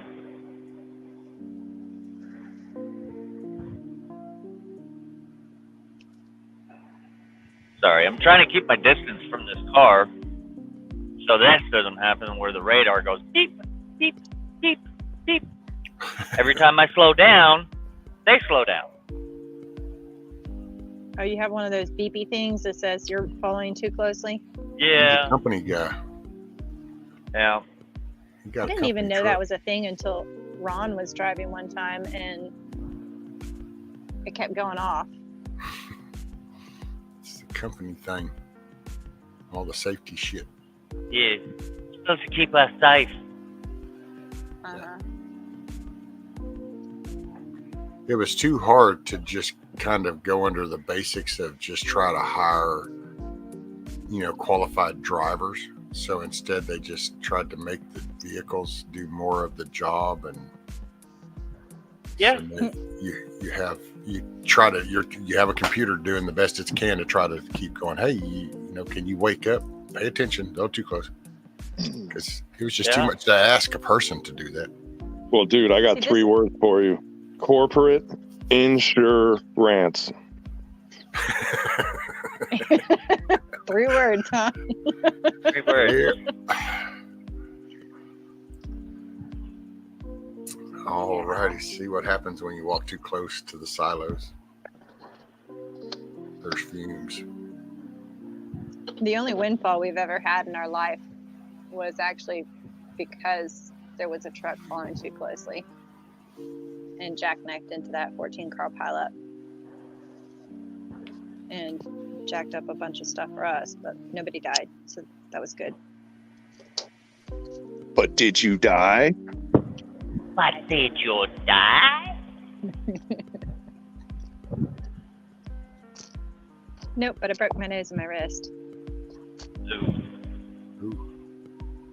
What doesn't kill you makes you stronger. This is true. And I actually kind of felt bad for the driver because he got really screwed. Although he probably shouldn't have been following that closely. But, a whole bunch of people wrecked before he did. So he just finished it.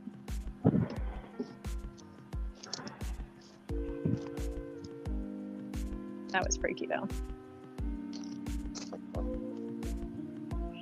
Yeah, and on the topic of the quality drivers, that's why now I have an automatic truck, because nobody knows how to drive a clutch. Yeah. That actually really bothers me that, clutch cars are going out of style. That's what I learned on.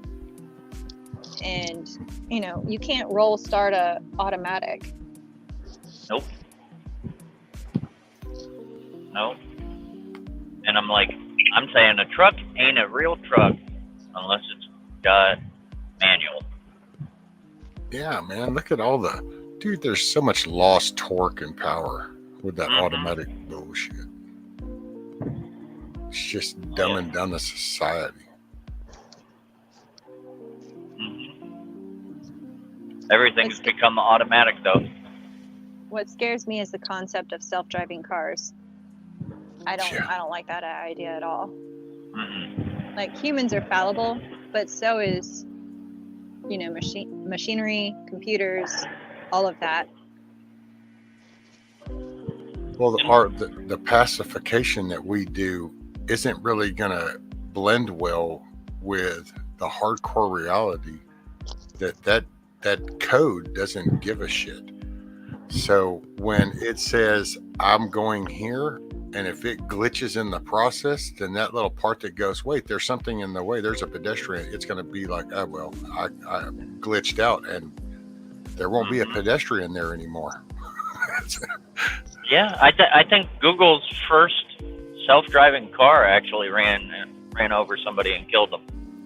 Yeah, I don't know if it killed him, but it definitely had an incident.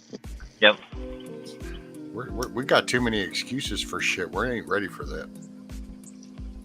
Everybody gets a trophy. So how you gonna explain that one? Your smart ass car just ran the hell over a couple hundred. Right.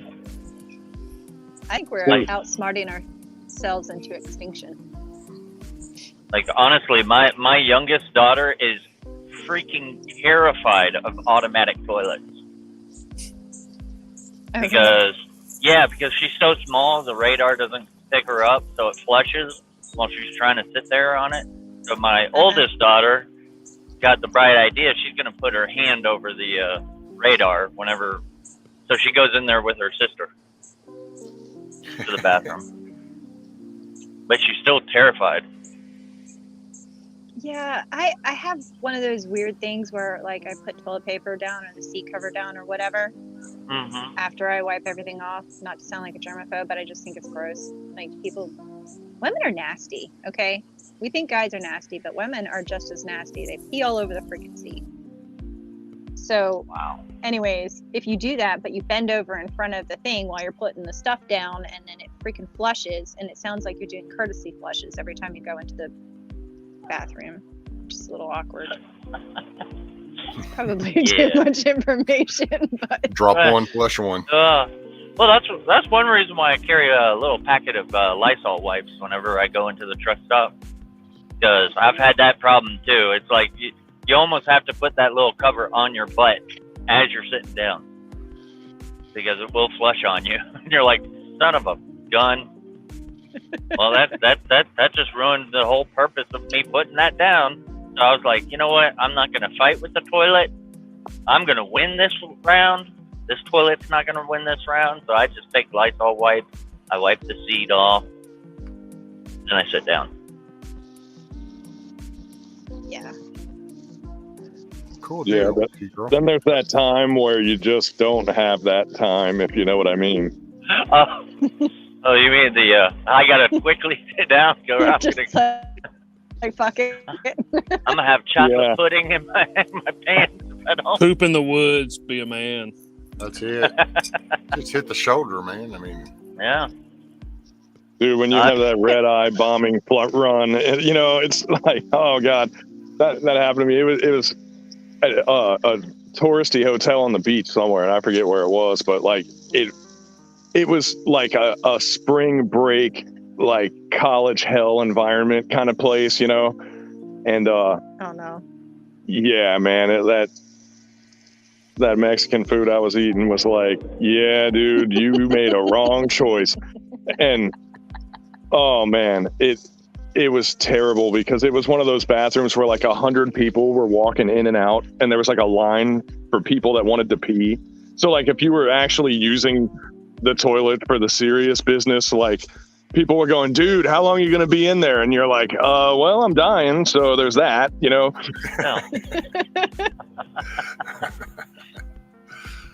At that point, you horrible. don't care about the social, whatever. No. You're just like, just leave me alone.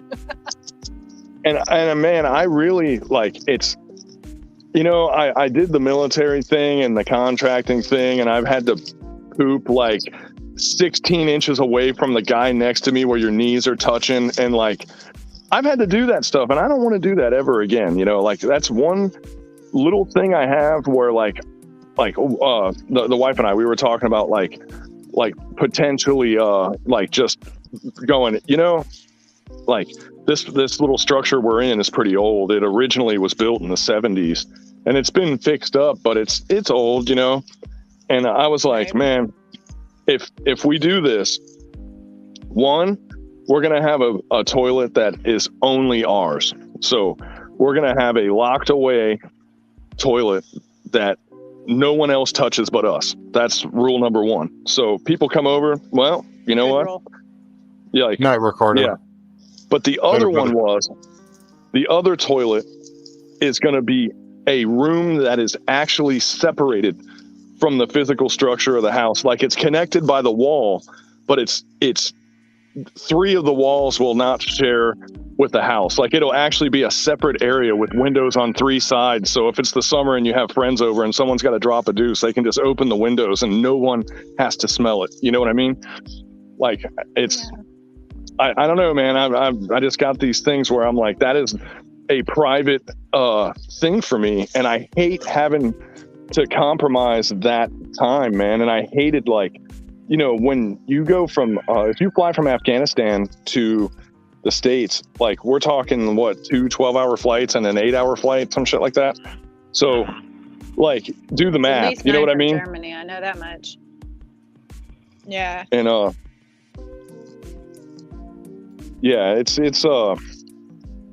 you know, you're definitely gonna drop a deuce somewhere in an airport, and that's the worst experience of all time. You know, there's nothing worse than that. That's probably as bad as it gets, because you got luggage, your carry-on and stuff, and you don't know where to put it, and you look at the floor and you're like, oh man, I don't want to put this stuff on the floor, you know. Then you look at the little stupid hook that's hanging on the wall, and you're like, I'm just gonna rip this thing out of the stall if I put this backpack on it. Then my laptop's gonna break. So you're like, do I put it on my lap while I go? You know, it's like you got to make all these decisions. So what Actually, you're that's a saying good question, is, Mama Red.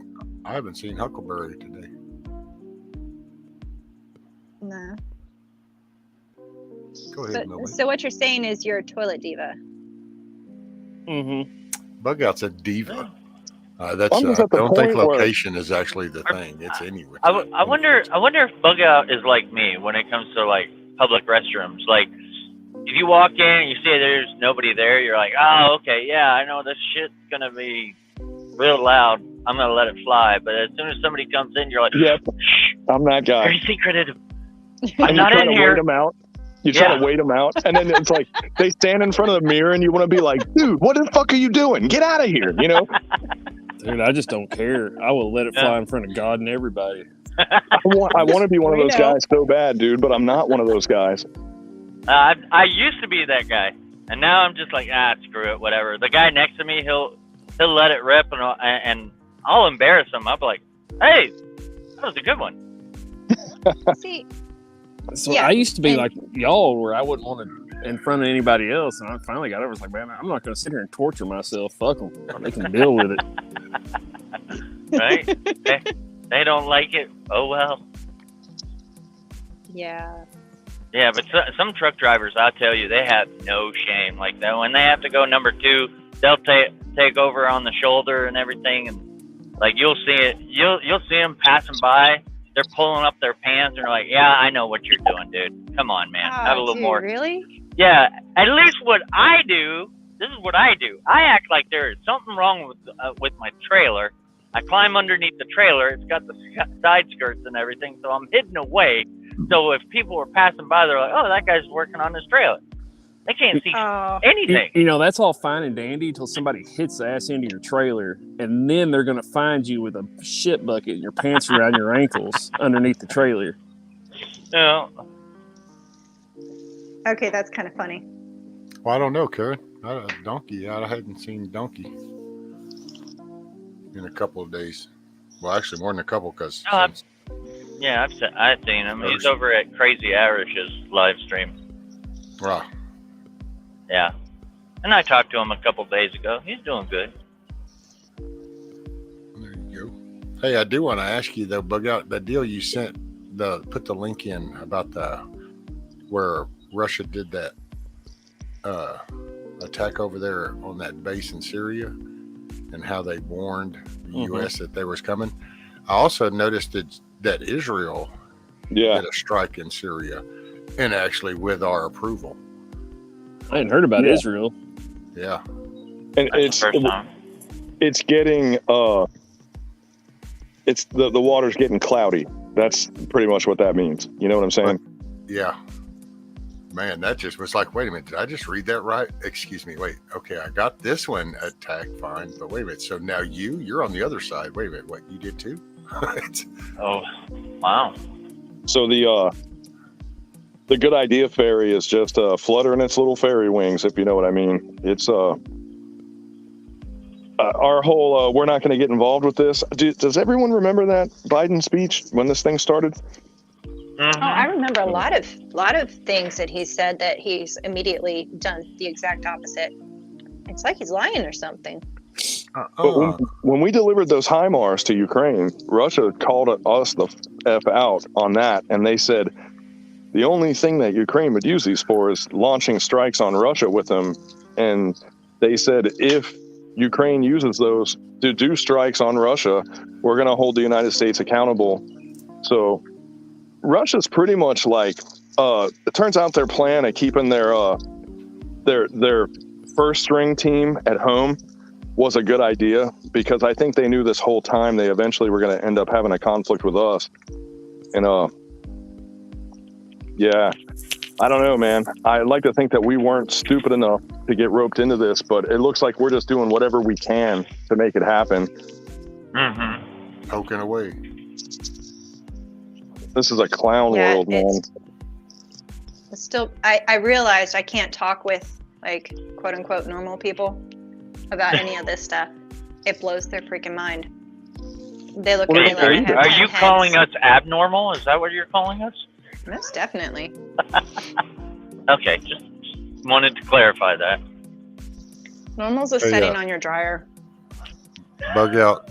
Billy Best Life said, can you tell him where he can find more info on the community post you did about a kid's parents catching alphabet people?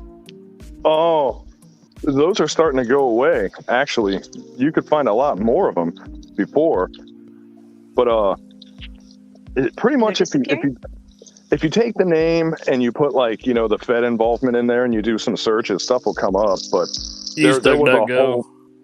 there was a whole lot more of it closer to the incident than there is now. It's like the giant bones in the Smithsonian, man. Those are starting to go the way of the dodo. You know what I mean?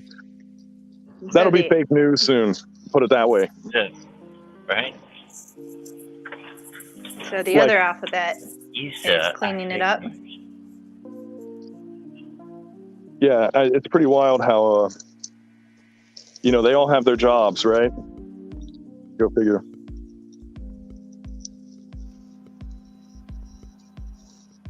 But yeah, there's more to it than that story also, though.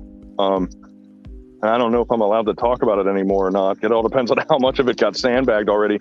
But there was a Discord server, and the Buffalo and the Uvalde kid were in the same Discord server and had contact with the same patriotic, thin blue line gentleman from the 3-letter agency.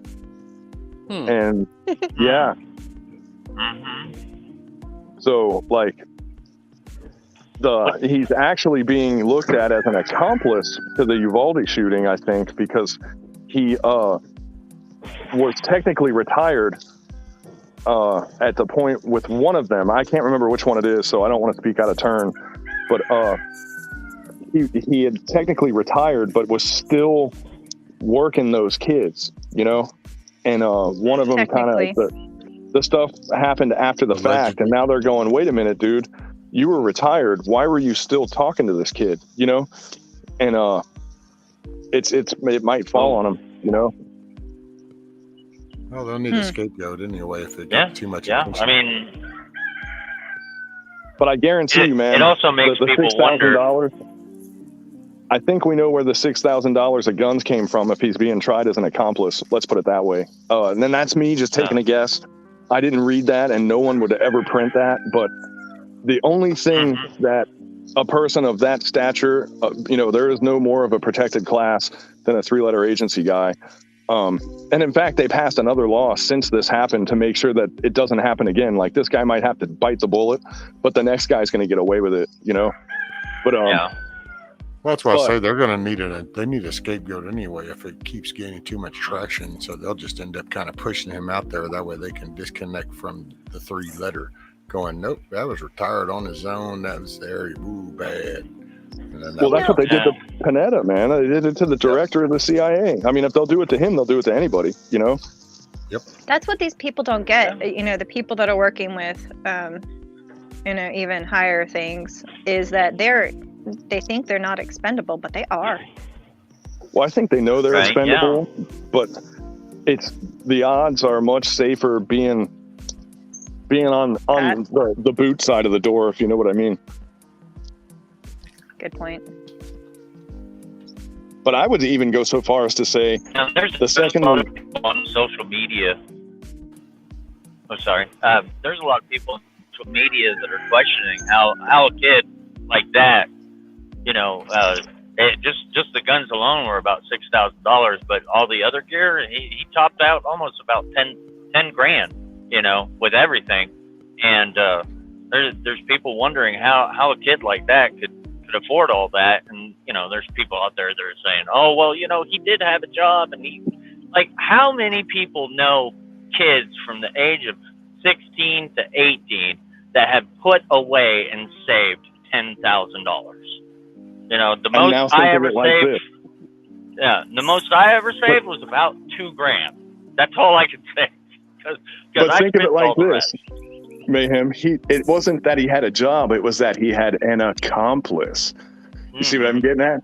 Right. Like, I just know the anchor that they put around that dude's neck to put that guy into the limelight was probably, they were like, did it have to be Daniel Defense, dude? Did you have to buy the most expensive rifle? Why, couldn't you have bought a a Delton $400 AR, and it would have been totally believable. But no, you had to, because he was probably going, well, when it's in the evidence locker, I can sign it out and maybe I can keep it or something. You know what I'm saying? Like the guy was, we got to think like a Fed. Yeah. Hey, T-Girl, Texas is both. We have Texas is constitutional. And we have conceal, so good to go here. What's up, Sage? Yeah, which I'm surprised. Texas took a while to become constitutional. Yeah, I gotta say, it shouldn't even be a thing. It should be just across the board. That just pisses me off. In Florida, we would have had constitutional carry, but instead we decided to pioneer the red flag laws. So we kind of sort of took a different angle on that, but it's still all about freedom. It's just we're on the other side of the coin, Yeah. I bet Dan Crenshaw was jealous of Florida when we were like, not only do we have red flag laws, but when they passed the tyrannical red flag laws across the board, Florida goes, that's nothing compared to what we already have. I know Dan Crenshaw beat himself up in the shower that night going, damn it, they beat me to it, Oh, no. Tulsi Gabbard was probably like, flicking her jelly bean going like, oh my God, Florida, it's got red flag laws. Oh man, that's great. When you said that was actually quite surprising to me because for all of the, all hail DeSantis, be right back. Y'all have that. I mean, I feel like DeSantis is not as DeSantis as you're saying now. Just saying. Well, here's the thing though. It's like, this is with every state, man. You got to take the bad with the good. And I don't know, you got to figure, like, we have a senator in Florida that is probably the most libtard human being in politics. The gun ban that he tried to draft, which is the gun ban that the feds picked up and tried to push for a minute that got shot down, if you remember recently. Mm-hmm. But it was going to make, the firearm, there would be no more sales of firearms, okay? The firearms that you owned, when you died, you had to surrender them to a gun handler that would get them out of the state and sell them somewhere else. So you couldn't have your children inherit your guns, which was all the other bans that ever happened. If there was grandfathered in, like if I had an AR-15 and they were outlawed by the serial numbers and stuff, they'd say, okay, well, that one was okay. And when I die, my son could get it or my daughter or whatever, and then they could have it. And then it generationally could go down. Like the 86 machine gun ban, for example, or whatever. You know what I mean? Well, This one he was like, no, when you're gone, the rifle goes with you and the handgun goes with you. And eventually we'll have a gun-free society and everyone will be happy. And Disney will still be trafficking pedo crimes and, like whatever, man. I don't know. Right. Yeah. Florida's got some problems. Like, right. Yeah. Right. Well, when the government gives up their guns, I'll give up mine. Yeah. I'm on the first policy. Still not. Well, that's exactly my point. They're not going to give up their guns, so I ain't giving up mine. I just want to know, because I got the space for it, but I don't have an anti-aircraft battery in my backyard. And I don't know, man. I got a really good spot for one. That's all I'm saying. But do you have a cannon? Well, what do you think an 88 millimeter flak gun is? Good point. Even though I don't know what that is, I'm sure I could ask my husband. But yeah, ask anybody with a funny mustache; they'll tell you. With a handlebar mustache. A handlebar, or those little square ones. Any funny mustache. If they have a little monocle in their eye and they're not a peanut, ask that guy and he'll tell you all about it. They need to bring back monocles. Just saying. Mm-hmm. Oh man, it would be amusing. Sherlock Holmes pipes, monocles, and the old school greatcoats. Man, I'm telling you that what was that period? The Victorian period of England. They had the coolest clothes, man. Like, dude, I was watching the gang fight in the beginning of Gangs in New York, and I was like, yeah, the fighting's cool, but I just want to be able to dress like that again, Yeah. Instead, they're introducing steampunk. Yeah, it's like they're emulating cool, the stuff. But Yeah. Anytime they weird. emulate something, they take the dumbest parts of it and make it iconic, you know? No. Like, there was enough real stuff to make it cool without having to put gear wheels all over all your stuff, you know? It's like, that gear wheel doesn't do anything. Mm-hmm. Right. But I mean, I gotta say, like, you know, I wanted to hate steampunk, but at the same time, I looked at it and I was like, it's kind of cool looking. I'm not gonna lie. Yeah. Well, you're a girl, and girls have absolutely no natural immunity to steampunk because it has cool dresses and high collar leather stuff and shit. It's like everything a girl likes, it's in it. Like big giant boots, you know, like you can wear a petticoat dress, but big giant biker boots. And like, what girl? You pretty much just snagged every teenage girl in the entire country with those two options, you know? Holy crap. God, don't get me started. My daughter dressed like that. My oldest would wear like frilly skirts, but then she'd have like these combat boots. Like not in a bad way. She was modest, but what would be a bad way? What's the bad way? What even is the bad way? And stuff. Oh, she was a teenager. I'm just wondering how combat boots, you know, not the bad way. It's like, oh, okay. There's a bad way of combat boots. Dumb. It's hilarious. It's like, well, I go to work every day and I drive a police car, but not in a bad way. You know, right? Like, what the hell does that mean? You know? Yeah. Hey, Sage. I like to eat eggs and sausage in the morning, but not in a bad way. What? I'm gonna rage quit. I like to use the truck stop toilet, but not in a bad way. Oh no, I use it in a bad way. An extremely bad way. An extremely bad way. Oh dear, that could be taken so many ways. Yeah, it could. All of the above. Yes, D. The answer is D. All the above. I gotta say, this little Stream Deck thing is kind of cool. It's a hotkey deal. Oh, yeah? Did you say hotkey? Yep. Yeah, those things are pretty cool. You just press a button and it'll do what you want it. Well, I'm not going to make a joke out of that, but I was going to. You should. You should. Totally should. But I think the moment is lost. Just wait, there'll be another. There's always another. There's always another. I was trying to find an icon. Daisy, what? Jeez, leave me alone, girl. Here's some water. There we go.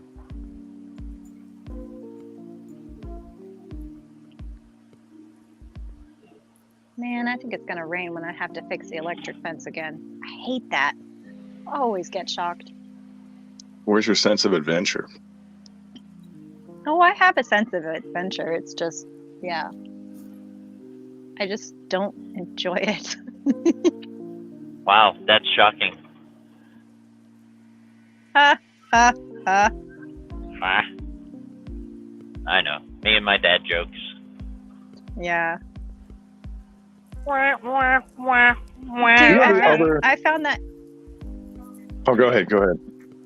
Oh no, what I was gonna say was stupid. Go ahead.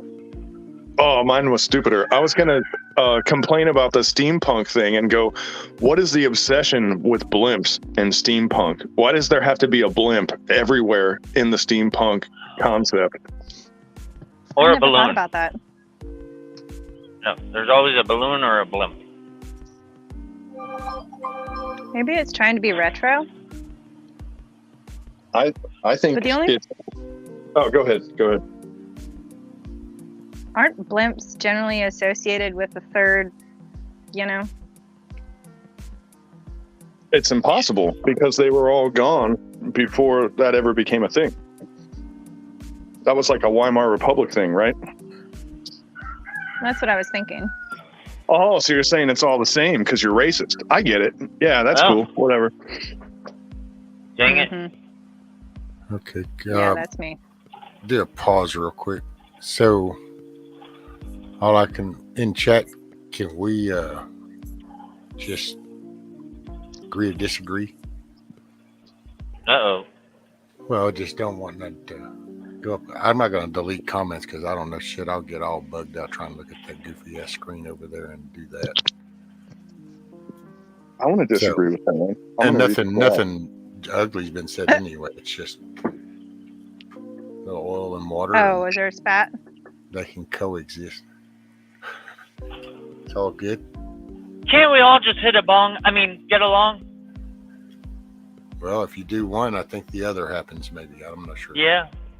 That's why I keep saying they need to federally legalize pot, because everybody would mellow out. I've never met an angry pothead, ever. You know, actually, come to think of it, you're right. I actually have not ever met one that's angry. Nope. Actually, you know, I've met a lot of angry drunks.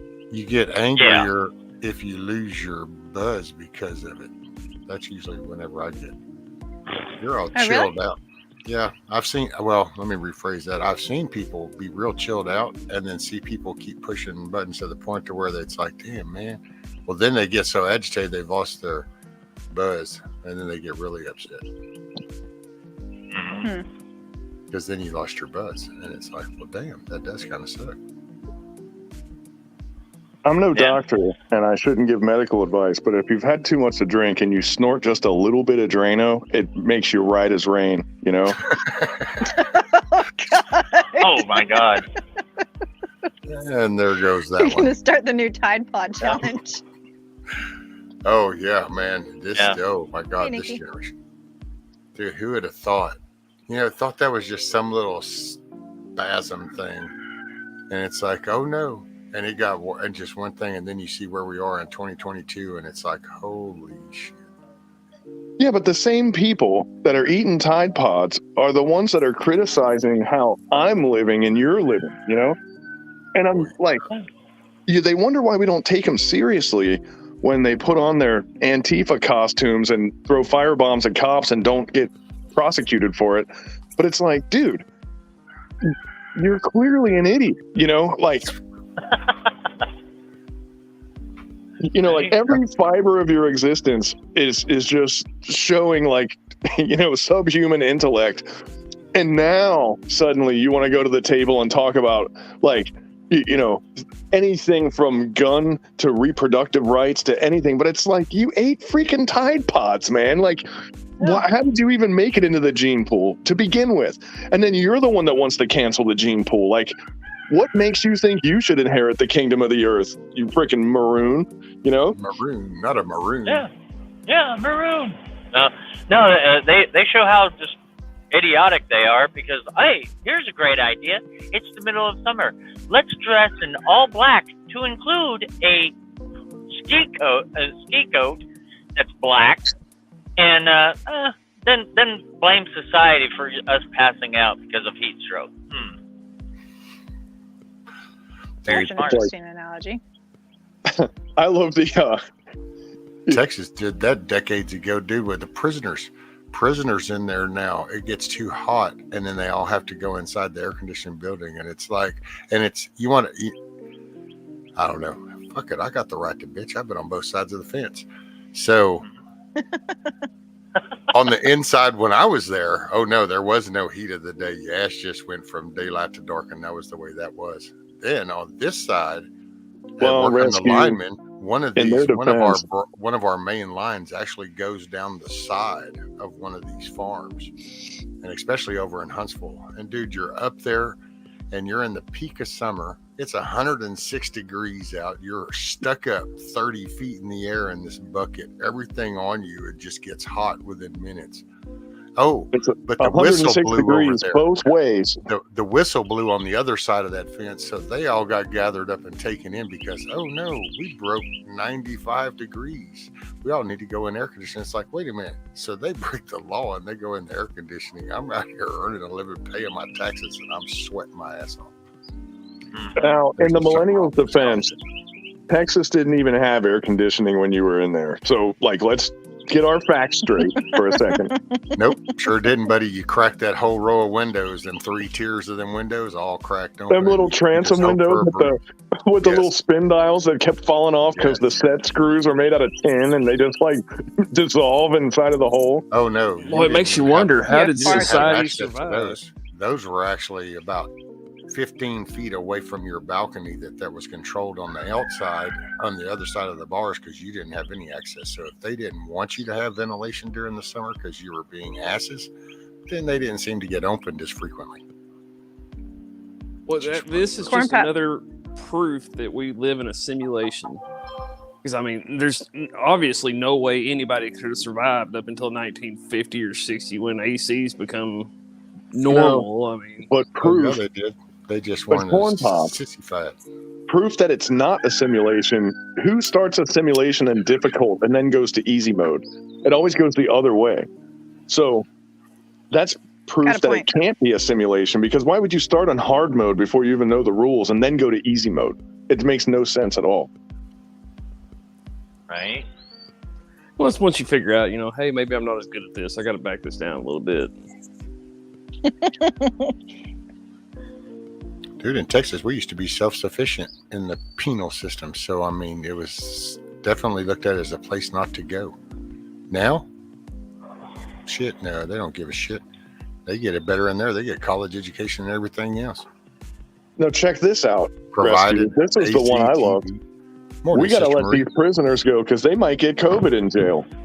And I'm like, oh yeah. Well, why is the whole world wearing a mask right now? I thought COVID was out in the world, and you're letting people out of prison. Wouldn't that be the safest place on earth? Like if there was a them COVID money. They gave locked up people COVID money. When everybody got this little stimulus checks, they got them too. What that shit crazy is that? It's their right as an American. Wow. It's their birthright. It's in the Constitution, bro. Did you ever read it? Isn't it like the 30th Amendment? You know, thou shalt get the stimulus check. Yeah, it's like Chapter B or something. Yeah. So one of John's, George, Ringo, or Paulton, one of them books in the Bible too. Yeah, yeah. See what happens when you get 2 beers in.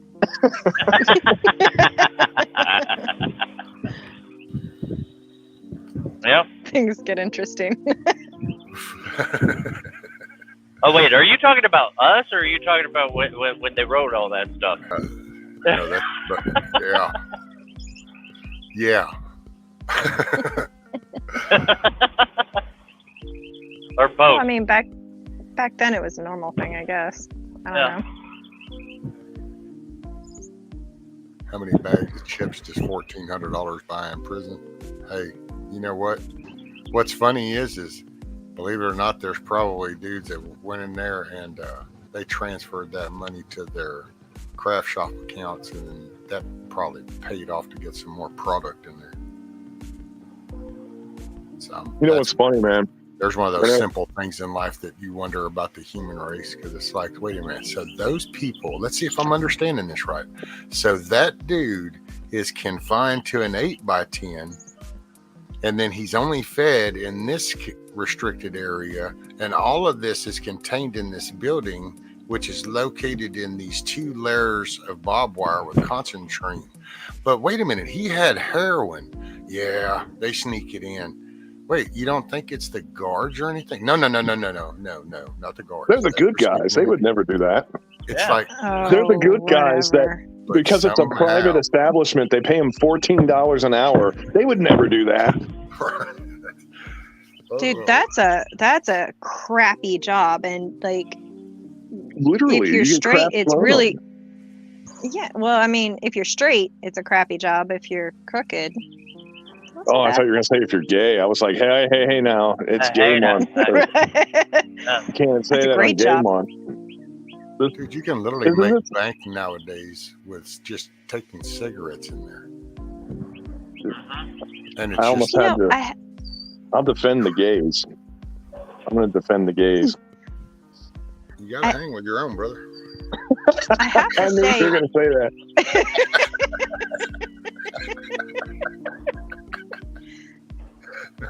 So, like in the Marines, do y'all spoon if it's really cold? The only time I ever spooned another human being in my life that was a dude was in SEER school, because I went to the one in Coronado. Knew it.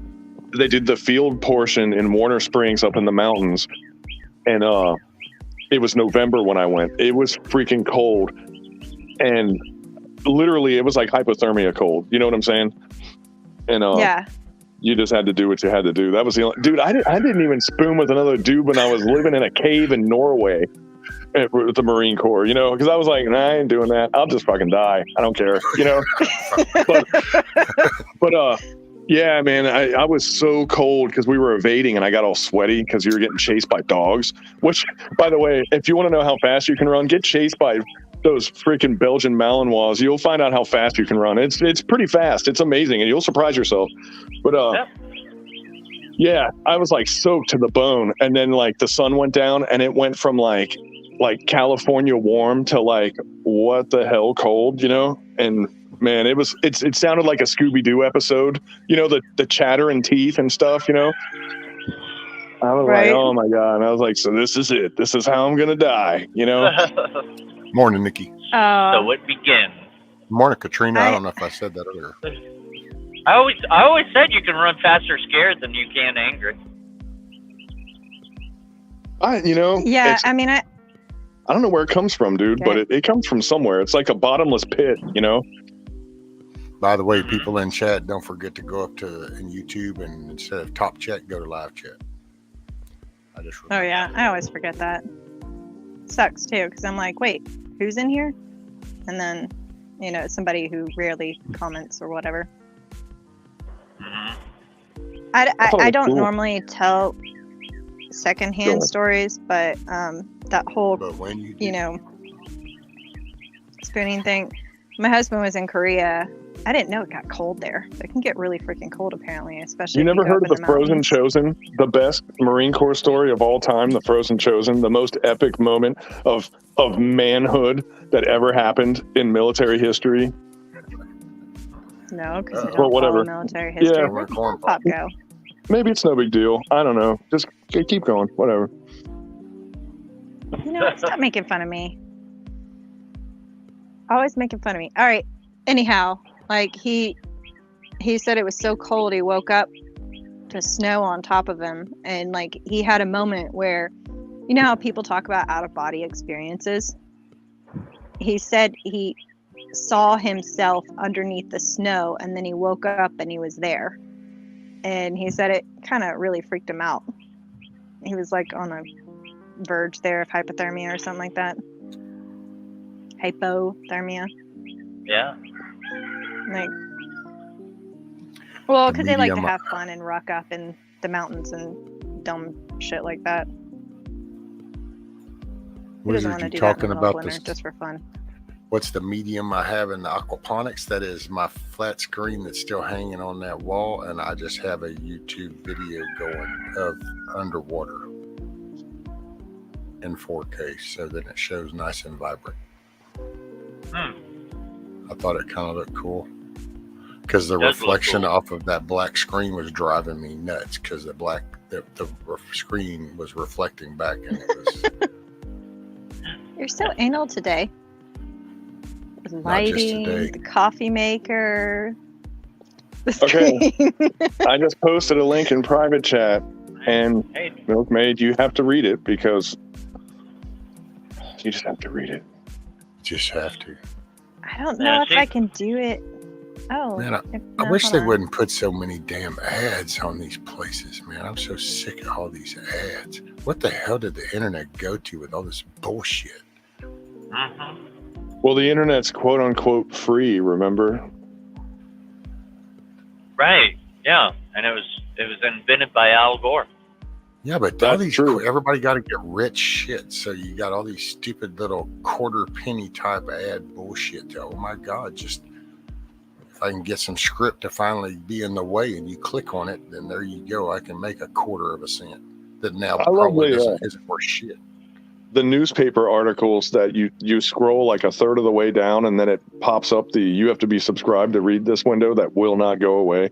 Yeah. So you have to keep clicking on it and Paywall. scrolling a little more, you know, It's kind and of then like screenshot. I will it's like when they screenshot do the the shit. weekly shows. The weekly shows are always timed with that serious event when just that guy's fixing to round that corner, and all of a sudden, nope, we're going to 15 minutes of commercials. Yeah. Oh, yeah. But dude, on those news things, I'll take like 17 screenshots to not pay them to read their news article. You know? Yeah, Epic Times is a bad way. It's like, what, really? Epic Times, man, it's like I love their headlines, love them. And then as I read the story, I'm like, they have no data to back this up. You know, like they got nothing. Like on this one, like sometimes they're better than other times, but I'm like, man, I want to be down with this so bad, but it's like you're not giving me the meat and the potatoes here. Like, I want it to be a slam dunk, you know? And it's like, sources say, and I'm like, there we go. We're done. There we go. I might as well just turn it off, you know? Sources say that the sky is purple.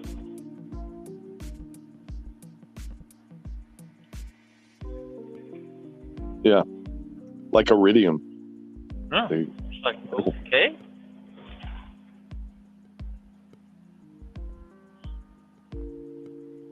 So I ordered a Palmetto State dagger, by the way. It hasn't showed up yet.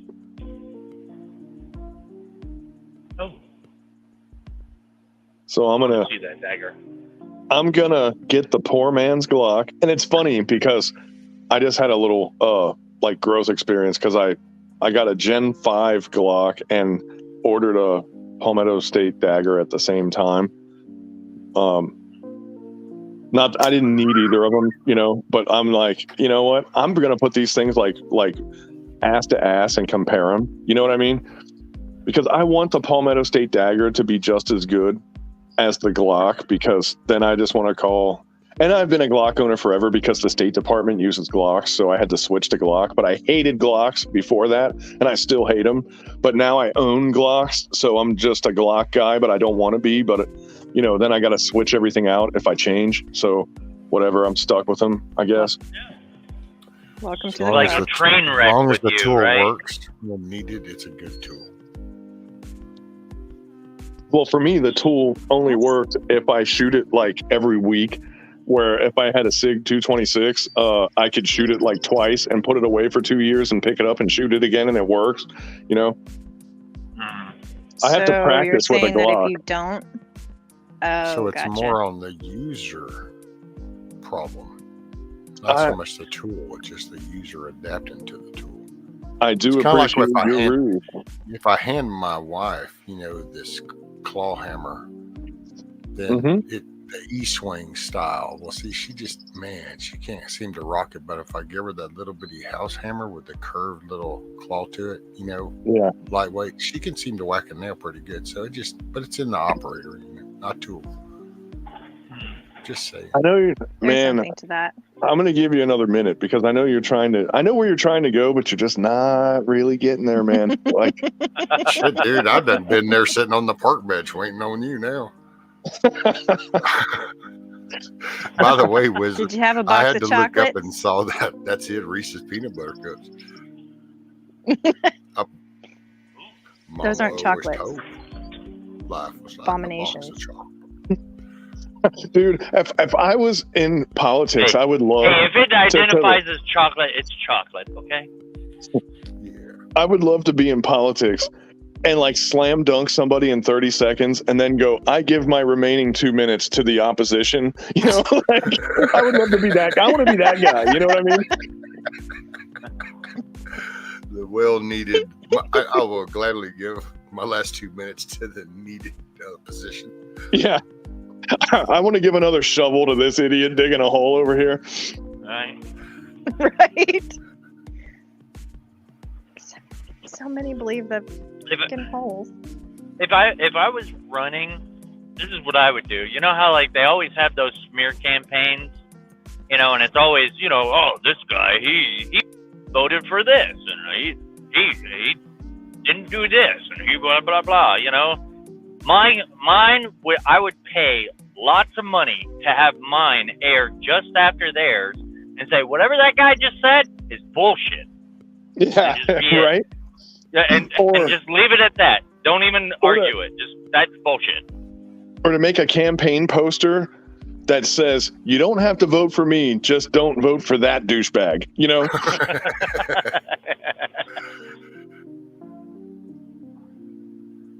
Yeah, it's like with that, I think people would be like, "Hey, I'm gonna vote for that guy because that guy don't play no games." Oh, the best is that Richard Pryor movie where he had to blow like $40 million or something. I forget what it was. Brewster's Millions was the name of the movie, but he had to figure out the best way to waste money, so he ran for office, and his campaign slogan was "Don't vote for me," because he didn't want to win, And he made buttons and shirts and stuff. Yeah. Bugout's wizard said, "Can you ask Bugout what he thinks of the Glock to rifle conversion kit thingy?" The Roni? The Roni wizard. That's the Glock to rifle. The Roni word. I think that's what he's talking about. I gotta choose my words carefully here. The rice or I feel like I have a crystal ball. So with the Roni, the new ones, they're functional. There is a new platform that's out. I saw at the gun show that's way better though. So I'm gonna find out what that thing's called and I'll let you know. But as far as the Ronis go, the newer ones, they got the little forearm brace thing on them, and they had to change a couple other things. The first generation one, which is technically illegal because there was a couple of things that a couple laws got passed since the first one came out, and you can't own the first one anymore. But if you can find the first one, at the bottom of a lake somewhere, that's the one you want, man. Those are sweet. But yeah, there's a new one that's out now, and man, that thing is, it's not as it doesn't encompass the pistol inside of it, But then there's yet another one. It's an AR platform, and it encases the gun like the Roni does, but it looks kind of like an AR, and the pistol goes in the front of it, and it feeds through a magwell. It looks like a 9mm AR, but a Glock goes inside of it. And that one, I've yet to even physically see that one, But right. I do have a bit of experience with the Roni and the micro Roni, and those are actually pretty cool.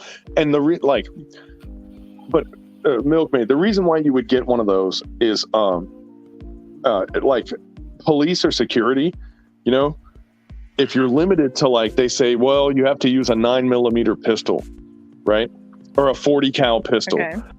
Well, you have a 40 cal pistol in your holster, but you can take another 40 cal pistol, put it into that adapter conversion, put a red dot on it, treat it like a PDW, like a personal defense weapon class, pistol caliber carbine size thing. You know what I mean?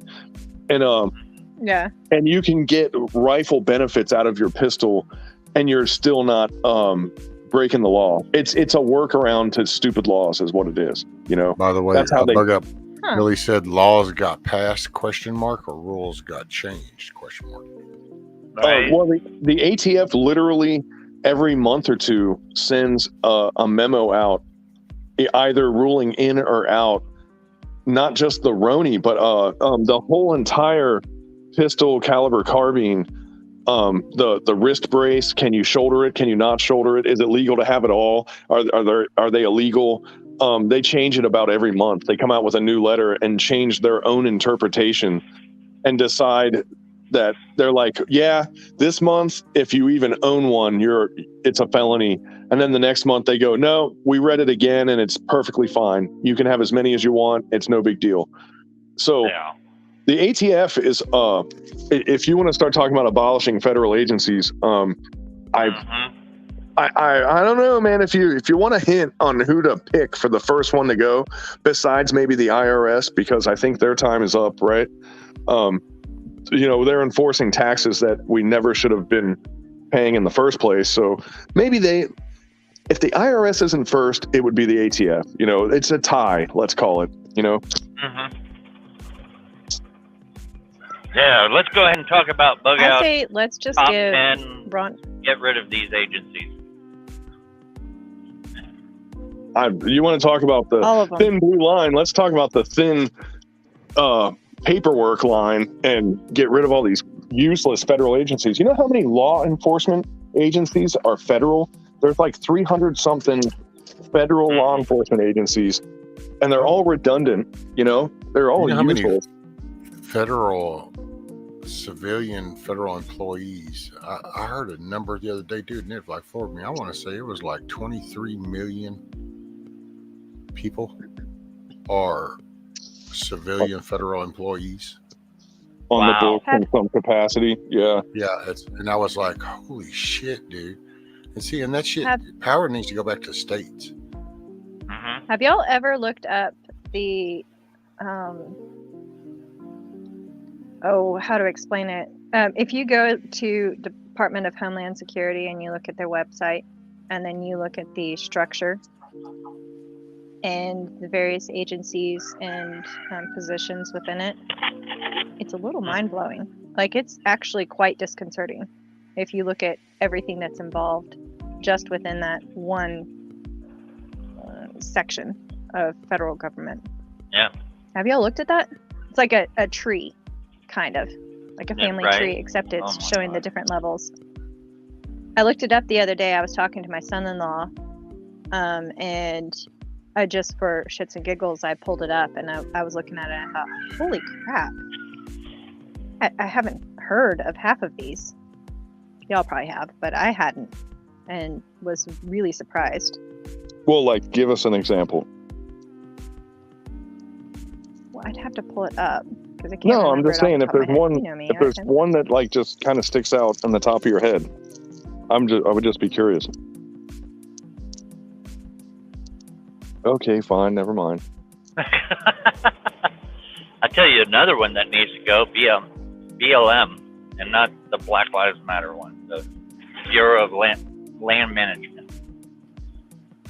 Well, they really showed their ass with that Bundy Ranch thing, because there was a mutual agreement between the federal government and the ranchers, because the cattle grazing that land was beneficial to the federal government, because it actually was like a positive thing for the land, and then they decided like, no, you can't do this. And I don't know, man, it's like, you might want to do your homework. Cows, yeah. Because you put it on this land, because yesterday it was okay for you to do that, but today we're like, no, so now we're going to kidnap your cows. But the joke's on them, because we just shot them all with a global warming gun and they're all dead anyway. So, like, we win. We're the good guys, Yeah, global warming just killed 3,000 cattle, man. It's crazy out there. That shit comes down like a meteorite and just blasted 3,000 cows. They were right in between the two burning chicken production factories, Like, have you ever heard of monkey wrench? Have you ever heard of what a monkey wrench is, or have you ever heard that term? Yeah. Yeah.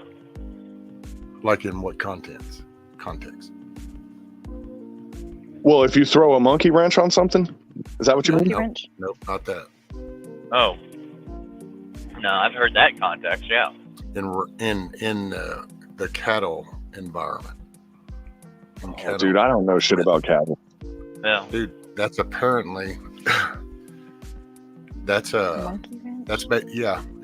kind of like the cattle ranch Antifa bunch.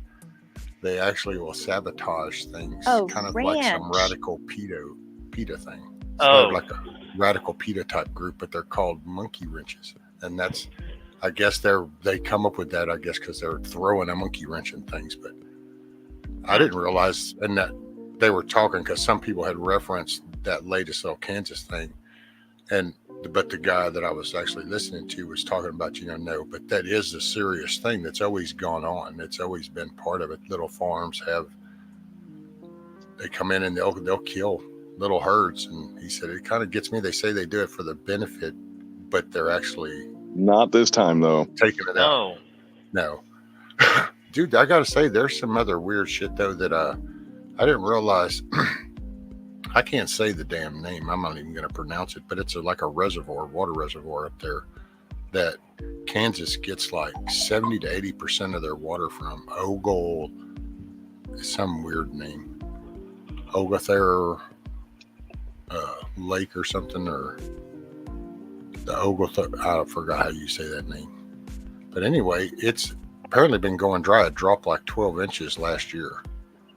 And apparently back in 18, we had drones flying over it. And apparently Homeland Security's Department of Homeland's already been part of something there. Well, some people think because there's actually water tables for certain towns that get their town water from that. And there's already like an expiration date now when there is not going to be any more water. Oh, wait. Are you thinking of Havasu? Nope. Because I know Lake Havasu is like, it's like several feet down, and they're actually sending investigators out because they keep finding barrels and they all have bodies in them from the mafia. And because it's the lowest it's been in like, 100 years or whatever. And they're finding all kinds of stuff. They're finding old boats, obviously, that sank or whatever. But like, they're finding all these bodies, and there's like active teams there recovering bodies that are in like oil drums.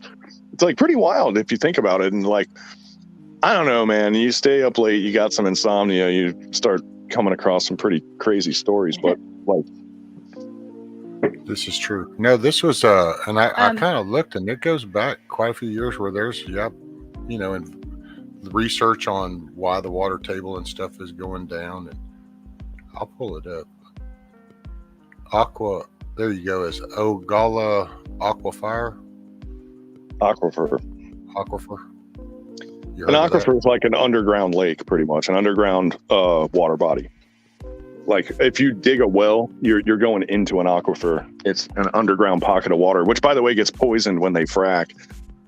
That's why all the environmentalist types are against fracking, because it can poison those aquifers, and then people that run on wells can pull up contaminated water. We lost milkmaid. The shitter net struck again. The shitter net. Shitter net won. Yeah. I'm back. I tried. Hey, I put a link for that organizational chart. I can't put it in the regular chat, but I could put it in the private chat. But what the hell is the privacy office is what I want to know. I don't know. And like they say, anytime a government has secrets, there's no government. I put a link to that one article I was reading made on. It's a website called cattlerange.com, and they kind of talk about different stuff with cattle, but that's where I kind of led there with the whole Kansas thing. And I didn't realize that it's like that aquifer provides 70 to 80% of water used by Kansas in each day. Are you sure it wasn't Aquaman? Because I know who that is. Well, yeah, but see, you can't read. Remember, that's what you said, because you're in Florida. You can't read. Yeah, remember, because he's in Florida. Duh. Yeah. Surrounded by floor idiots. Yeah, you won't be allowed to say that once Nancy Pelosi finishes moving here. So take advantage of that while you can. It'll be a hate crime soon. She's just got to prove the point then. Right. Yeah. Remove all doubt. Go to this address. A hate crime to make fun of Florida the second she gets that last box here, and her and her drunk husband officially live here. Oh God. Yeah, you're gonna have to watch out for him on the roads. Oh no. He's just gonna be preaching to the choir, I mean that's where all the Mr. Pelosi's end up in the entire world, by the way. It's not just the entitled rich white former liberal types that come here and drive drunk. It's all the European and South American and all your rich elites from everywhere that have no eyesight that need radio keratotomy surgery, and they all just come out here and get all drunk and just drive around and wreck into migrant workers on bicycles and keep driving, and they never get prosecuted. It's crazy how that works. So this brings up an important point. Have you gotten your new brush guard yet? No, I haven't. You better get that quick, man. Especially with Nancy Pelosi and her husband coming down there, because. Well, but you know what? Once you get it, you don't call it a brush guard. You call it a Pelosi guard. Yeah. Well, Is those his things name work, Pelosi man. too? Those things work. I know that much. Yeah. It's Paul Pelosi, I think, was his name. I don't know. Well, Nancy Pelosi's just as drunk as he is, man. Like, watch half of her clips. But she they has have a bar. Paid driver, so, But they have a bar there, and in between all that government crap that they do, they go to this bar and get sloshed. And that's why when Nancy Pelosi sounds drunk, when she comes up to the microphone and starts slurring her speech and stuff, it's because she's drunk. She's just like, her blood is like 0.9% gin. You know what I mean? They have a gin bucket in the back. By the way, everybody in chat, that's the article that I was talking about that talks about that deal. So that's why I put that link out there. All right. Yeah, I pulled that up to read later. It just makes you kind of, and I got to say, insurance plays a big part, because if you look at the cost of some feed, and you've got to, because that's what those lots are for. That was the feed lots, so that's the prime target for that. It wasn't just graze type stuff, so that was feed. Well, that's cost. Okay. So, and this is a big point of mine, is that the way that we've done agriculture for the last 50 some odd, probably longer than that, years, is that we have literally shot ourselves in the foot. And we've done that because our population has grown, and we've found quote unquote more efficient ways, but they're not sustainable. They're not resilient. None of that stuff. And we have just shot ourselves in the foot. We were begging for this. We were begging for food shortages and challenges with water and agriculture and livestock and all of that stuff because of the way that we've done stuff. And I'll get off my soapbox. It pisses me off, though. It really does, because we've created this problem for ourselves. Well, but when you say that, like, what do you mean? Like, how do we do this to ourselves? Like, the way that we do cattle is not natural.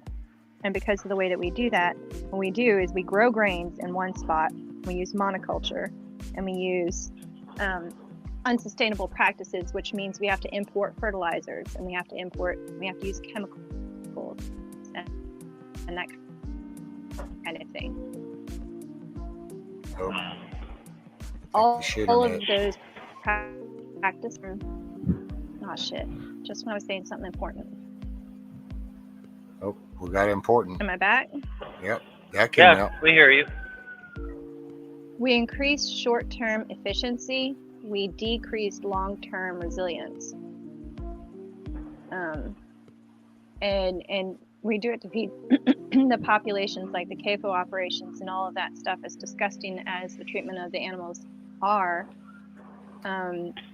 We did that because that fed more people for a shorter in a shorter amount of time and at a smaller price. And the frustrating thing is that we've put ourselves in a hole with all of that stuff. And now we're going. Domo arigato, Mr. Roboto. Domo. Domo. Yeah, she's a little robotic there. There she is. There you are. Well, she was. Hold on, let me clear out. Oh, you know what it is? Your FBI agent is like, oh no, she's talking about this. Press the button. Press the button. She just said, hold on, let me clear all these people out off my Wi-Fi. So I mean, there. Dude, the second I start talking about, and it's weird because there's things that, like, you know, if you've ever had a security clearance, there are things that you're really not allowed to talk about. And every time I get into a gray area where I'm like, man, I am kind of getting close to something that I can't say, my internet goes out every time. And I swear that there's like that my personal NSA agent is like, oh, no, you didn't, and just hits the button and just like ban jams me. Right? Yeah. Well, I mean, I've got a couple of people in my family with the clearances, you know, and yeah, but it's strange. Every time I talk about agriculture, I don't know, kind of weird. Well, you know, a funny part about clearances, though, like you get that clearance, oh man, what's it called? That opinionated clearance bias, you know, where like if you hadn't heard of it, it must not be important. You know what I mean? Right. Oh, Yeah. my daughter does this all the time. It drives me insane. We'll start talking about some stuff, and she obviously can't talk about it. But then she looks at me and she shakes her head in like this like demeaning fashion, and I'm like, "You're freaking 19 years old, and you're like, but the best, something." The best foot and mouth of I didn't get this part of the brief of the security clearance yet was when Obama called Russia. Okay, with everything we know now, when he was looking at Mitt Romney, and Mitt Romney said, I think our biggest potential threat is Russia in 2008. And he said, well, 1985 called and they want their foreign policy back. Russia's the JV team. Well, I want Obama to get on this live stream and explain that shit to me right now. You know what I mean? Like, dude, what do you mean by that, bro? Like, come on. Like, just let's have it out. Like, exactly what about Russia being the JV team who's about to nuke our asses because, you know, we keep encroaching on their shit in Syria? And like, yeah, let's go ahead and talk about that a little bit, because it will be, I'll tell you, man, the silver lining, the second we get nuked by Russia, I'm just going to laugh and go, so now can we admit that Obama's a dumbass? You know, can we say it yet? You know, like, no. Damn, you mean we had to wait till then? I know, man, and I can't make fun of him because it's June and he's the first gay president, and I shouldn't be making fun of him right now. So Michael's going to get mad. You believe something? Yeah. Don't let Michael hear you talk like that. Yeah, don't offend Michael. Watch. See, my shitter net is not happening now, and I'm not talking about food. That should tell you guys something. That YouTube's trying to save us. They're trying to save us from extreme gardening. thoughts. Yeah. Extreme gardening, extreme milking. Yeah. Right. You're a radical. Right? That whole radical farmer. That whole Michael Obama situation. When she's in a dress and she's got her back turned, you're like, oh man, Barry likes it kind of big down there. And then she turns around and you're like, oh my God, Barry likes it big down there. You know? Yeah. Oh my gosh. It's for catching Barry likes it big. I mean, I'll be Somebody honest, like, forgot I to wrap entertain it in those thoughts, place. and I'm like, eh.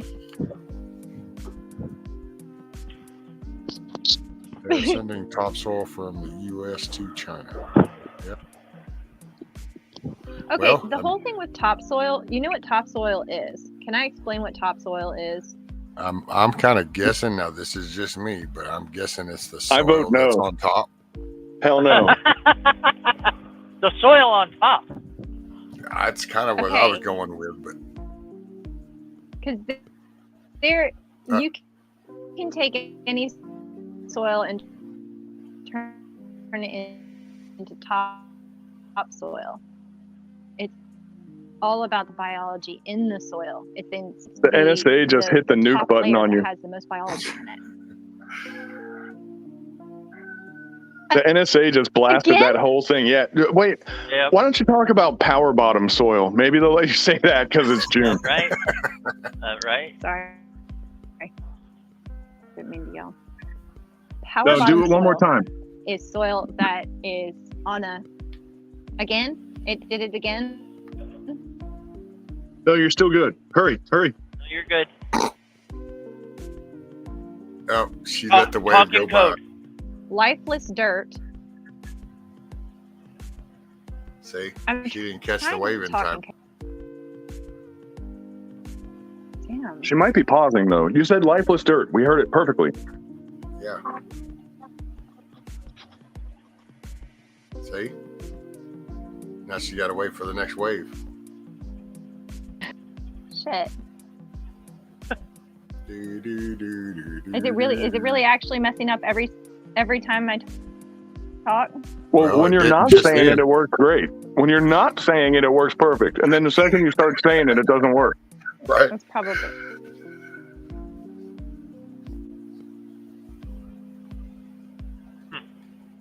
Sucks. And if I didn't have to, I wouldn't use it. No more. Yeah, it's definitely messing with you right now. So tell me how close I am. Soil, dirt is not alive. It is a collection of remnant-based carbon-type molecules. Yeah, you can grow stuff in it, but it's not ideal. Your plants can take nutrients from it, but topsoil has a biome, and it's actually like a living organism almost. And it encourages or discourages certain growths, and that's what really makes your plants thrive. Am I close? Very. Very. Very, very close. Okay. Did you hear See, very? yes, we heard very. I love how they Okay. didn't throttle him. Yeah, your gut. Really? I don't know. Damn. Really? Can I swear? Because it always works Oh. when I swear. Sure. Go right ahead. You gonna just say fucking internet or Can what? Your fucking root system is a fucking intestine externally, and it needs a gut biome, and your gut biome is in the soil, and that actually do all the transfer of nutrients, etc., from those things that are already in the soil. Did I get through that entire thing? Yes, you did. Wow, that was awesome. So you're saying just regular dirt is the patriarchy Okay, but I that's didn't holding really- the... What? No, we heard it. No, I was going I to have a delay say now. regular dirt is the patriarchy that's holding topsoil down, right? Pretty much. We need to feminize it. Feminize it? I'm joking. We need some rugged soil. You need to take That's that our rugged problem. soil and Maybe soften it. our soil's even having a problem identifying. There you go. Well, bug out, he summed it up. I mean, for the most part. Topsoil, if it's shipped away, eventually the soil underneath it can become topsoil. It's just the biology. That's why it's so important for people to understand that, which we can finally understand, but people confuse terms and come up with really weird stuff that doesn't have anything to do with the actual science behind it all. Well, you can use dirt and then actually transform into topsoil, right? Yeah, if you look up Elaine Ingram, she's incredible explaining that whole entire process. And it also has to do with fungi, too. Those are incredible. They're super highways. They transport things. It's incredible. And they work with different bacteria and all of that stuff to transport water. They'll transport, I think, even electrons. I'm not entirely sure. It's really interesting science. It also climbs. It'll basically defy gravity. It can take water to places. It'll make water go the opposite direction that gravity pushes it. Well, when we were talking about the cows and the endophytes and the fescue grass, that's exactly what it does. It's a symbiotic relationship with the grass. It just doesn't work very well on cows that are in the heat. So basically, I do what think there's she's more to saying the cow is thing. the movie Avatar was pretty correct. No shit. Seriously though, Yep. if you look at that, like the way that worked, it's very similar to fungi. hmm It was crazy to me when I was watching that. Of course, it had all these weird things in it too, but that struck me. By the way, the things in your body that that will do that whole gravity defying thing. I learned this in mortuary affairs school. If you come across the scene of a dead body and liquid is flowing up the wall, that means it's a bloodborne pathogen, and you want to not be there, pretty much. Really? Right. Yeah. You know, Go ahead. I was going to say, in one of our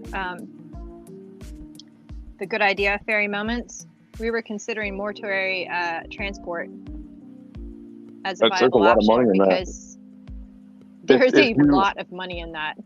Well, you have to be in a county that doesn't have it, you know? So, like, Yeah. it really, like, I was perfectly trained. I was perfectly set up to be a guy that does that. But the county that I lived in a major city, and they already had all that. Like, the city actually paid for all that stuff. So they were like, yeah, like, we don't need you, you know? Well, when we were Go ahead. when we were looking into it, like there were people that would travel hours, and my husband called this one guy who had a business that way. It's hard to find people that are willing to do that, but actually he was talking to me. He's like, dude, you set up a business, you call me, I'm gonna hook you up, because I can't with the fuel prices and stuff like that, even back then. It's actually a really good business if somebody's looking for a side job or feels entrepreneurial in the necro world. When I was doing that stuff, not scared of that. it was in Richmond, and they only had 2 guys that did it. So, which means they only had one. Yeah, the Richmond area, there was one guy, you know. So there were 2 guys, but there was only one guy ever that was working at the time. You know what I mean?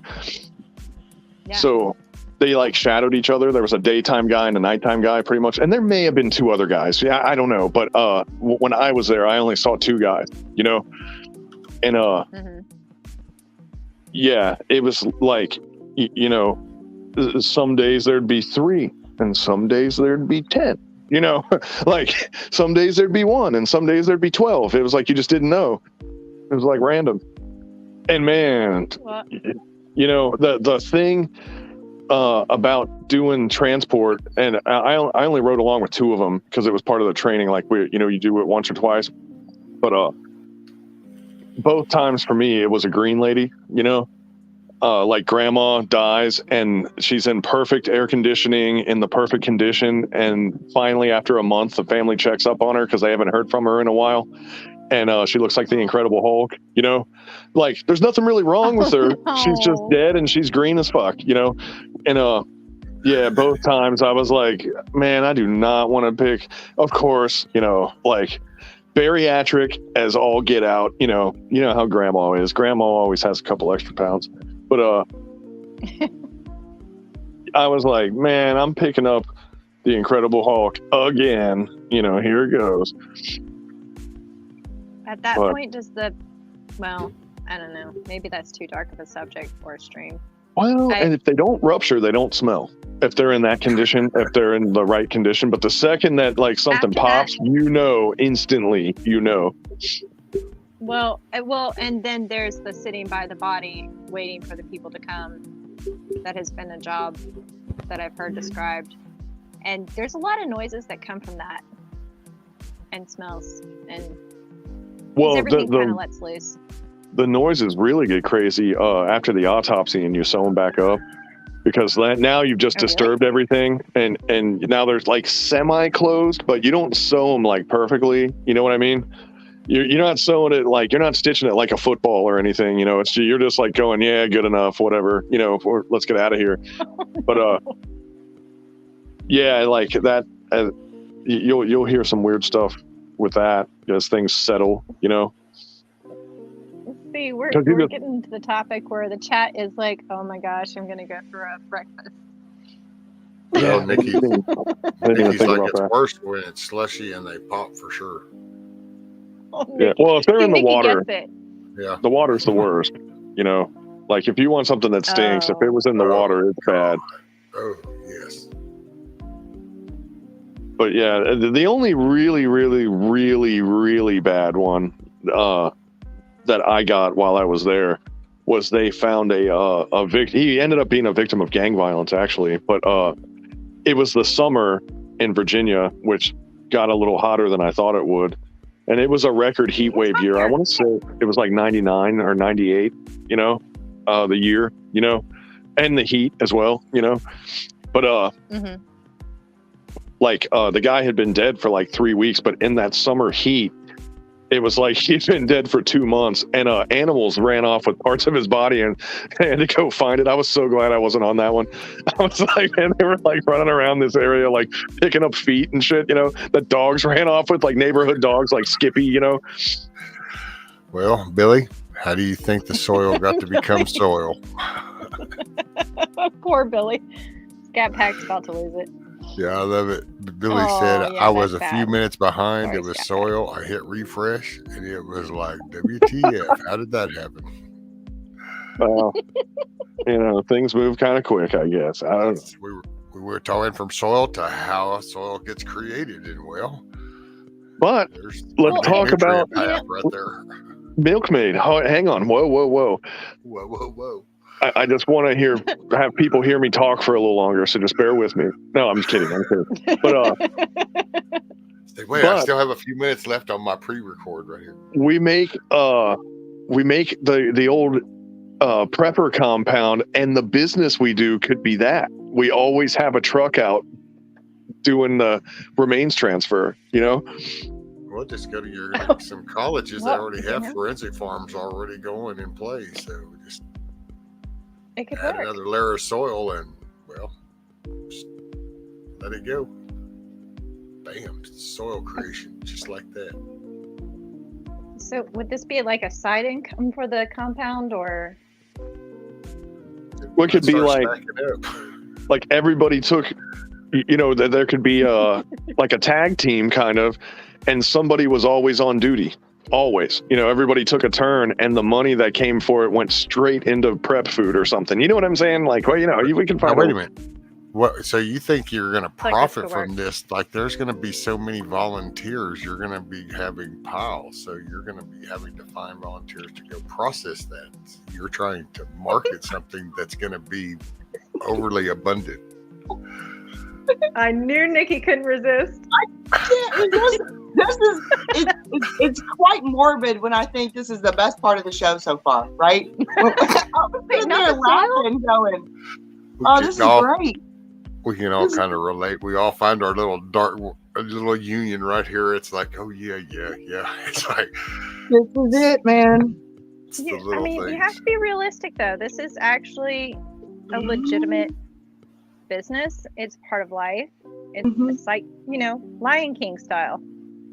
Actually, we could have 2 trucks going at all times. We could have a remains truck and a prisoner transport truck, because they're always short on those too.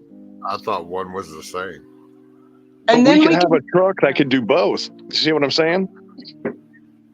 That's true. And you know, in that community, we totally have to have a crew dedicated to composting, right? And then we can sell, you know, the fertilizer back to other people outside the community. Because, you know, you can keep the bodies. Compost everything. Talk about building soil. That's some shit. Nutrient enriched. Although, I mean, we should be careful, I suppose. I love it. well, what I was going to say is, you know, when you get your ashes from Skippy, the dog, from the vet, like they literally put like 15 animals in there, torch them up, and they just scoop pieces out and just throw them in little urns. And there's a bunch of stuff left over. Aww. And they just get rid of that stuff. But that's basically ash that's like perfect for your for your carbon additives, you know? Damn, Miss Yeah. Greta. Well, welcome, Miss Greta. Morning. Greta said, "You are keeping me company while canning glazed carrots. I have spent the last 33 years of my life on a farm." And by the way, morning, Grumpy. Hey, Greta. Wow, well, why isn't she up here telling us how to do it? That's like, hello, I am expert status, and I'm listening to you idiots trying to talk about like. You notice how she said, "You're keeping me company." That was just. It's like, yeah, See, that's yeah, hardcore y'all are lady getting right there. This is entertaining. Y'all are getting there. I like listening to the kids talk about it. It's like, Yeah, that's what I love. She said, Like- "Correct me if I am wrong, but I believe if Wisconsin passed a law that bodies can be composted." Oh. Yeah, so one of those states did. They did. But Miss Greta's doing the thing that I always have to do when I go out to the bar and a guy starts talking about the military and they're like, if I would have joined, I would have been a sniper. And I'm like, of course you would have. You know, like, bless your heart. Yeah, man. They all say Right, that. right.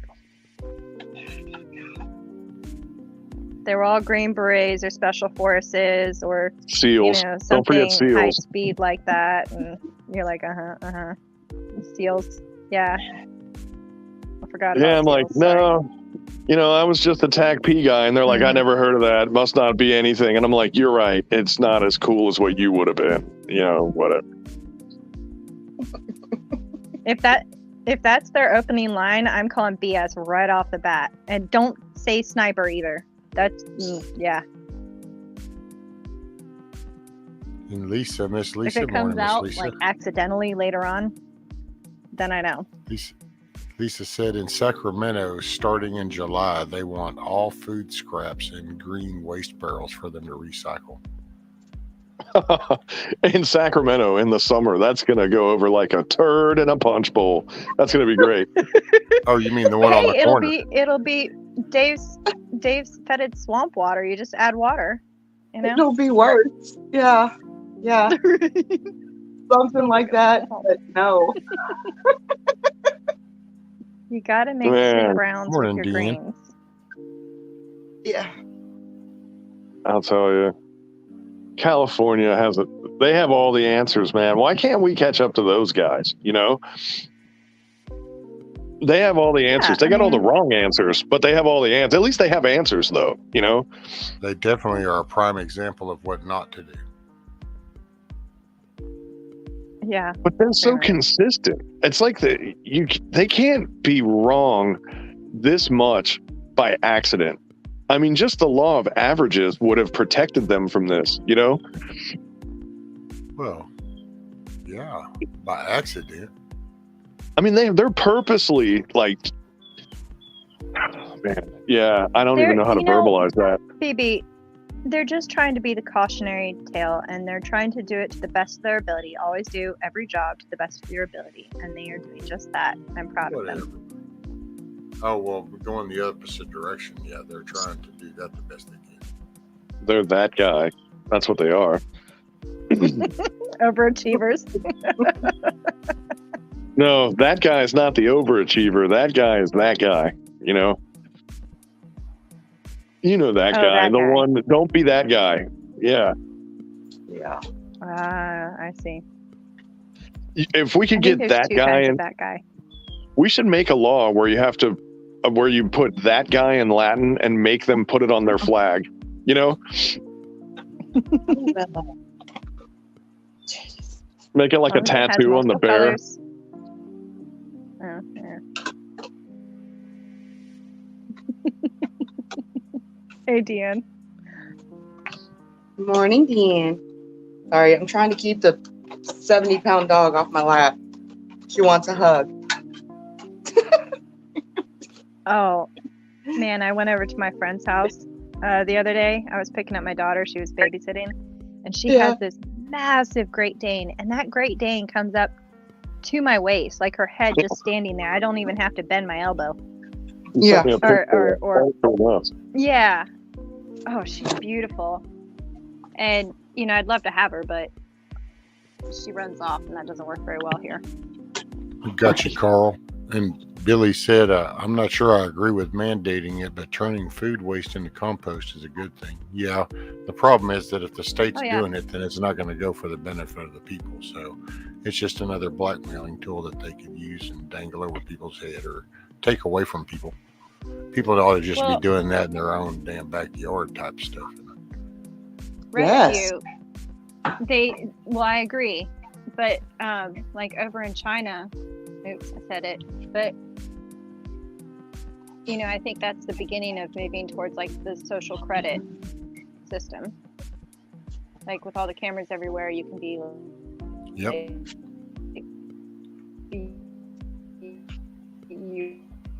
You're breaking it. Marks.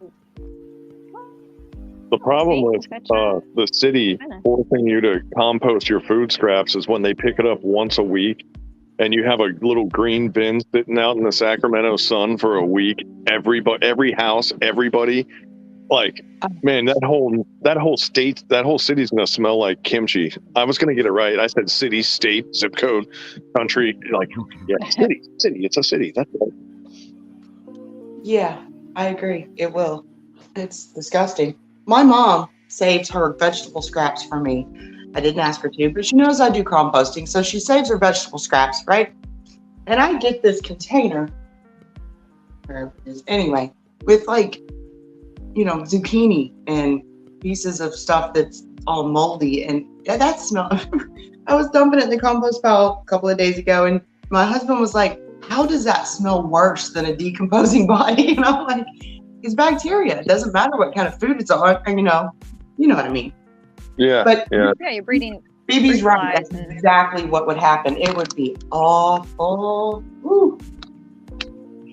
It just adds to the ambiance of the city. Yeah. Well, it's California. Hi, Bill. Hi, Nikki. What's up, Bug Out Rescue?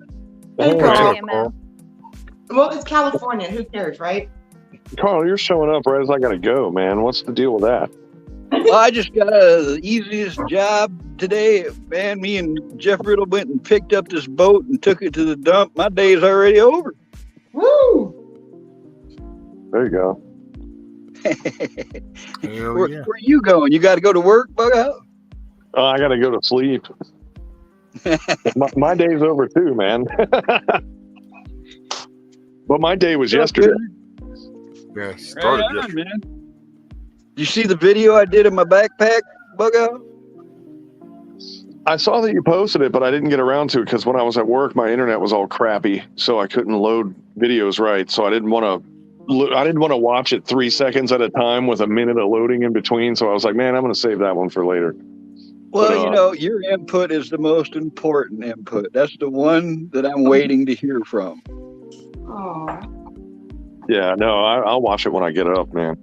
I know. I'm not rushing you. Take your time. I just now get it done. Hey, Billy. I love that picture that you had out there. That was great, man. You were like, the only thing I would have changed on that Alice Pack photo that you had was on the right strap. I wouldn't have put anything because if you're shouldering a rifle or whatever, you know what I mean. Yeah, I know what you mean. That's why you can take that cord out and then it flattens right out on the right. Oh, there you go. Yeah. It's just one of those old school grenade pouches. I just sewed that right onto the strap. So if you take the cord out, it's flat. I got you. But nice of you to notice that detail, though. I mean, because not many people would have thought of that. That's the kind of input that I want. One sec. Let me get to Billy Bestlaw says, I agree with all this, just saying we should encourage people to compost. This goes back to the unsustainable farming we talked about earlier. And that's true, Billy, because resistance is meaningless without resilience. I heard a good little phrase and a good adaptation of that. I like that. Resistance I like that a lot. Is useless without resilience. So, and the plain English version is, and then what? Well, we're going to compost. Well, and then what? We're going to grow food. Because, the city that I came from before this, they had recycle bins and everybody would recycle. They would take like 3% of that and put it in their recycling center, but it could only take so much traffic. All the rest of it, they would dump in the landfill with everything else. So most of your recycle that you thought you were diligently saving just got thrown in the trash anyway, you know? Yeah, it was a scam. Or sent to a large Asian nation. I've heard Yeah. that as well. Well, and What was there it, was a lot of Denmark? money, a lot of federal money went off into those little EPA funded programs to. Hey, meanwhile, Recycle. Denmark's buying everyone's trash because they have those power plants that run on garbage, like the car from Back to the Future, you know? Right. I'll be right back. Hold the Y'all fort got for any 2 of that minutes. garbage? Y'all got more of that refuse? I'll take some. Give me another barge of that stuff. Man, that's anyway, actually guys, kinda I gotta go, man. I have to go to sleep. Sorry to be a party pooper, Right. but I gotta go. Carl, man, it was good. It was good talking to you for 15 seconds anyway. Right. Nikki, it was Sleep good well. seeing you. You too. So where before you go, where's this cult of bug out going to be? This compound that we were talking about. Right? I Oh, was we interested. figure it out, man. Oh, Wait, who decided he was the leader? that's all milk Just in it. saying. I vote milkmaid. Just saying. I thought we were just gonna buy some of the shittier cheap lots out by Hutch's compound that he's gonna build. Pull Like me first, right?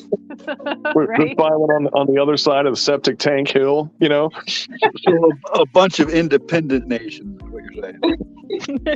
Yeah, I mean we can make our own too. I don't care, man. I was like, we need to start figuring something out though. Yeah, it's really sucks that we're so far apart. Some of us, anyway. Right? Yeah.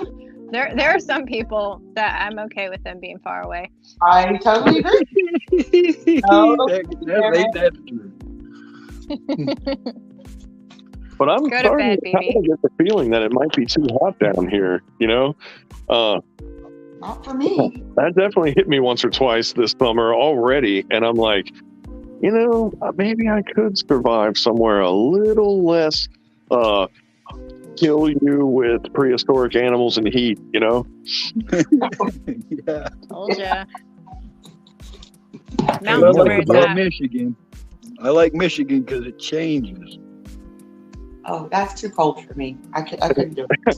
Yeah, but it changes from broke to broke with non-functioning water pipes, you know? Morning, Diana. You get used to it. You know, showering with a snowdrift you get used to it. You get big chunks of zinc in your cup of water. No big deal. That's fine. You can melt that down, make a beer can out of it. Improvise, adapt, and overcome. That's it.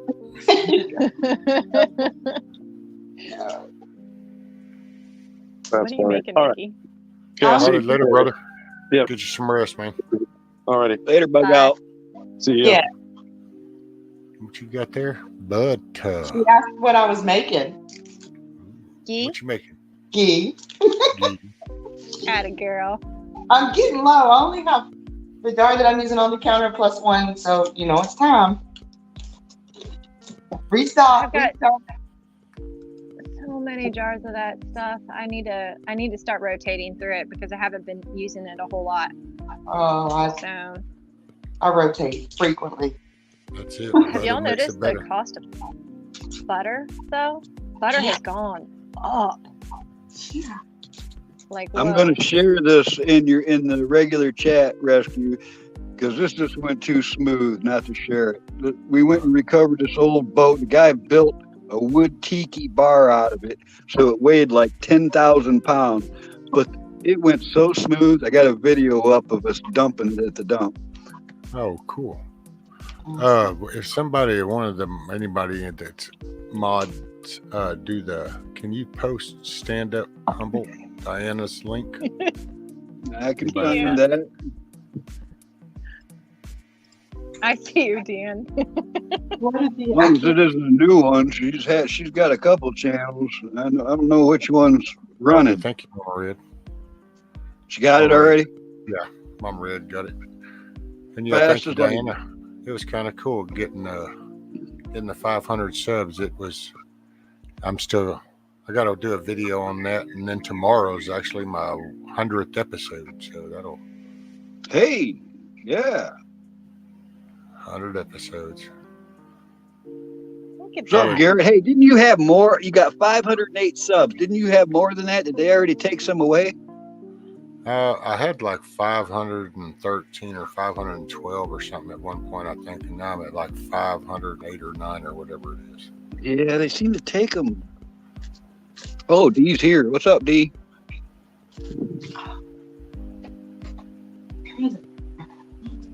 Oh, Billy. I can't see y'all. Yeah, I gotta say, Diana, I mean, it's been a lot of work, but it's not really work, though. It's been like therapy. I started this out just solely for my benefit and just trying to, matter of fact, Ron is the one that talked me into it. So started doing this, just kind of meeting people, and it's been pretty cool. 6 months into this now. 100 Wow, episodes. has it been that long? Yeah, it was right there. Matter of fact, right before he passed was like the first one. I think I read my poem or something. I was like, well, I don't know. Let me see how this goes. So I just read a poem that I had written a long time ago. What are you going to do? That's what you're going to read the poem for your 100th show? Oh, I don't know. I guess I could. Yeah. I could redo that. Yep. Got to do something for that 100th show. That's quite an accomplishment, actually. Well, I was going to show up. The consistency. I'm just picking. Yeah, I wish I was like with Mayhem and good with all that shit and mix and make these little videos and crap. Well, the impressive part is that you haven't been taken down after that 100 shows, you know? Oh, it's funny too, because Yeah. actually a while ago I got an email that they have released the copyright violation they had on episode 11. Nice. For whatever good that is, who gives a shit? But it's like, oh yeah, okay, cool. So what does that mean? I can monetize? Nope, can't monetize. So who gives a shit? I don't want to. Yeah, I made the decision early on that I wasn't going to monetize because honestly, I started mine as a dare. Like Hutch dared me, and I was like, okay, fine, whatever. And I was a little embarrassed, so I didn't tell my family, so they still don't know. But like, Morning, Hit Gil. I wanted it to just be about like teaching or sharing or messing around, goofing off, that kind of thing. Morning, Rich. Morning, Navy Vet. Great. Same here, sort of. I only started mine to do the canning thing with y'all. Right. Yeah, I wasn't here to do any monetizing. If I was going to monetize, I think I'd start a different channel and do it for my sewing and the gear and stuff, and then just keep that just for that, you know? Yeah. Yeah, exactly. Like have it make a point or something like that. But honestly, YouTube, unless you're like really big, you're really actually not making any money. And to me, I don't know. I'm busy enough as it is, you know. Right. Hey, morning, Buffer. And then you have to Thank kiss you. Oh, no, people's butts. It's Milkmaid's that's got to be rooster. Milkmaid's rooster, yeah. Say what? Dee was Diane. asking whose rooster she was hearing. Yeah. Oh Yeah, yeah, that's my rooster. Milkmaid's rooster's a I should probably badass. name him. Normally, I caught it's a little bit of it where you were saying you really liked that rooster. Yeah, Yep. I do. Like, I've heard of good roosters. I had yet to have one, but this one actually seems like he's a good dude. Like, he really actually seems to care about his ladies and Yeah. protective. Yeah, I have one of those finally. I had to call them all the rest of them out, but Little Red, Right. he's pretty good. I like It's him. hard to find. I might name this guy. I mean, I can name things and then still do what I need to do later on at the end. But Yep. I used to think I couldn't, but I can. think if I ever wanted to do anything like that, I'd just create a little website and then just direct people there and then do just little videos here. I don't know. I subscribe. I do the little sub thing with YouTube because I have for I don't know. I think going over a decade or better. Just because I didn't want to listen to the commercials. But I'm just not. I don't know. It's hard to talk about because I don't want to offend nobody, but the monetization feels like I'm actually helping them make money. And it's bad enough I subscribe, but I don't want to sit there and, I don't know. Hick Gal just mentioned something that I think's, screwed up, because let's say I did start a channel to monetize about gear or sewing or something. I think that the commercials should at least be in that realm. It should be on survival equipment or fish, something that's going to match that. Nobody wants to see a car ad when they're there to watch something else. The commercials should match the content. Well, that's their encouragement to get the subscription. If you get a sub, see if you'll sign that up for the premium thing, well, then you don't watch any of that. But then they don't have to worry about making that money off of the marketing that they're selling off to people, because you don't have to see the ad. They're still making money. Here's the crazy thing. You get commercials even if you're not monetized. Mm-hmm. I have them. I do. I seen them. I was watching my channel on somebody else's. It doesn't show them on mine when I watch my videos that I've got commercials. But doggone, I clicked on one of my own on my own videos, and there was a commercial. I was like, "What?" Yeah. No, it's the user. And if the user is not subbed, if they're not a paid subscriber of YouTube, then you're going to see the marketing ads on anybody's video for whatever. If you go back and watch this live stream, I bet you somewhere along the way, it probably starts playing commercials if you're not subscribed or paying sub to YouTube, because that's their money. That's their trade-off. If you'll pay the monthly sub, then we won't make you watch these goofy little ads that make us our little money. But if you're not going to pay for our sub, then everything you watch is going to have some kind of marketing to it. Hey, blackmail's effective. That's it. I didn't want to do it. See, I didn't like the interruptions on the music, because that's all I ever did with YouTube was just listen to playlists. And I didn't want the commercials, so that's the only reason I ever subbed to them. And then it wasn't until, does anybody else notice the timing of the interruption of a video where it's like right at the crucial point of the video and they throw a commercial in? Yes, so annoying. No, I don't see any commercials. My wife does. I see. She actually gets flustered sometimes because hers is just a regular sub. I have that premium shit. Yeah, they tricked me on YouTube, man. They asked me if I wanted to try a premium, and I said no, and they gave it to me anyways. So now I'm on this premium trial run. I'm going to end it as soon as I can. They don't even give you the option to end it. Oh wow, that's messed up. Are you sure? Yeah. They should have some way for you.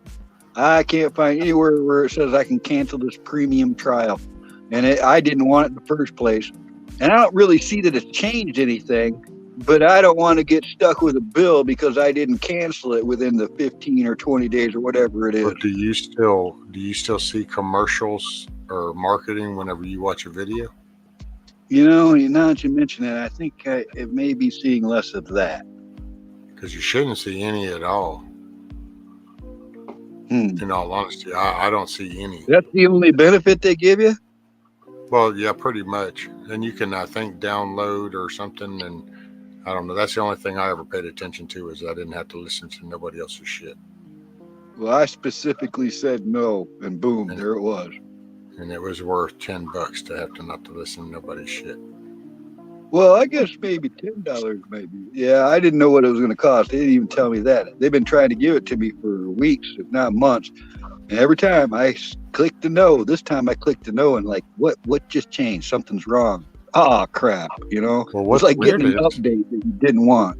What's weird is you got it without any way for them to charge you after your trial's over. There's no, because usually that's how It those is weird. temp trials go.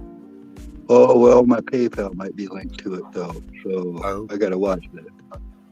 You know, I wish we had that option in real life. I'd pay $10 a month not listening to anybody's shit. Right?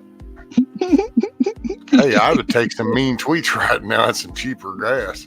No, I'd take all the mean tweets throw at me right now to not listen to anybody's shit.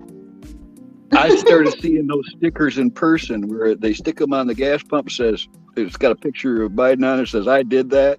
I've seen some of those in real life now. Right. Oh, yeah, I've seen them. And then I've seen the scraped off ones and then another one placed on top of it. And then the scraped off one and another one placed on top of it. It's it's great. We're at war. Yeah. Weirdest war ever. Mm-hmm. Yep. Hey, what's Up up, here. Navy I need to Vet? get this fence done. I would encourage anybody here listening to check out Navy Vet's content. Been laying down some good stuff. Hey, morning, TT1. What's up, buddy? Oh, yeah?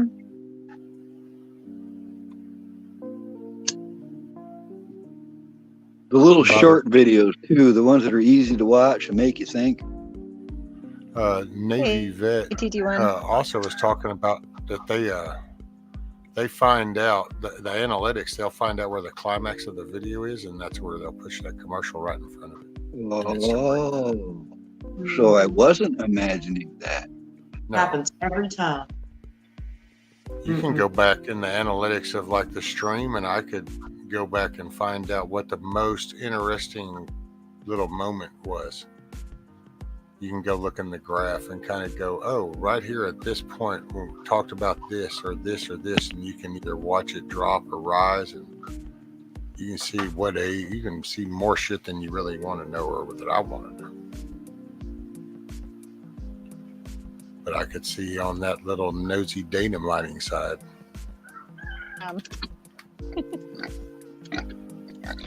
I'll show you guys why I have to go here. There you go, Lisa. I dropped Navy Vet's Hold link. on. There goes the shitter net. Your rubber band and milkmaid. Let's see if I can do it. She's flipping camera. This is yard. There we go, going full screen. I hear the pig. That must be the pig that's in her yard. She's got to go repair a fence. Look, it's making bacon. Yeah. Oh. She's my sow. She has babies. She's a good girl. She'll just follow me around. Making bacon. Oh yeah, that definitely sounded like a dog. like her little tongue. Did you raise it with dogs? Does she think does it think it's a dog? No, she's just really friendly. But But yeah, I actually do have to go. Her little tongue. Yeah, I've seen them where they raise the pigs with dogs, and the pig grows up thinking it's a dog. Look at her tongue hanging out. So cute. Yeah. So cute. Yeah, she's a good girl. But I'm not worried about her running off, but she's I like it because it's camouflage. anyhow. Yeah, I like she's got it a cool because that's pattern. a big old slab of bacon later. You can't eat She bacon, makes can the you? bacon. Like if you I've been doing it real diced up every now and then. That pizza screwed you up, huh? Well, I think it was she'll flop with the it. paste or the peppers. Dang. I need to get her back in. But anyways, yeah. Oh, she's gonna That bump is me. cool, Melanie. Thank you so much. Yeah, I appreciate seeing the wildlife. Well, kind of like livestock-ish, but yeah. I need to actually go and run this bottom line because that's what it is. The top line of the fence, I've got nice and hot now, but I need to run lead lines down to the bottom, which is going to take me probably all day. but so she can stay in the field, not in the yard. Well, I noticed she had like a little sweater leaf, long sleeve on, so I take it it's not like 100 degrees there yet. Right. It's not too bad right now. The humidity isn't too bad. It was brutal last week, man, and the week before that. But right now, I got to take advantage of the cooler weather. It almost got to 100 here. That's saying something. I mean, it was 97 degrees in Michigan. That's August weather. Mm-hmm. It was 100. Yeah. It was 100 here. Here too. A couple of days. Mm-hmm. I think it's supposed to. And it's only June. I can't even imagine what July and August is going to be like here. Oh yeah, it's going to be 101 today. Mm-hmm. That's why I'm inside making ghee. Right. Holy shit! Well, Friday, Saturday, and Sunday is Thursday, Friday, Saturday, and Sunday is 101, 103, 104, and 104. Yay! It's 66 degrees here, but it's been raining all day. No, it's 88 here. Excuse me. Hey, before I go, Billy said, "Are Kuni worth it?" Because that's the breed she is, with the turned up nose like that. They take longer to finish. I haven't finished one yet though, so I can't really tell you, but they barely eat any feed compared to your feeder hogs, and they can graze. So they get kind of fat off of there, and they're probably more of a lard pig, like a American guinea hog. But I think if you don't have to feed them a whole lot, and they take longer, in the long run, they'll be worth it. You just got to get started with it. And that lard is very important, or could be. Exactly. What do you notice that it likes eating, grass-fed. Milkmaid? What do you notice outside that it likes eating? Is it the clover? I saw you had some clover there, but what is it you see it eating the most outside?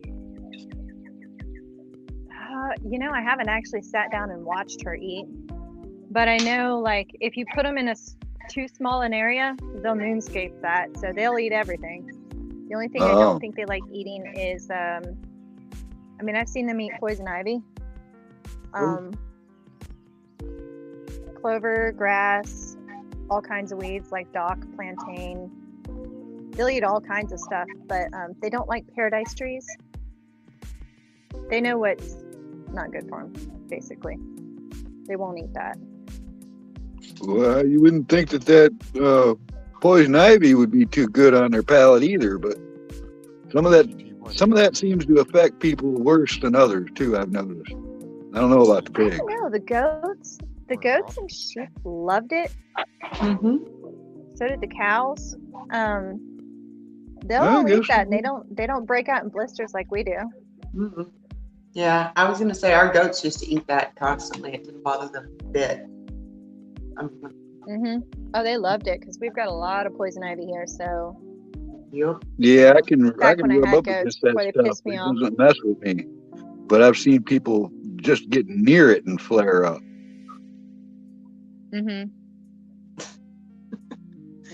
I've had the worst case of poison ivy ever. I think it's getting better though. The older I get, the less I get it. So I'm not sure what's up with that. But when I was a kid, I couldn't go anywhere near it. Well, it's like clear motor oil, if you think about it. The Urushiol or whatever it's called. There's some good videos online, but it's like motor oil that you can't see. And if it sets on your skin for like an hour to 8 hours without you washing it off, then the reaction starts occurring. Right. It doesn't happen right away. And if you get that salve oil on your clothes, I do know for a fact it will stay there. Oof. If your dog rolls, You don't want to breathe the smoke when you're burning it either. Oh no, yeah. Some people, they don't realize that, but that's really bad. You can end up in a hospital. I don't burn. I've got this tree that I need to cut down, and it's got like a 6-inch vine. Like it's the biggest poison ivy vine I've ever seen. Yeah. And I'm like, well, we can't burn that. Like that needs to just go down the bank and decompose. But jewel weed, though, if you guys have ever heard of that, JEWEL weed, Yep. that stuff is amazing for the rash and stuff, and even to counteract it before you even get it. And it grows generally in kind of wet areas along creeks and stuff. I collect that every year and make a tea. And then Navy vet, that nice poison sumac is giving regular staghorn sumac such a bad rap. You know, regular staghorn sumac with the red velvet covered berries. That's Indian lemonade. That's free freaking lemonade. love it. Super high and vitamin C. It's wonderful, isn't it, Milkmaid? You can add honey to it and make it sweeter, whatever. But people are so scared of it because they've heard of the poison sumac, which is white berries. It looks completely different, but it's giving all sumac a bad rap. Don't they have a different leaf structure as well? Yeah, they do, but you know, the most definite way to tell is poison sumac has white berries, and it doesn't look anything like the red, staghorn. Yeah, the red berries are really good. I mean, make like a It lemonade. is, isn't it? And it's free. It's everywhere, man. This stuff grows everywhere. And it's good for you. Oh yeah. Mama Red had said we Very need good you young people to educate your friends and age groups. So thank you and keep it up, Garrett. That's it. We need more young people. That's the future. Yeah, I'll be dead and gone by the time people are starting to rebuild things. So You're only 29 years old. How are you going to be dead and gone, Samantha, no, I turned 40 this I don't year. believe what you're telling me. I've seen more pictures of you. You look way younger. Is it farm life? I'm just thinking it's the camera because, dude, I got some wrinkles, man. Carl said, I do not believe the words that are coming out your mouth. And I don't eat sugar. The only sugar I consume is pretty much in like beer or wine or something. That's probably the real deal right there. That's probably it.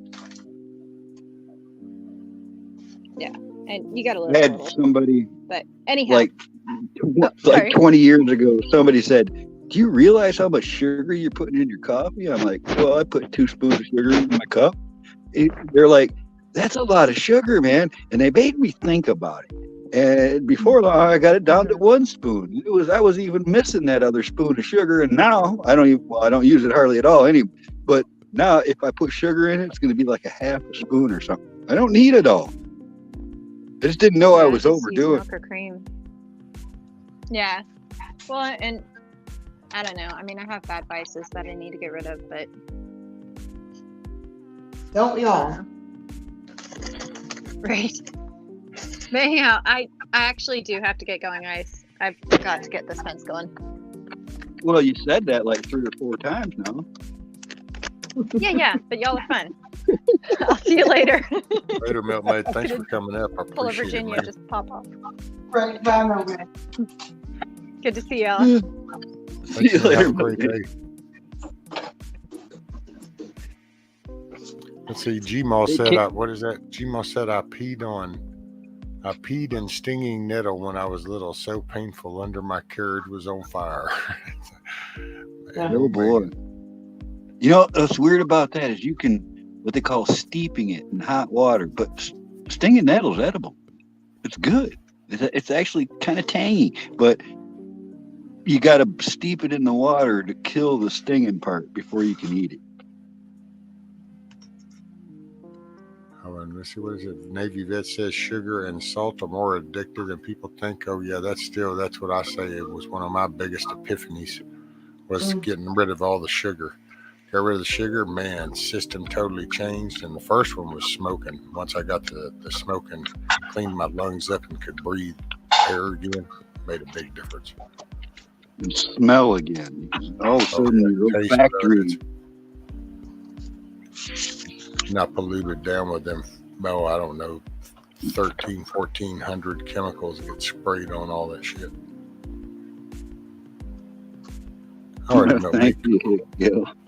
I don't know what happened here too, Rescue. I had some weird stuff going. I cannot get on a panel by clicking on a link or StreamYard link in a chat. If I do, I get up there. I hear echoes so bad I can't hear what's going on. But if somebody sends it to me like you did, I can get on with no echo.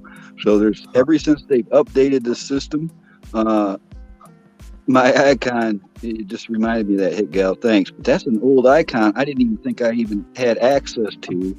My truck just disappeared. All right, is that the on icon. Your phone, or is that on a tablet or your laptop? I've only ever used the phone ever to get on. It's the only device I've ever, because I don't have a microphone or a camera on my PC. I watch on the PC because I can see the chat better and, grab links and throw it up there real quick and stuff like that. But when I'm talking to you or I'm on a panel, I'm up on my phone. But the thing is I noticed before when I would click on the link in the chat, you could be quiet until I got backstage. I wouldn't hear what you guys were talking about for like a minute or two until I got backstage. Now, the moment I hit the link, I can still hear what's going on panel. So there's like something else playing it. So when I jump onto the StreamYard, now I'm getting the echo. There's something doubling up there, and I can't find it anywhere. Bonnie doesn't know what it was. I've asked a few of the techie ones, and I can't. Monty said what he had to do was he gets onto the stream or onto the YouTube video, mutes that, then goes and hits the link in the chat. Mm-hmm. I don't know because I don't do it on my phone. I have done it, but not here lately. It's been a while since I've done StreamYard on my phone. I did this my tablet. I tried it out yesterday talking to Zach for a little bit, but just backstage and stuff. But I hadn't done it on the phone. Real quick, Bougie, yeah, I really did. My breathing, sleeping. Man, I had no idea with the sleeping. It wasn't until later, and it was kind of like, wow. And then my wife noticed going, yeah, you don't toss and churn, and you're not doing that. And it was like, oh, wow. Matter of fact, if there was, unfortunately, I live in Texas, and some things are just not accepted in Texas. But if some things were accepted on the flower level, then I would be all for a vape version of that, too. I just not doing this marketing bullshit because they keep using additives. I don't need all that shit. Matter of fact, that's why some can of butter would be nice. We used to make that in the 70s. I remember taking all the shake and the seeds and the stems and stuff, and we'd boil it in a big pot, and we'd scoop the froth. As it frothed up, we'd scoop that off and put it in a little margarine container, and as it cooled, it would solidify, and it looked and tasted just like butter. Yeah. Oh, well, Virginia made some here, buddy, and then turned around and made some can of butter peanut butter cookies with it. And I just know from a visual that those were some good cookies. I know they looked good, and I know that later for her, they sounded good. So right. I would go for that one. See, if we live closer, I'm scooping all the fat that's coming up off the top, and we could trade. I mean, I don't do the can of anything, but I'd give you all my froth. Bougie, you're trying so hard. I know. Well, I mean, and I don't, I just got my own personal take on things, so I don't put anything. Hawkeye was a person, I just told him my experience, and it seemed to help him. But vaping, if you have a shop around you, I would go talk to them first and find somebody that actually is talking to you about the reason, positives and stuff. And if you don't find that, I'd go to another shop. But if you could find a shop, that does help, because to me it helps clean out a lot of the crap out of your lungs at the same time of shifting your habit. But then that's why I still tote it, because I still have the thinking. If I get to thinking, or I'll sit here and I do it no different than I would a cigarette, because I got that mental habit still there. But the nicotine part's gone. Most of the stuff I do is just for a flavor. I call it like a little dessert. I get shit. It's hard to quit something that you enjoy. Matter of fact, like that strawberry kiwi, and this one is blueberry and lemon. So I just, oh yeah, hell, whenever I quit smoking, I had been smoking for 40 years. easy. Maybe Hawk was remote said he talked to Hawk, or somebody said they talked to Hawk just the day before. He's doing all right. Just I guess it's internet issues and the changing of his shoulder surgery. Oh, I didn't hear about that part. Oh yeah, dude, he fell. You've seen how he's done those little tours of the restaurant, and so how in that bottom is the part of that whole water, the power plant, and got the big pits and stuff. Well, they were. Oh, you're talking about Hawkeye. I'm talking about the other Hawk. Oh, okay. Yeah, I was talking about Call Me Hawkeye. Oh, Right. Bougie, I'm not saying that. I'm just saying that was my opinion. To me, because when I started vaping, I'd go in there and I could take a nice hot shower. I'd get that steam in there, and it would kind of get some of that phlegm out. And after a couple of weeks, that shit stopped, and my taste buds started coming back to me. And so, I don't know. You just take it for what it's worth. That's all I can do. Is I was a smoker for right at 40 years, and I stopped. And I stopped whenever I tried the little e-cigs. I tried the Nicorette gum. I tried the patch stuff. I just didn't. Tried cutting back. It was this, because then I could finally get rid of this shit and out of my system, and then kind of recognize, because to me, to be honest, a lot of it was knowing exactly what I had done to my body, feeling the difference now. Then I couldn't intentionally do that shit to myself again. It was like, okay, I would have to be real narcissistic to myself, knowing what I did to myself to do it again. Dang, read Tracy's comment. Morning all, I quit smoking the last time, and it felt like I was withdrawn from dope. Took 3 or 4 days on my bed, clenching my fist. Oh, well, yeah, that might be. See, now I wasn't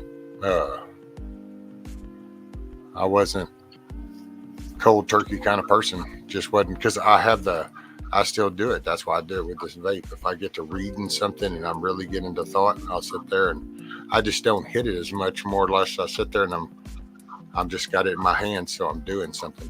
It's a mental thing. It's no different than people that sit there and tap a pencil with their finger, or bounce their leg. It's just everybody's got their little twitch. You stop smoking, that was a twitch, but you get the shit out your body. And I know that, man, it was like purging the crap out. It is purging, and it's getting all the toxicity out of you. And you're right about those commercial cigarettes. People underestimate the value of rolling your own. They've got over 100 chemicals in some of the cigarettes out there, besides the non-burning thing where it goes out if you put it down or whatever. They had a list. I think it was Philip Morris. There was 125 chemicals in tobacco as additives. But there's other companies that don't do that. And the pipe tobacco in the bags is 100% no additives. You could save yourself just by going to that. Might be more work, but it's a lot cheaper too.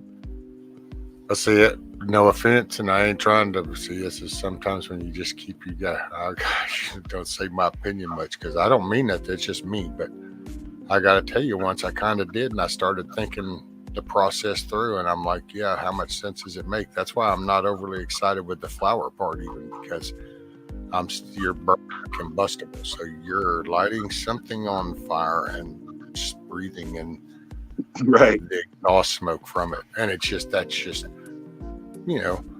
just know that with all the tar and the real buildup, like matter of fact, hell, I'll do it like this. Watch this shit. So I mean, this is like a side-by-side comparison. So you take a piece of toilet paper and put it over your cigarette butt, and you take a hit of the cigarette butt, and then you'll see your little spot. Now I'm going to put a piece of toilet paper over mine. Yeah, we did that. I've done that. If I look at mine, I don't know. That's a wet spot, so we can actually check that here in a minute, and that'll dry. And then see, there's no brown tarry nicotine. That's, to me, was the major difference. It was like, oh wow, I'm totally not putting all this thick crap in my lungs that's like a filter. Okay, yeah. And what I would just recommend anybody when it comes to the vape, I'm not trying to like go, oh yeah, vape and save the world. I'm just saying I would try to find a vape shop, somebody that handles that. And first off, if they sell cigarettes and vape, then I would walk back out there. That's not worth your time, because those people are not doing it for the reason they're just chasing money. That's all they want. There you go. But if you find an e-cigarette vape shop that does nothing but that, if you go in and talk to them and you feel like they're answering actual questions, not cop of attitude, not just kind of giving you the little, whatever, man, just find the shop that'll talk to you, because there's legitimate data out there.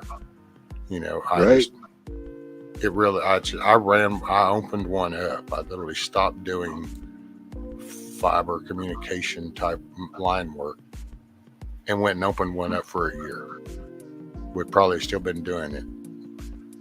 Thoroughly enjoyed the helping people. Was so glad to be able to help people, but just different philosophy and way to do business. I'm not a money grabber. I'm more a help.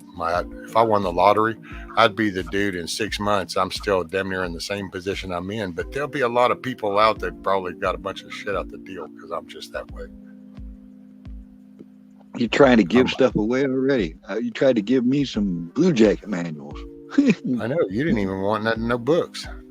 Well, I'm older than you, man. You need to give that to somebody young who's gonna, I don't know who I'm gonna give my stuff to. Who am I gonna give my stuff to, man? He's trying to get rid of stuff too. On that note, I'm gonna say bye, hop down. I'll still be in the chat, and I'm gonna go outside and smoke. Love y'all. Why? You've taken us out to go smoke before. What's different now? Well, okay. Conscience or some shit? I mean, I don't understand. I'll take you out. That's fine. It's just the chickens might be loud. I don't want to. If they come back, if they see me go on the porch and they come back around, they might be loud. Okay, well, just do it and give it a shot, or you can exit. Okay. I'm not trying to tell you how to live your life. Okay. That's fine. Here we go. Bougie, to me, be honest, I noticed a real good little oh wow moment about 2.5 weeks in was kind of a thing, and then man hit about the 2-month mark. It was like, oh shit moment. It was kind of like, oh wow, that was for me. You see Ross's comment where he says that insects don't eat tobacco. I can account for that, Ross, because I was up in the mountains back in the 80s, up in Virginia, and it was old tobacco farms, and I found these tobacco shacks that had been left untouched.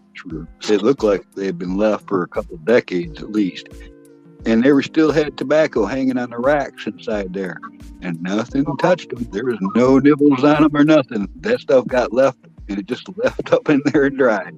Nothing wanted it. Later, Billy. You have a great day, brother. Miss Sherry, she said the wet on the toilet paper, does that go into your lungs? Yes, ma'am. And well, what you don't exhale, because a lot of it you just gather right there in your mouth and then you exhale back out a lot. But yeah, and just to be clear, and feel free to research it. That's all I can say is, I mean, everything you saw with everything else that's going on,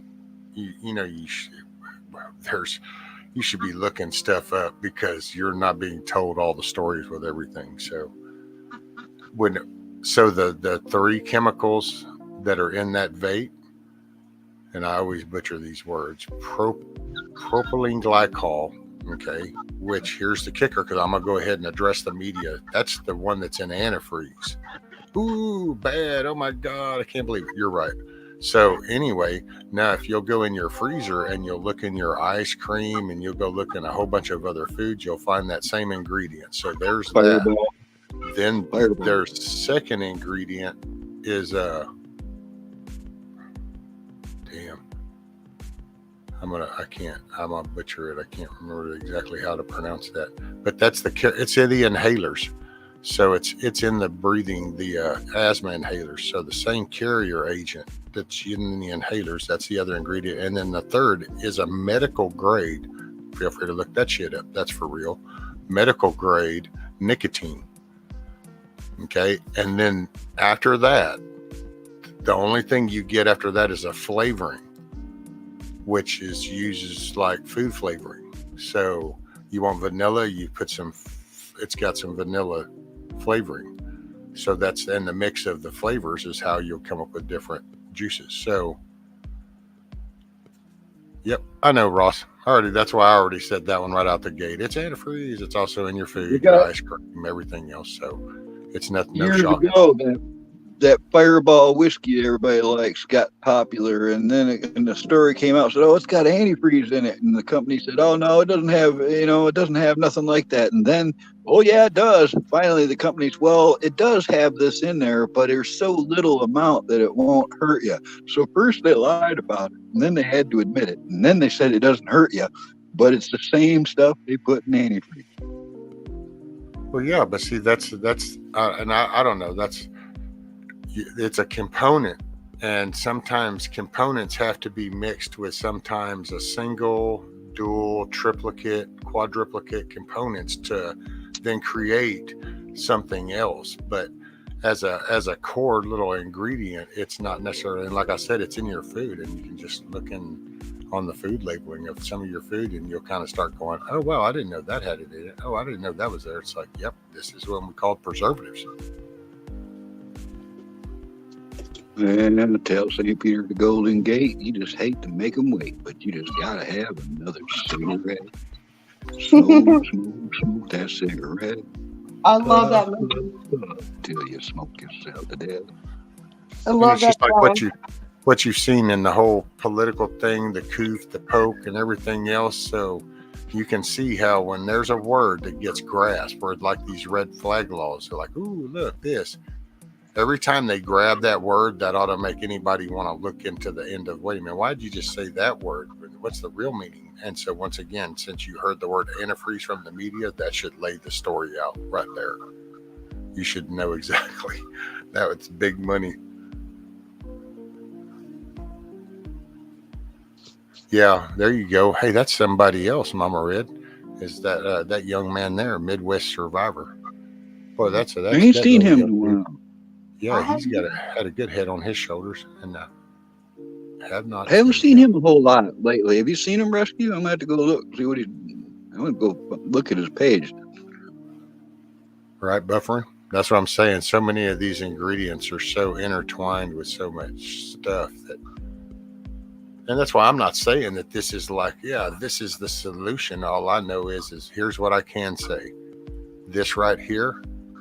And I actually have the data somewhere, and I just, like I said before, I don't feel the need to just, it's there. If somebody wants to quit, then you're going to want to find out how to do that. So if you need to be handed information to try something, then maybe you're not really wanting to quit. So it's not going to work anyway. It's no different than the patch or Nicorette gum or anything else. So I will say, according to the data, whenever I looked this up going on 5 years ago, 6 years ago, this is over 90% safer. Actually, it was like 97 point something, but since I didn't remember, I just rounded down to 90. Safer than cigarettes. So there's that.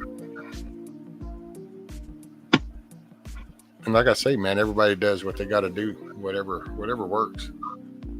I never thought about it. I tried a few. I laughed it off. It wasn't until some training one time, kind of went out to smoke cigarettes for that first break during the meeting. And one of the dudes that I work a line with pulled out his little single battery. It was one of these kind that has, you build custom coils on it and shit. And he pulls that thing out and pulls his little bottle of juice out and goes drip, drip, drip, drip, drip, and then hits it. And out comes this big cloud of shit. And I'm like, what the hell, Jason, was that?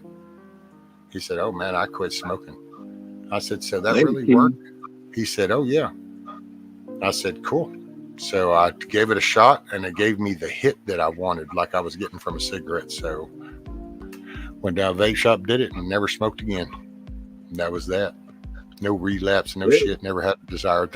I will say there are moments when I'm watching one of the Westerns or some shit, and I've got some coffee, and the little shits happen to stop on their horses, and they're looking at something, and out comes the Durham bag, and I'm kind of like going, damn, boy, yeah, you could just kind of twist a cigarette up right now and drink some coffee.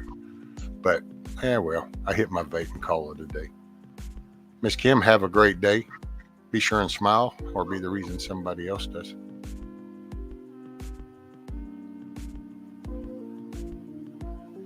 There's a couple times I've seen buffering. I hear both you great. It was Milkmaid that was rubber banding. At least that's what I heard. Shitternet always gets her. Yeah, unfortunately she has a really bad internet.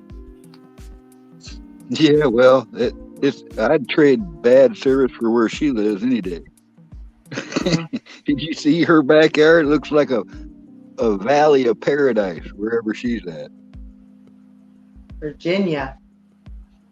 It is a paradise. I walked through Virginia a bunch, and I walked the Blue Ridge Highway, or the Blue Ridge Trail, and I had permission to hunt up in the hills of Virginia when I was younger, and I just walked. I mean, everywhere. I found some cool stuff up in the hills in Virginia. Deanne, actually, what I did is that day when I went to the vapes, I went home. We finished the training that day. I drove back to the house, went in there, and I told my wife, I said, hey, come on, let's go down to this vape shop down here. So I went down there, talked to that dude, sat and had a good little conversation. I said, well, this is how my days usually go. I smoke about 2.5 to 2.5 packs a day, cigarettes. And so what do you got? And he actually gave me a little device. We went through the whole using it and stuff and the juice. And believe it or not, from that day on, the only time I smoked again was, I think I was gone somewhere working up. Matter of fact, actually, I think I might have been over on the other side of Conroe area. And I didn't have any juice, and there wasn't nobody around that had any juice. So then I actually still had a half a carton of cigarettes in my backpack. And I ended up smoking a few packs of those, and then I'd give them away, but I really never smoked again. That mod didn't last. That's what it was. I smoked a couple of cigarettes because the battery, and I went back to him the next day when I came back up into the Huntsville thing, and I said, hey, okay, I need more than this. So then I went ahead and got a full little setup, got my little in my bucket truck charger, got me some extra batteries, and then from that moment on, bougie juice is this stuff right here. This is. I always look at this side and I'm going, this is it, and it's like, okay, no, the camera's over here. Here we go. I do the same thing. So that's that term is for some type of drug use too. Rescue, isn't there something called juicing? It's probably why the question came. I think there's some kind. One of them drugs they call it juicing. I think. Yeah, it's for your vape, bougie. So what'll happen is, let me see if I can get right here. See the liquid that's in this little tank? If as I tilt that juice is what I put in there. This comes off, and then I put the juice in here, and then I put that back on here, and then this is how I can do it. And matter of fact, I can read that. Oh wow, no, I can't. My son-in-law did that. He quit smoking, but he's got the mod or what, I don't know. It's complicated. Well, it's too complicated for me. Whatever. But he does the same thing. It was vegetable glycerin and propylene glycol. And by the way, it's 70% of the vegetable glycerin and 30% of the propylene glycol. And then it's got natural and artificial flavoring in the nicotine. So, like I say, man, it's a choice thing. You know? You ever seen if it was flammable?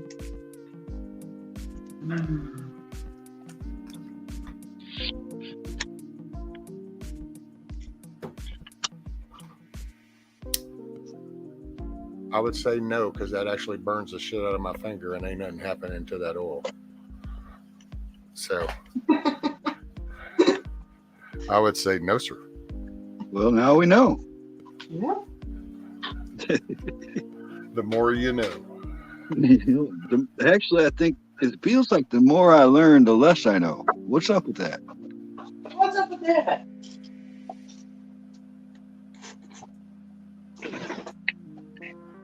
And yeah, Richard said his dad's quit smoking after 45 years cold turkey, but ate a semi-load of sunflower seeds. That's it. I've known people that did peppermint candies, because to me, if you just get the nicotine out of your system, all the trash, And then after that, the main thing is the mental habit of just doing it, because you've been triggered after I eat, I think, when I'm working, or hey, whenever I'm, after I take a crap, whatever. There's always little trigger moments, and that's what you got to break, is that shit.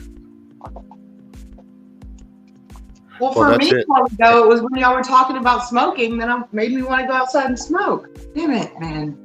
That's it.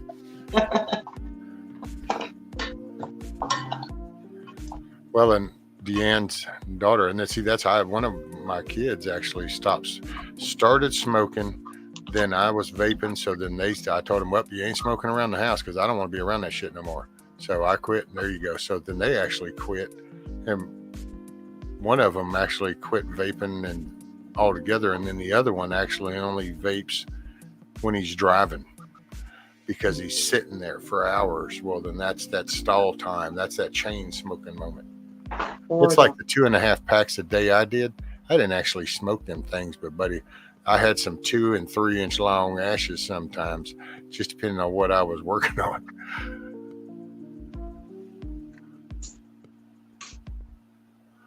Look at there, Camo. Navy says, the more you know, the more you notice that you know nothing. That's called wisdom. All right, I'm using that. Thanks, Navy.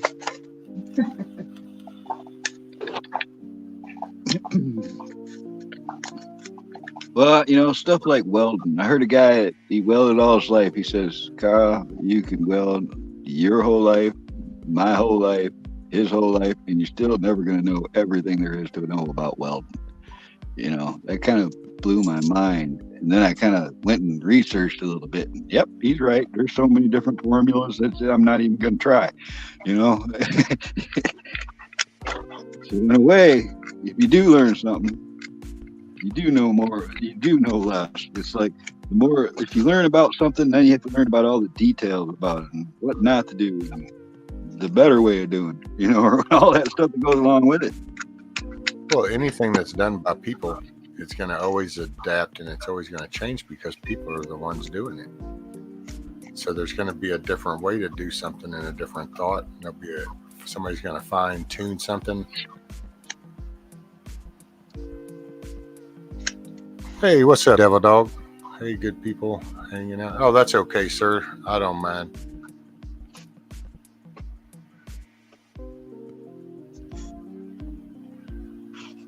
Devil Dog, buffering. That's a new one. How you do, buffering? Nice to meet you. Jungle Jet. Good girl. Sherry Leach. You've got some people up in here now. I wasn't paying attention to chat that close. Right. I can barely. Every day, anywhere from, 45 to 60 people. Has it been like that? That's good. Oh yeah, it actually gets me nowadays. It's because used to take about an hour to start picking up, and more people coming in now. It's pretty much about 15 or 20 waiting on me to go ahead and do it, and then it just starts kind of getting full quick. Squirrel. Yeah. I was one of those people at 4 o'clock before 4 o'clock this morning. I hit the like button, and I laid the phone down, laid back down on the couch, and fell asleep. Let's see, Bougie. Bougie says best channel for canning baby food. Well, I will say I don't know about the baby food specifically, but I will say, in my opinion, from what I've kind of experienced on some of the better canning channels, and there are tons, so by no means am I isolating it, but between Sophie B, that's a very good pivotal point right there with Sophie B, because then you can pick up people like In Between Prepping, Nikki right here. Her channel's good. You've got Sister Marie, Monique King, JR, Virginia Roots. Hell, Ghetto's even getting into the cannon, so he's doing good. So there's so many people. Yeah, but like Virginia doesn't do video. Sophia's channel, I would recommend that one. Yeah, I'd have to recommend Virginia just because I like Virginia and I don't know yet. Yeah, but Virginia, she doesn't do too many. She's more on the panel side than she is doing her on her own. I would, Okay. Yeah. if somebody doesn't mind dropping Sophie B's channel as a good landing pot, that's what I would say, Bougie. I'd start there and get to see the people come on the panel. They do a canning every week. So yes, and she has moved it to, if she's going to be canning it, I believe it's only going to be on Fridays now. Fridays. On It used to be Saturdays, but Fridays for her schedule works better. So Friday evenings, I don't know, depending on the time zone, but for us, in the only time zone that matters, it starts at 7. So I guess for her, it starts at what, 8? I don't know. Right. Okay. So Bougie said, I know several of those names. Cool. Yeah. Yeah, because there's some awesome ladies, and I hope I didn't take away from anybody else that does, because there's so many. Oh, there are so many. There are so many. I mean, if you really want to learn about canning, which I did, I looked up just canning, depending on what I was trying on YouTube when I first started. And I watched like Sutton's Days and all, just so many. There's so many that do canning. But then I ended up finding Ghost and the Cannibals, and that's who I watched every Saturday till I got the courage to do it. And so, now I'm hooked like everybody else. Lucky Dame Preparedness. Yeah, that's a good channel. Good one.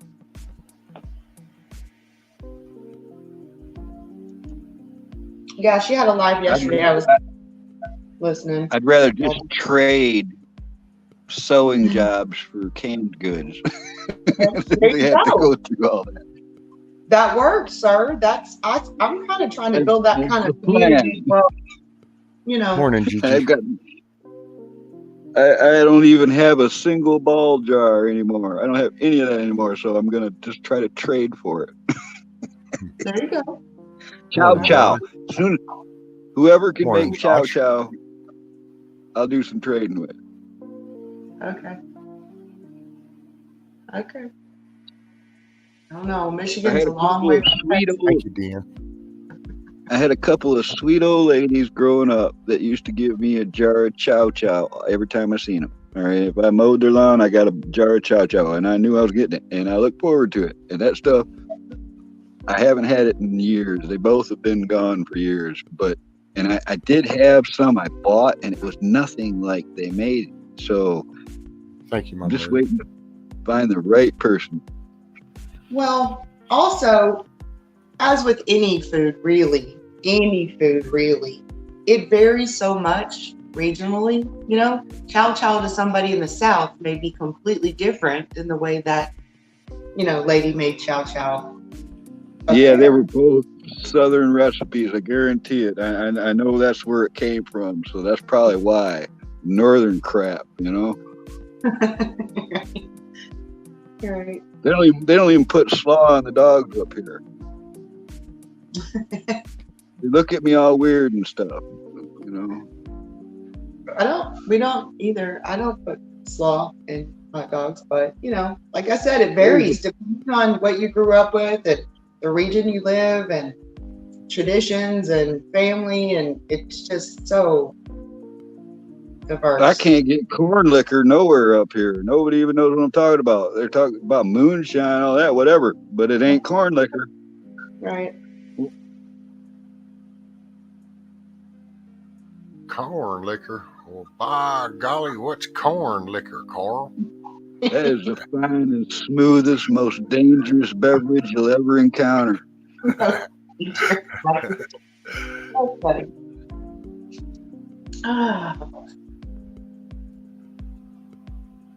There you go, Buffering. We drink iced tea, some heated.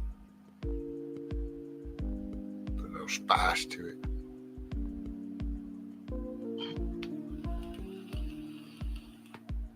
I'm going to be doing some canning in the next few days. We butchered 4 or 5 rabbits yesterday. Oh, so I do have some canning to do. But they're soaking in brine or salt water. It's kind of a thing you have to do with rabbits. It helps. Soak them for a couple of days out in the fridge in the shop in salt water, and then I'll have to debone them and can them. Well, I'm going to sub to Sophie B. I don't know who they are, but yeah, so yes. yeah. Oh, that's a cool lady right there. Dude, that woman makes ready to eat meals in the canning process. What? She just does. Oh I thought yeah. you were talking like MREs. I thought Dude, had I'm me telling there you, in the a stuff second. she cans is like chicken cacciatore, goulash. She cans. You just crack the lid, dump it out, heat it up, and you're good. Yeah, she made. It wasn't this past Friday because I'm sure she was busy. Friday before, she made this sausage and bean soup. Oh God, with carrots and onions and all kinds of. It looked delicious. Delicious. Hey, can somebody drop in between preppings? Oh no, don't do that. I don't post very much stuff. It's mostly just QP card. Hey, looky shorts. here, ma'am. Excuse Hey. me, lady. The lady asked, "What is your channel, Nikki?" So that was the answer. So don't correct Okay. me on the answer. I can't see. Sorry. I've seen Bougie around for a long time. I think the first time I saw Bougie was in Dangerous Freedom After Dark, like over a year ago.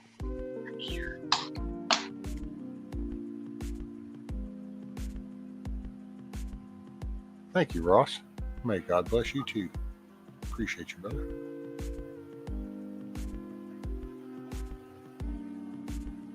Thank you, dude. It doesn't sound to me like Ross has got as many vices as I've got.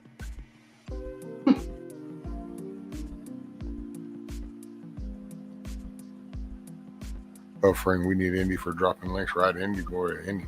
Or Keno, where's Keno? I swear. Or Cashew. Those sometimes I get, man, they're just like, got their little mod database. They just go, oh, what? You need links? Boom. And it's like, holy shamoly.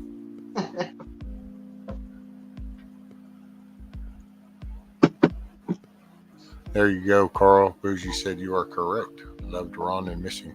Yep. Yep, me too.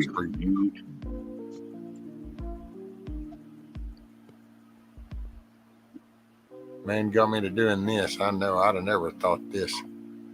Indy got me to go over there talking in chat. Come up, man. I don't do all that. Yeah, you can come up. I don't have a camera. You got a phone, don't you? Well, yeah. You can come up. I'll be dang. Next thing I know, I'm sitting up there talking to him. That's what happened there. The first time I ever went on a panel was Prepping 101, but then shortly after that, I was on Ron's, you know.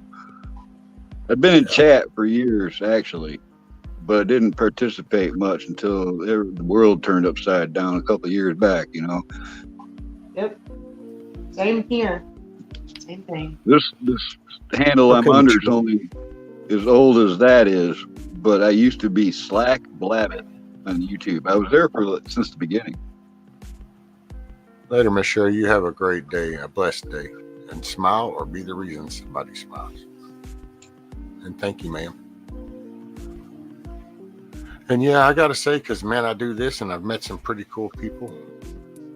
Definitely come a long way for me, man. I just, boy, I would not have pictured it. Kind of come up out of my shell, kind of. Yeah, you know, me too, because I guarantee you I know hundreds of people on here now. Hundreds of people. If not more. Yeah, Navy. I've seen that a few times too. Ain't seen Dusty around. Anybody seen Dusty? No, actually I haven't. I haven't seen him on. Well, I don't really go on a lot of live or watch a lot of lives or panels or whatever, but he's into. I think he's doing more just what's called Dusty's Preparedness on that one. Yeah, I'm sub to that too. Outdoor stuff like that. But I haven't really seen him, you know, up on panels or anything for a while. Just what he showed on that channel, gear-wise, I'm convinced he's got a barn load of gear. I think that guy's got everything. I probably, yeah. You know, just because you brought it up. Dusty's in Florida, and this time of year it's gorgeous and pretty, and he does a whole lot of outside. You know, it's summertime. I'm sure he's outside hanging out with the family doing, I mean, you know, yeah, he's a big proponent of being outdoors, it looks like, you know. And then with the granddaughter and all that stuff, yeah. All right, we need to take a couple minute pause. We'll reminisce for a moment. Oh, wait, where'd you go? Where did you go? There you are.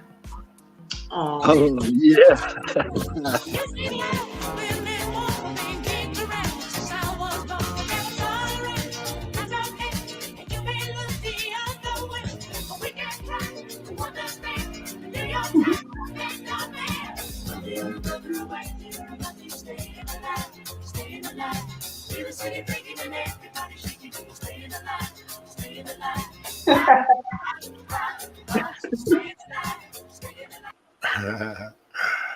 Oh, that was good.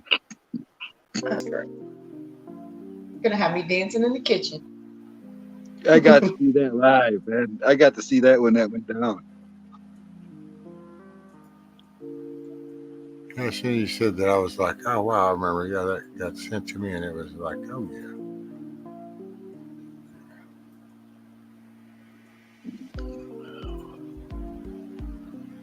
Oh, what are we at here? What are time? 7 hours? Oh, you've been at it a while. I thought I'd seen where you weren't coming on till like 5 in the morning. Well, 5 here anyway, but you coming on later now, right? Yeah, well, I did 4. I might do 3. I don't know, because some people were like, hey, well, the only problem, I fall asleep, and then I miss the other one. So I might start at 3. I was going to start at 4 just to try to give myself a little buffer, but I might back it up to 3. Yeah, it looks like I won't be doing as many night owl nights here as I was. So used to the daylight while I can get it. There you It's go. nice to see you on in the morning like this, you know. Well, that's and that's what originally kind of started out as. I just kind of found a time when everybody had been kind of gone off, and yeah, people were kind of wondering where to go, and I was like, well, I guess I could do it during that 2 to whenever range, and so I did that, and then now it's just, I don't know, man, that 2 in the morning is such a long run until in the morning, because I kind of like the day in this morning and start in the mornings, you know. It's coming up on 11 for me now, so almost lunchtime. Yeah. I find every winter I get caught up longer and longer on the night owl thing. The wintertime does that to me. But this time of year, it's opposite. You want to Yeah, I want to be outside. Yeah. Well, until it gets Hades hot like it is now. Well, even then, it's better working on a vehicle or something in that weather than it is in the winter. It's the one thing I hate doing is working on steel in the wintertime. Yeah, well, you can't feel your hands. Yeah, and the other thing, although if you hit your hand, you feel it more. Right.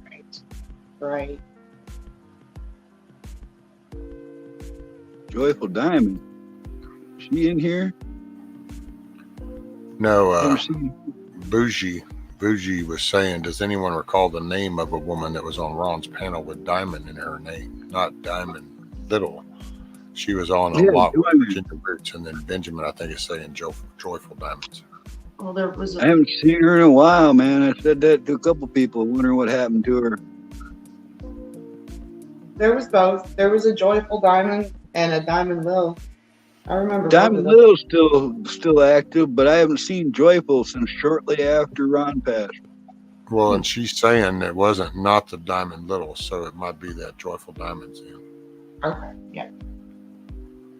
She had the real smooth voice, like she could be a radio DJ or something, you know.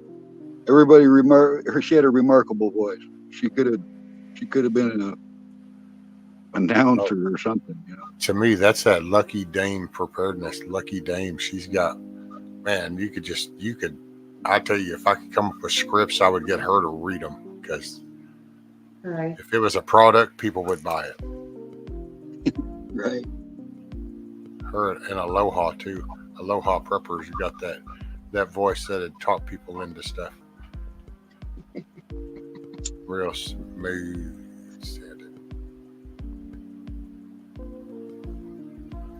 And I'm pretty sure Joyful lives somewhere down by Virginia too. I mean, in the state Virginia, not the girl from Virginia. For anybody, Navy Vet 103 is asking, would someone tell or ask Prepping 101 to unblock me? Not sure why. Well, yeah, I'll mention something to him. I don't think that's weird. That had to have been an accident. I've never seen you do anything that would cause that, Navy Vet. And I've seen you for a long time too. Gmal, yes, ma'am. So Gmal, Nikki wanted me to relay to you to check out the band, The Record Company. Check out what? The band, The Record Company. Okay. Okay. Yeah, Got Mama Red, Susanna has a beautiful voice also. I haven't seen her. I like the band. I like, Gma and her music library. Talk about awesome.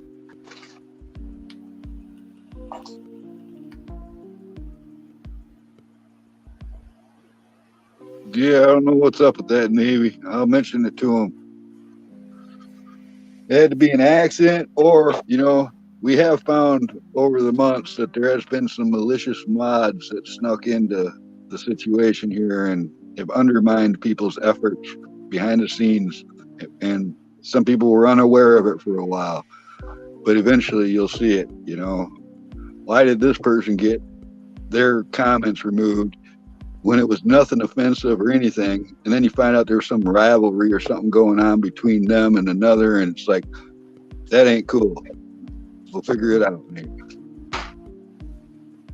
No, I don't do that here. That's why I just tell people leave your differences at the door or just keep on going by. Yeah, I just commented on how well of a handle you have on things to somebody just today. That's one of the things I respect about your show is you don't let it get out of control. You'll speak your mind right there on the spot. That's the best way to be, Say what you mean and mean what you say. And don't take no nonsense. You don't have to, That's it. And that shit will only fester if you let it. It does. You're right. Yeah. Cut it off at the pass. Exactly.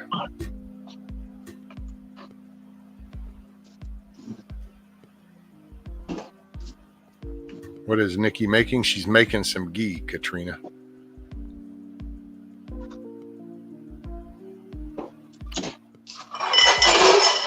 Okay, Miss Karen, I'm sorry you're not feeling very well. I hope you get to feeling better. Get you some rest. Be sure and hydrate. She didn't break a single one of them after all that noise? No. It's good. It was just, that was stupid. That was almost bad. And I hope you wake up. Hope you wake up with a smile, ma'am. T girl, why are you sorry about saying that? Look at there. She's swimming and sunning. That's what's up, girl. Ain't nothing to be sorry about.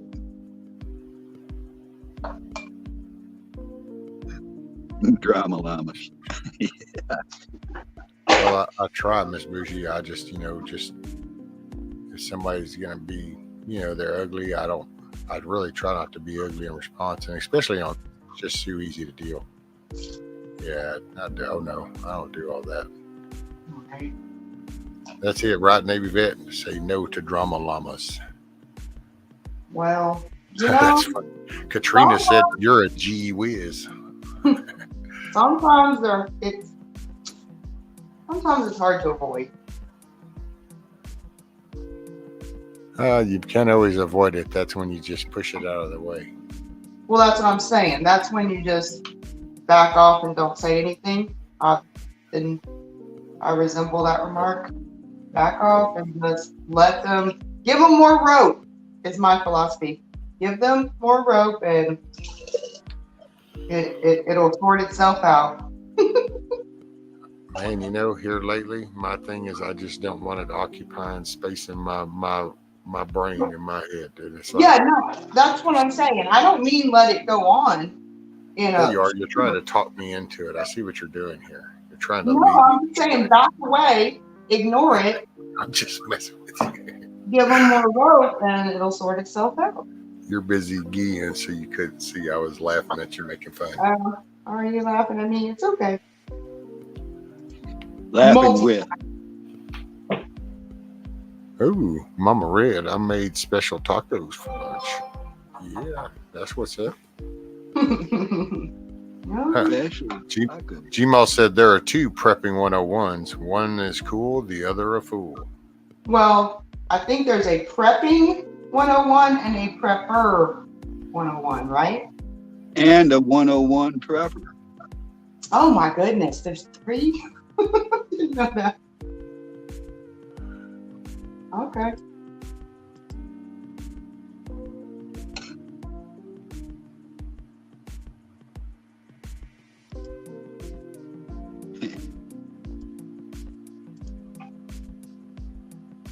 It doesn't even feel like working with Jeff Riddle Rescue. It's more like just goofing off and having fun.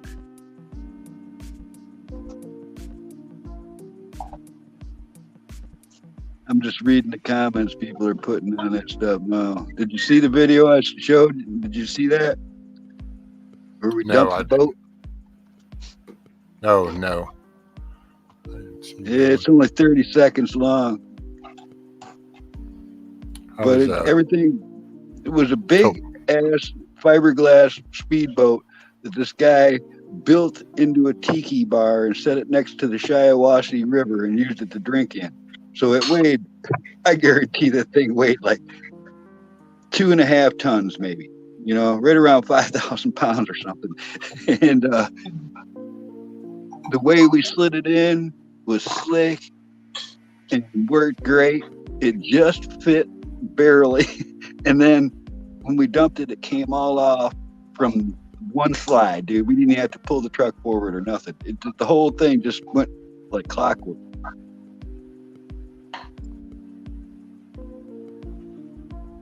Yeah, I was going to end here in like 10 minutes. I think that'll be 7.5 hours. All right. Well, that should be time for chicken noodle soup. Yeah, I still got daylight, really. So, but I wanted to jump on. Been a few. You didn't even have to mention G.I. Joe. Right. I know. I'm gonna find somebody with a young man or something that'd be interested in that. Yeah, I think those were good toys. I don't think those were bad for an imagination. Nope. All right, peace out, everybody. I love y'all. See you somewhere soon, brother. Have a great day, brother. Okay. There's Monty for a moment. What's up, Mr. Monty for a moment? Hey, Monty. Where'd Carl go? He was heading out. As I was just saying, letting everybody know that I've got about 10 minutes left.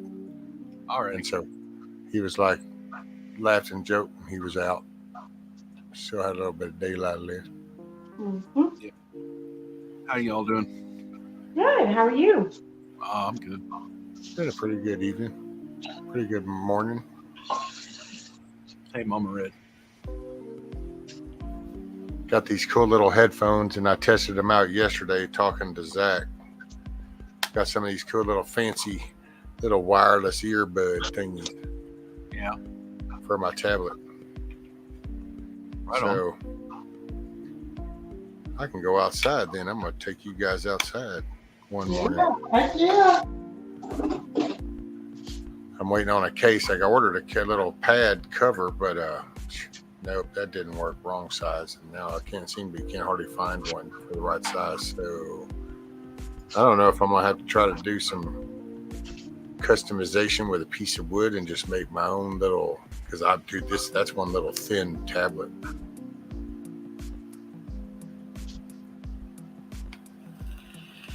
Yeah. That's it, Katrina. It'll be a field trip. I tell you, I even got me some little fishing stuff. I thought about even trying to go down fishing one morning. I might try to do that Friday or Saturday morning. I might try to just go ahead and take the car. I'll get down there by the little bridge, the stream. I can get kind of set up, and then I can start my stream chat with everybody while I'm down there. That would be cool. Just have to kind of plan that because I will be out of sync with my actual computer, and doing shit on the tablet through YouTube or StreamYard will be a pain. So I definitely need to make sure there's mods. Ooh, it's hot out here. Damn. Yep. Alrighty, Mr. Benjamin. You have a great day. Mama Red, have an awesome day, ma'am. Stay dangerous. That's it. Villain dangerous. Bye, Mama Red. Love Be sure Mama and smile. Tony, have a great day, sir. Mr. Benjamin, great day.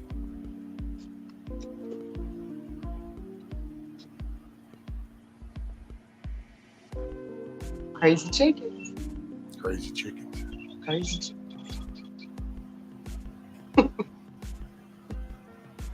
the roofing and branch cutting. Oh, So what you up to, Money? Mucho loco pollo. what chicken? What? Chicken Local pollo. pollo? Yeah. For sure. Bougie Nikki was making ghee. I did make ghee. Did make ghee.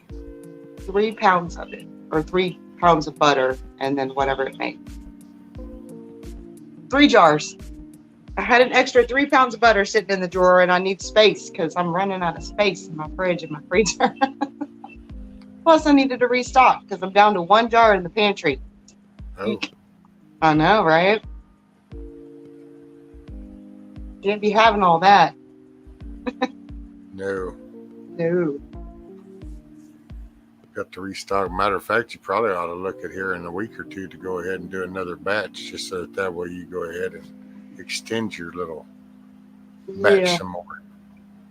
Maybe. I need to, said, within the next couple of days, I'm going to be deboning and canning those rabbits that we butchered yesterday. So, Nikki, would you describe what ghee is?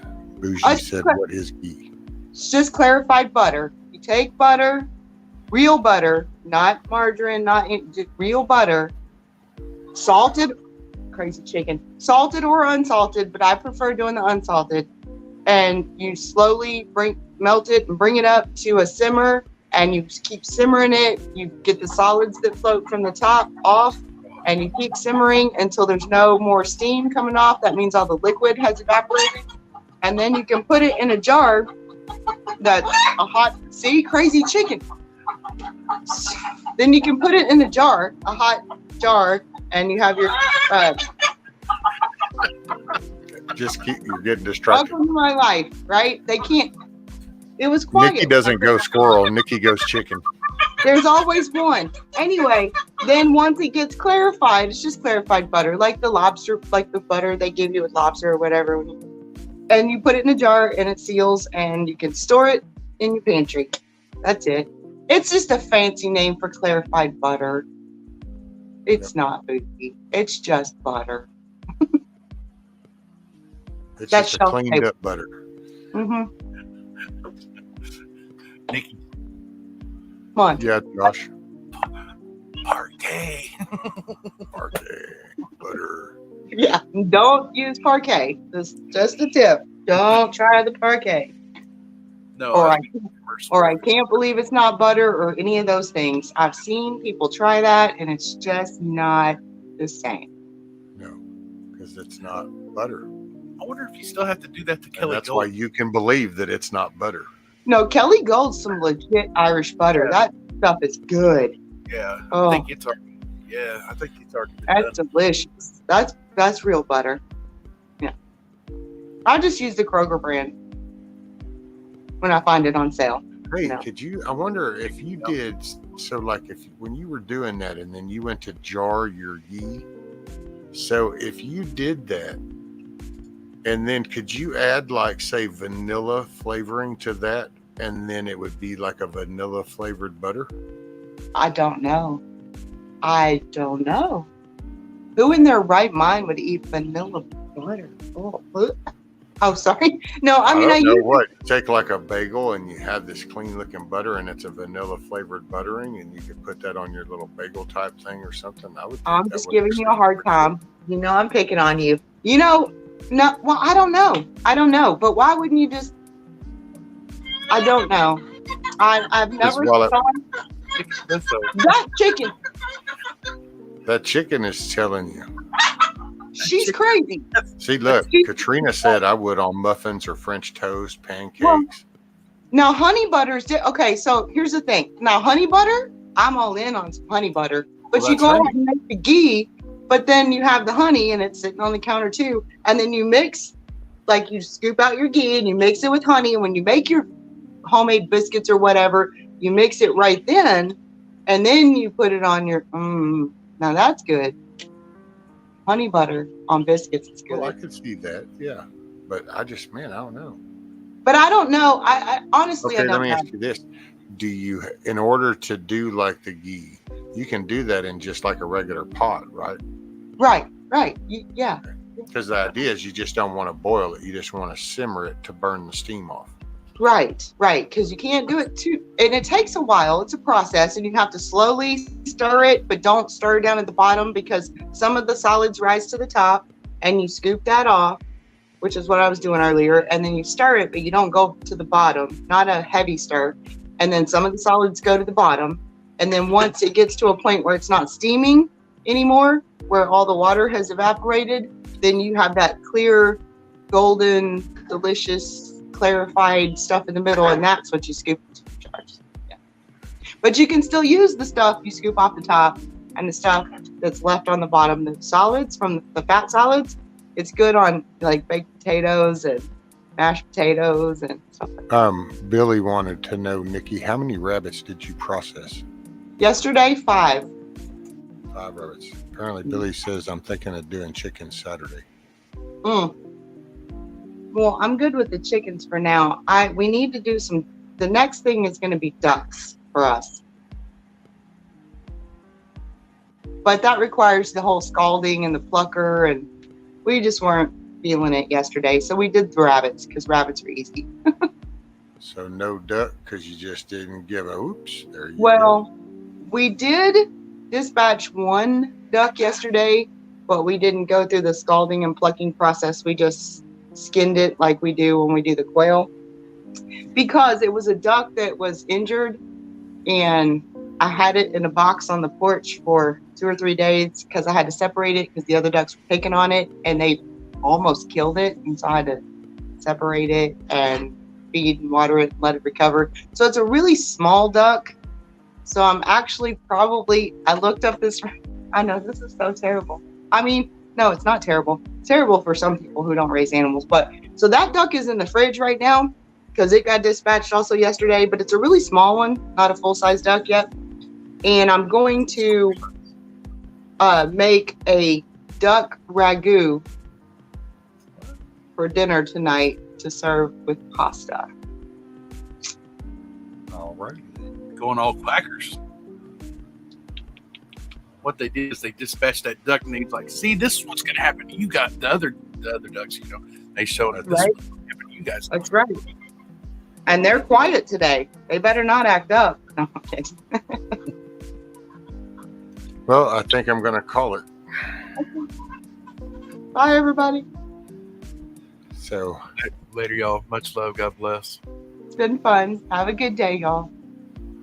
Later, everybody. I hope you have a great day. It's either going to be 3 or 4 a.m. Central, the only time zone that matters, tomorrow. So you just had to kind of keep your eye out. I haven't made up my mind. I'll make it up here in just a little bit, figure out what I'm going to do.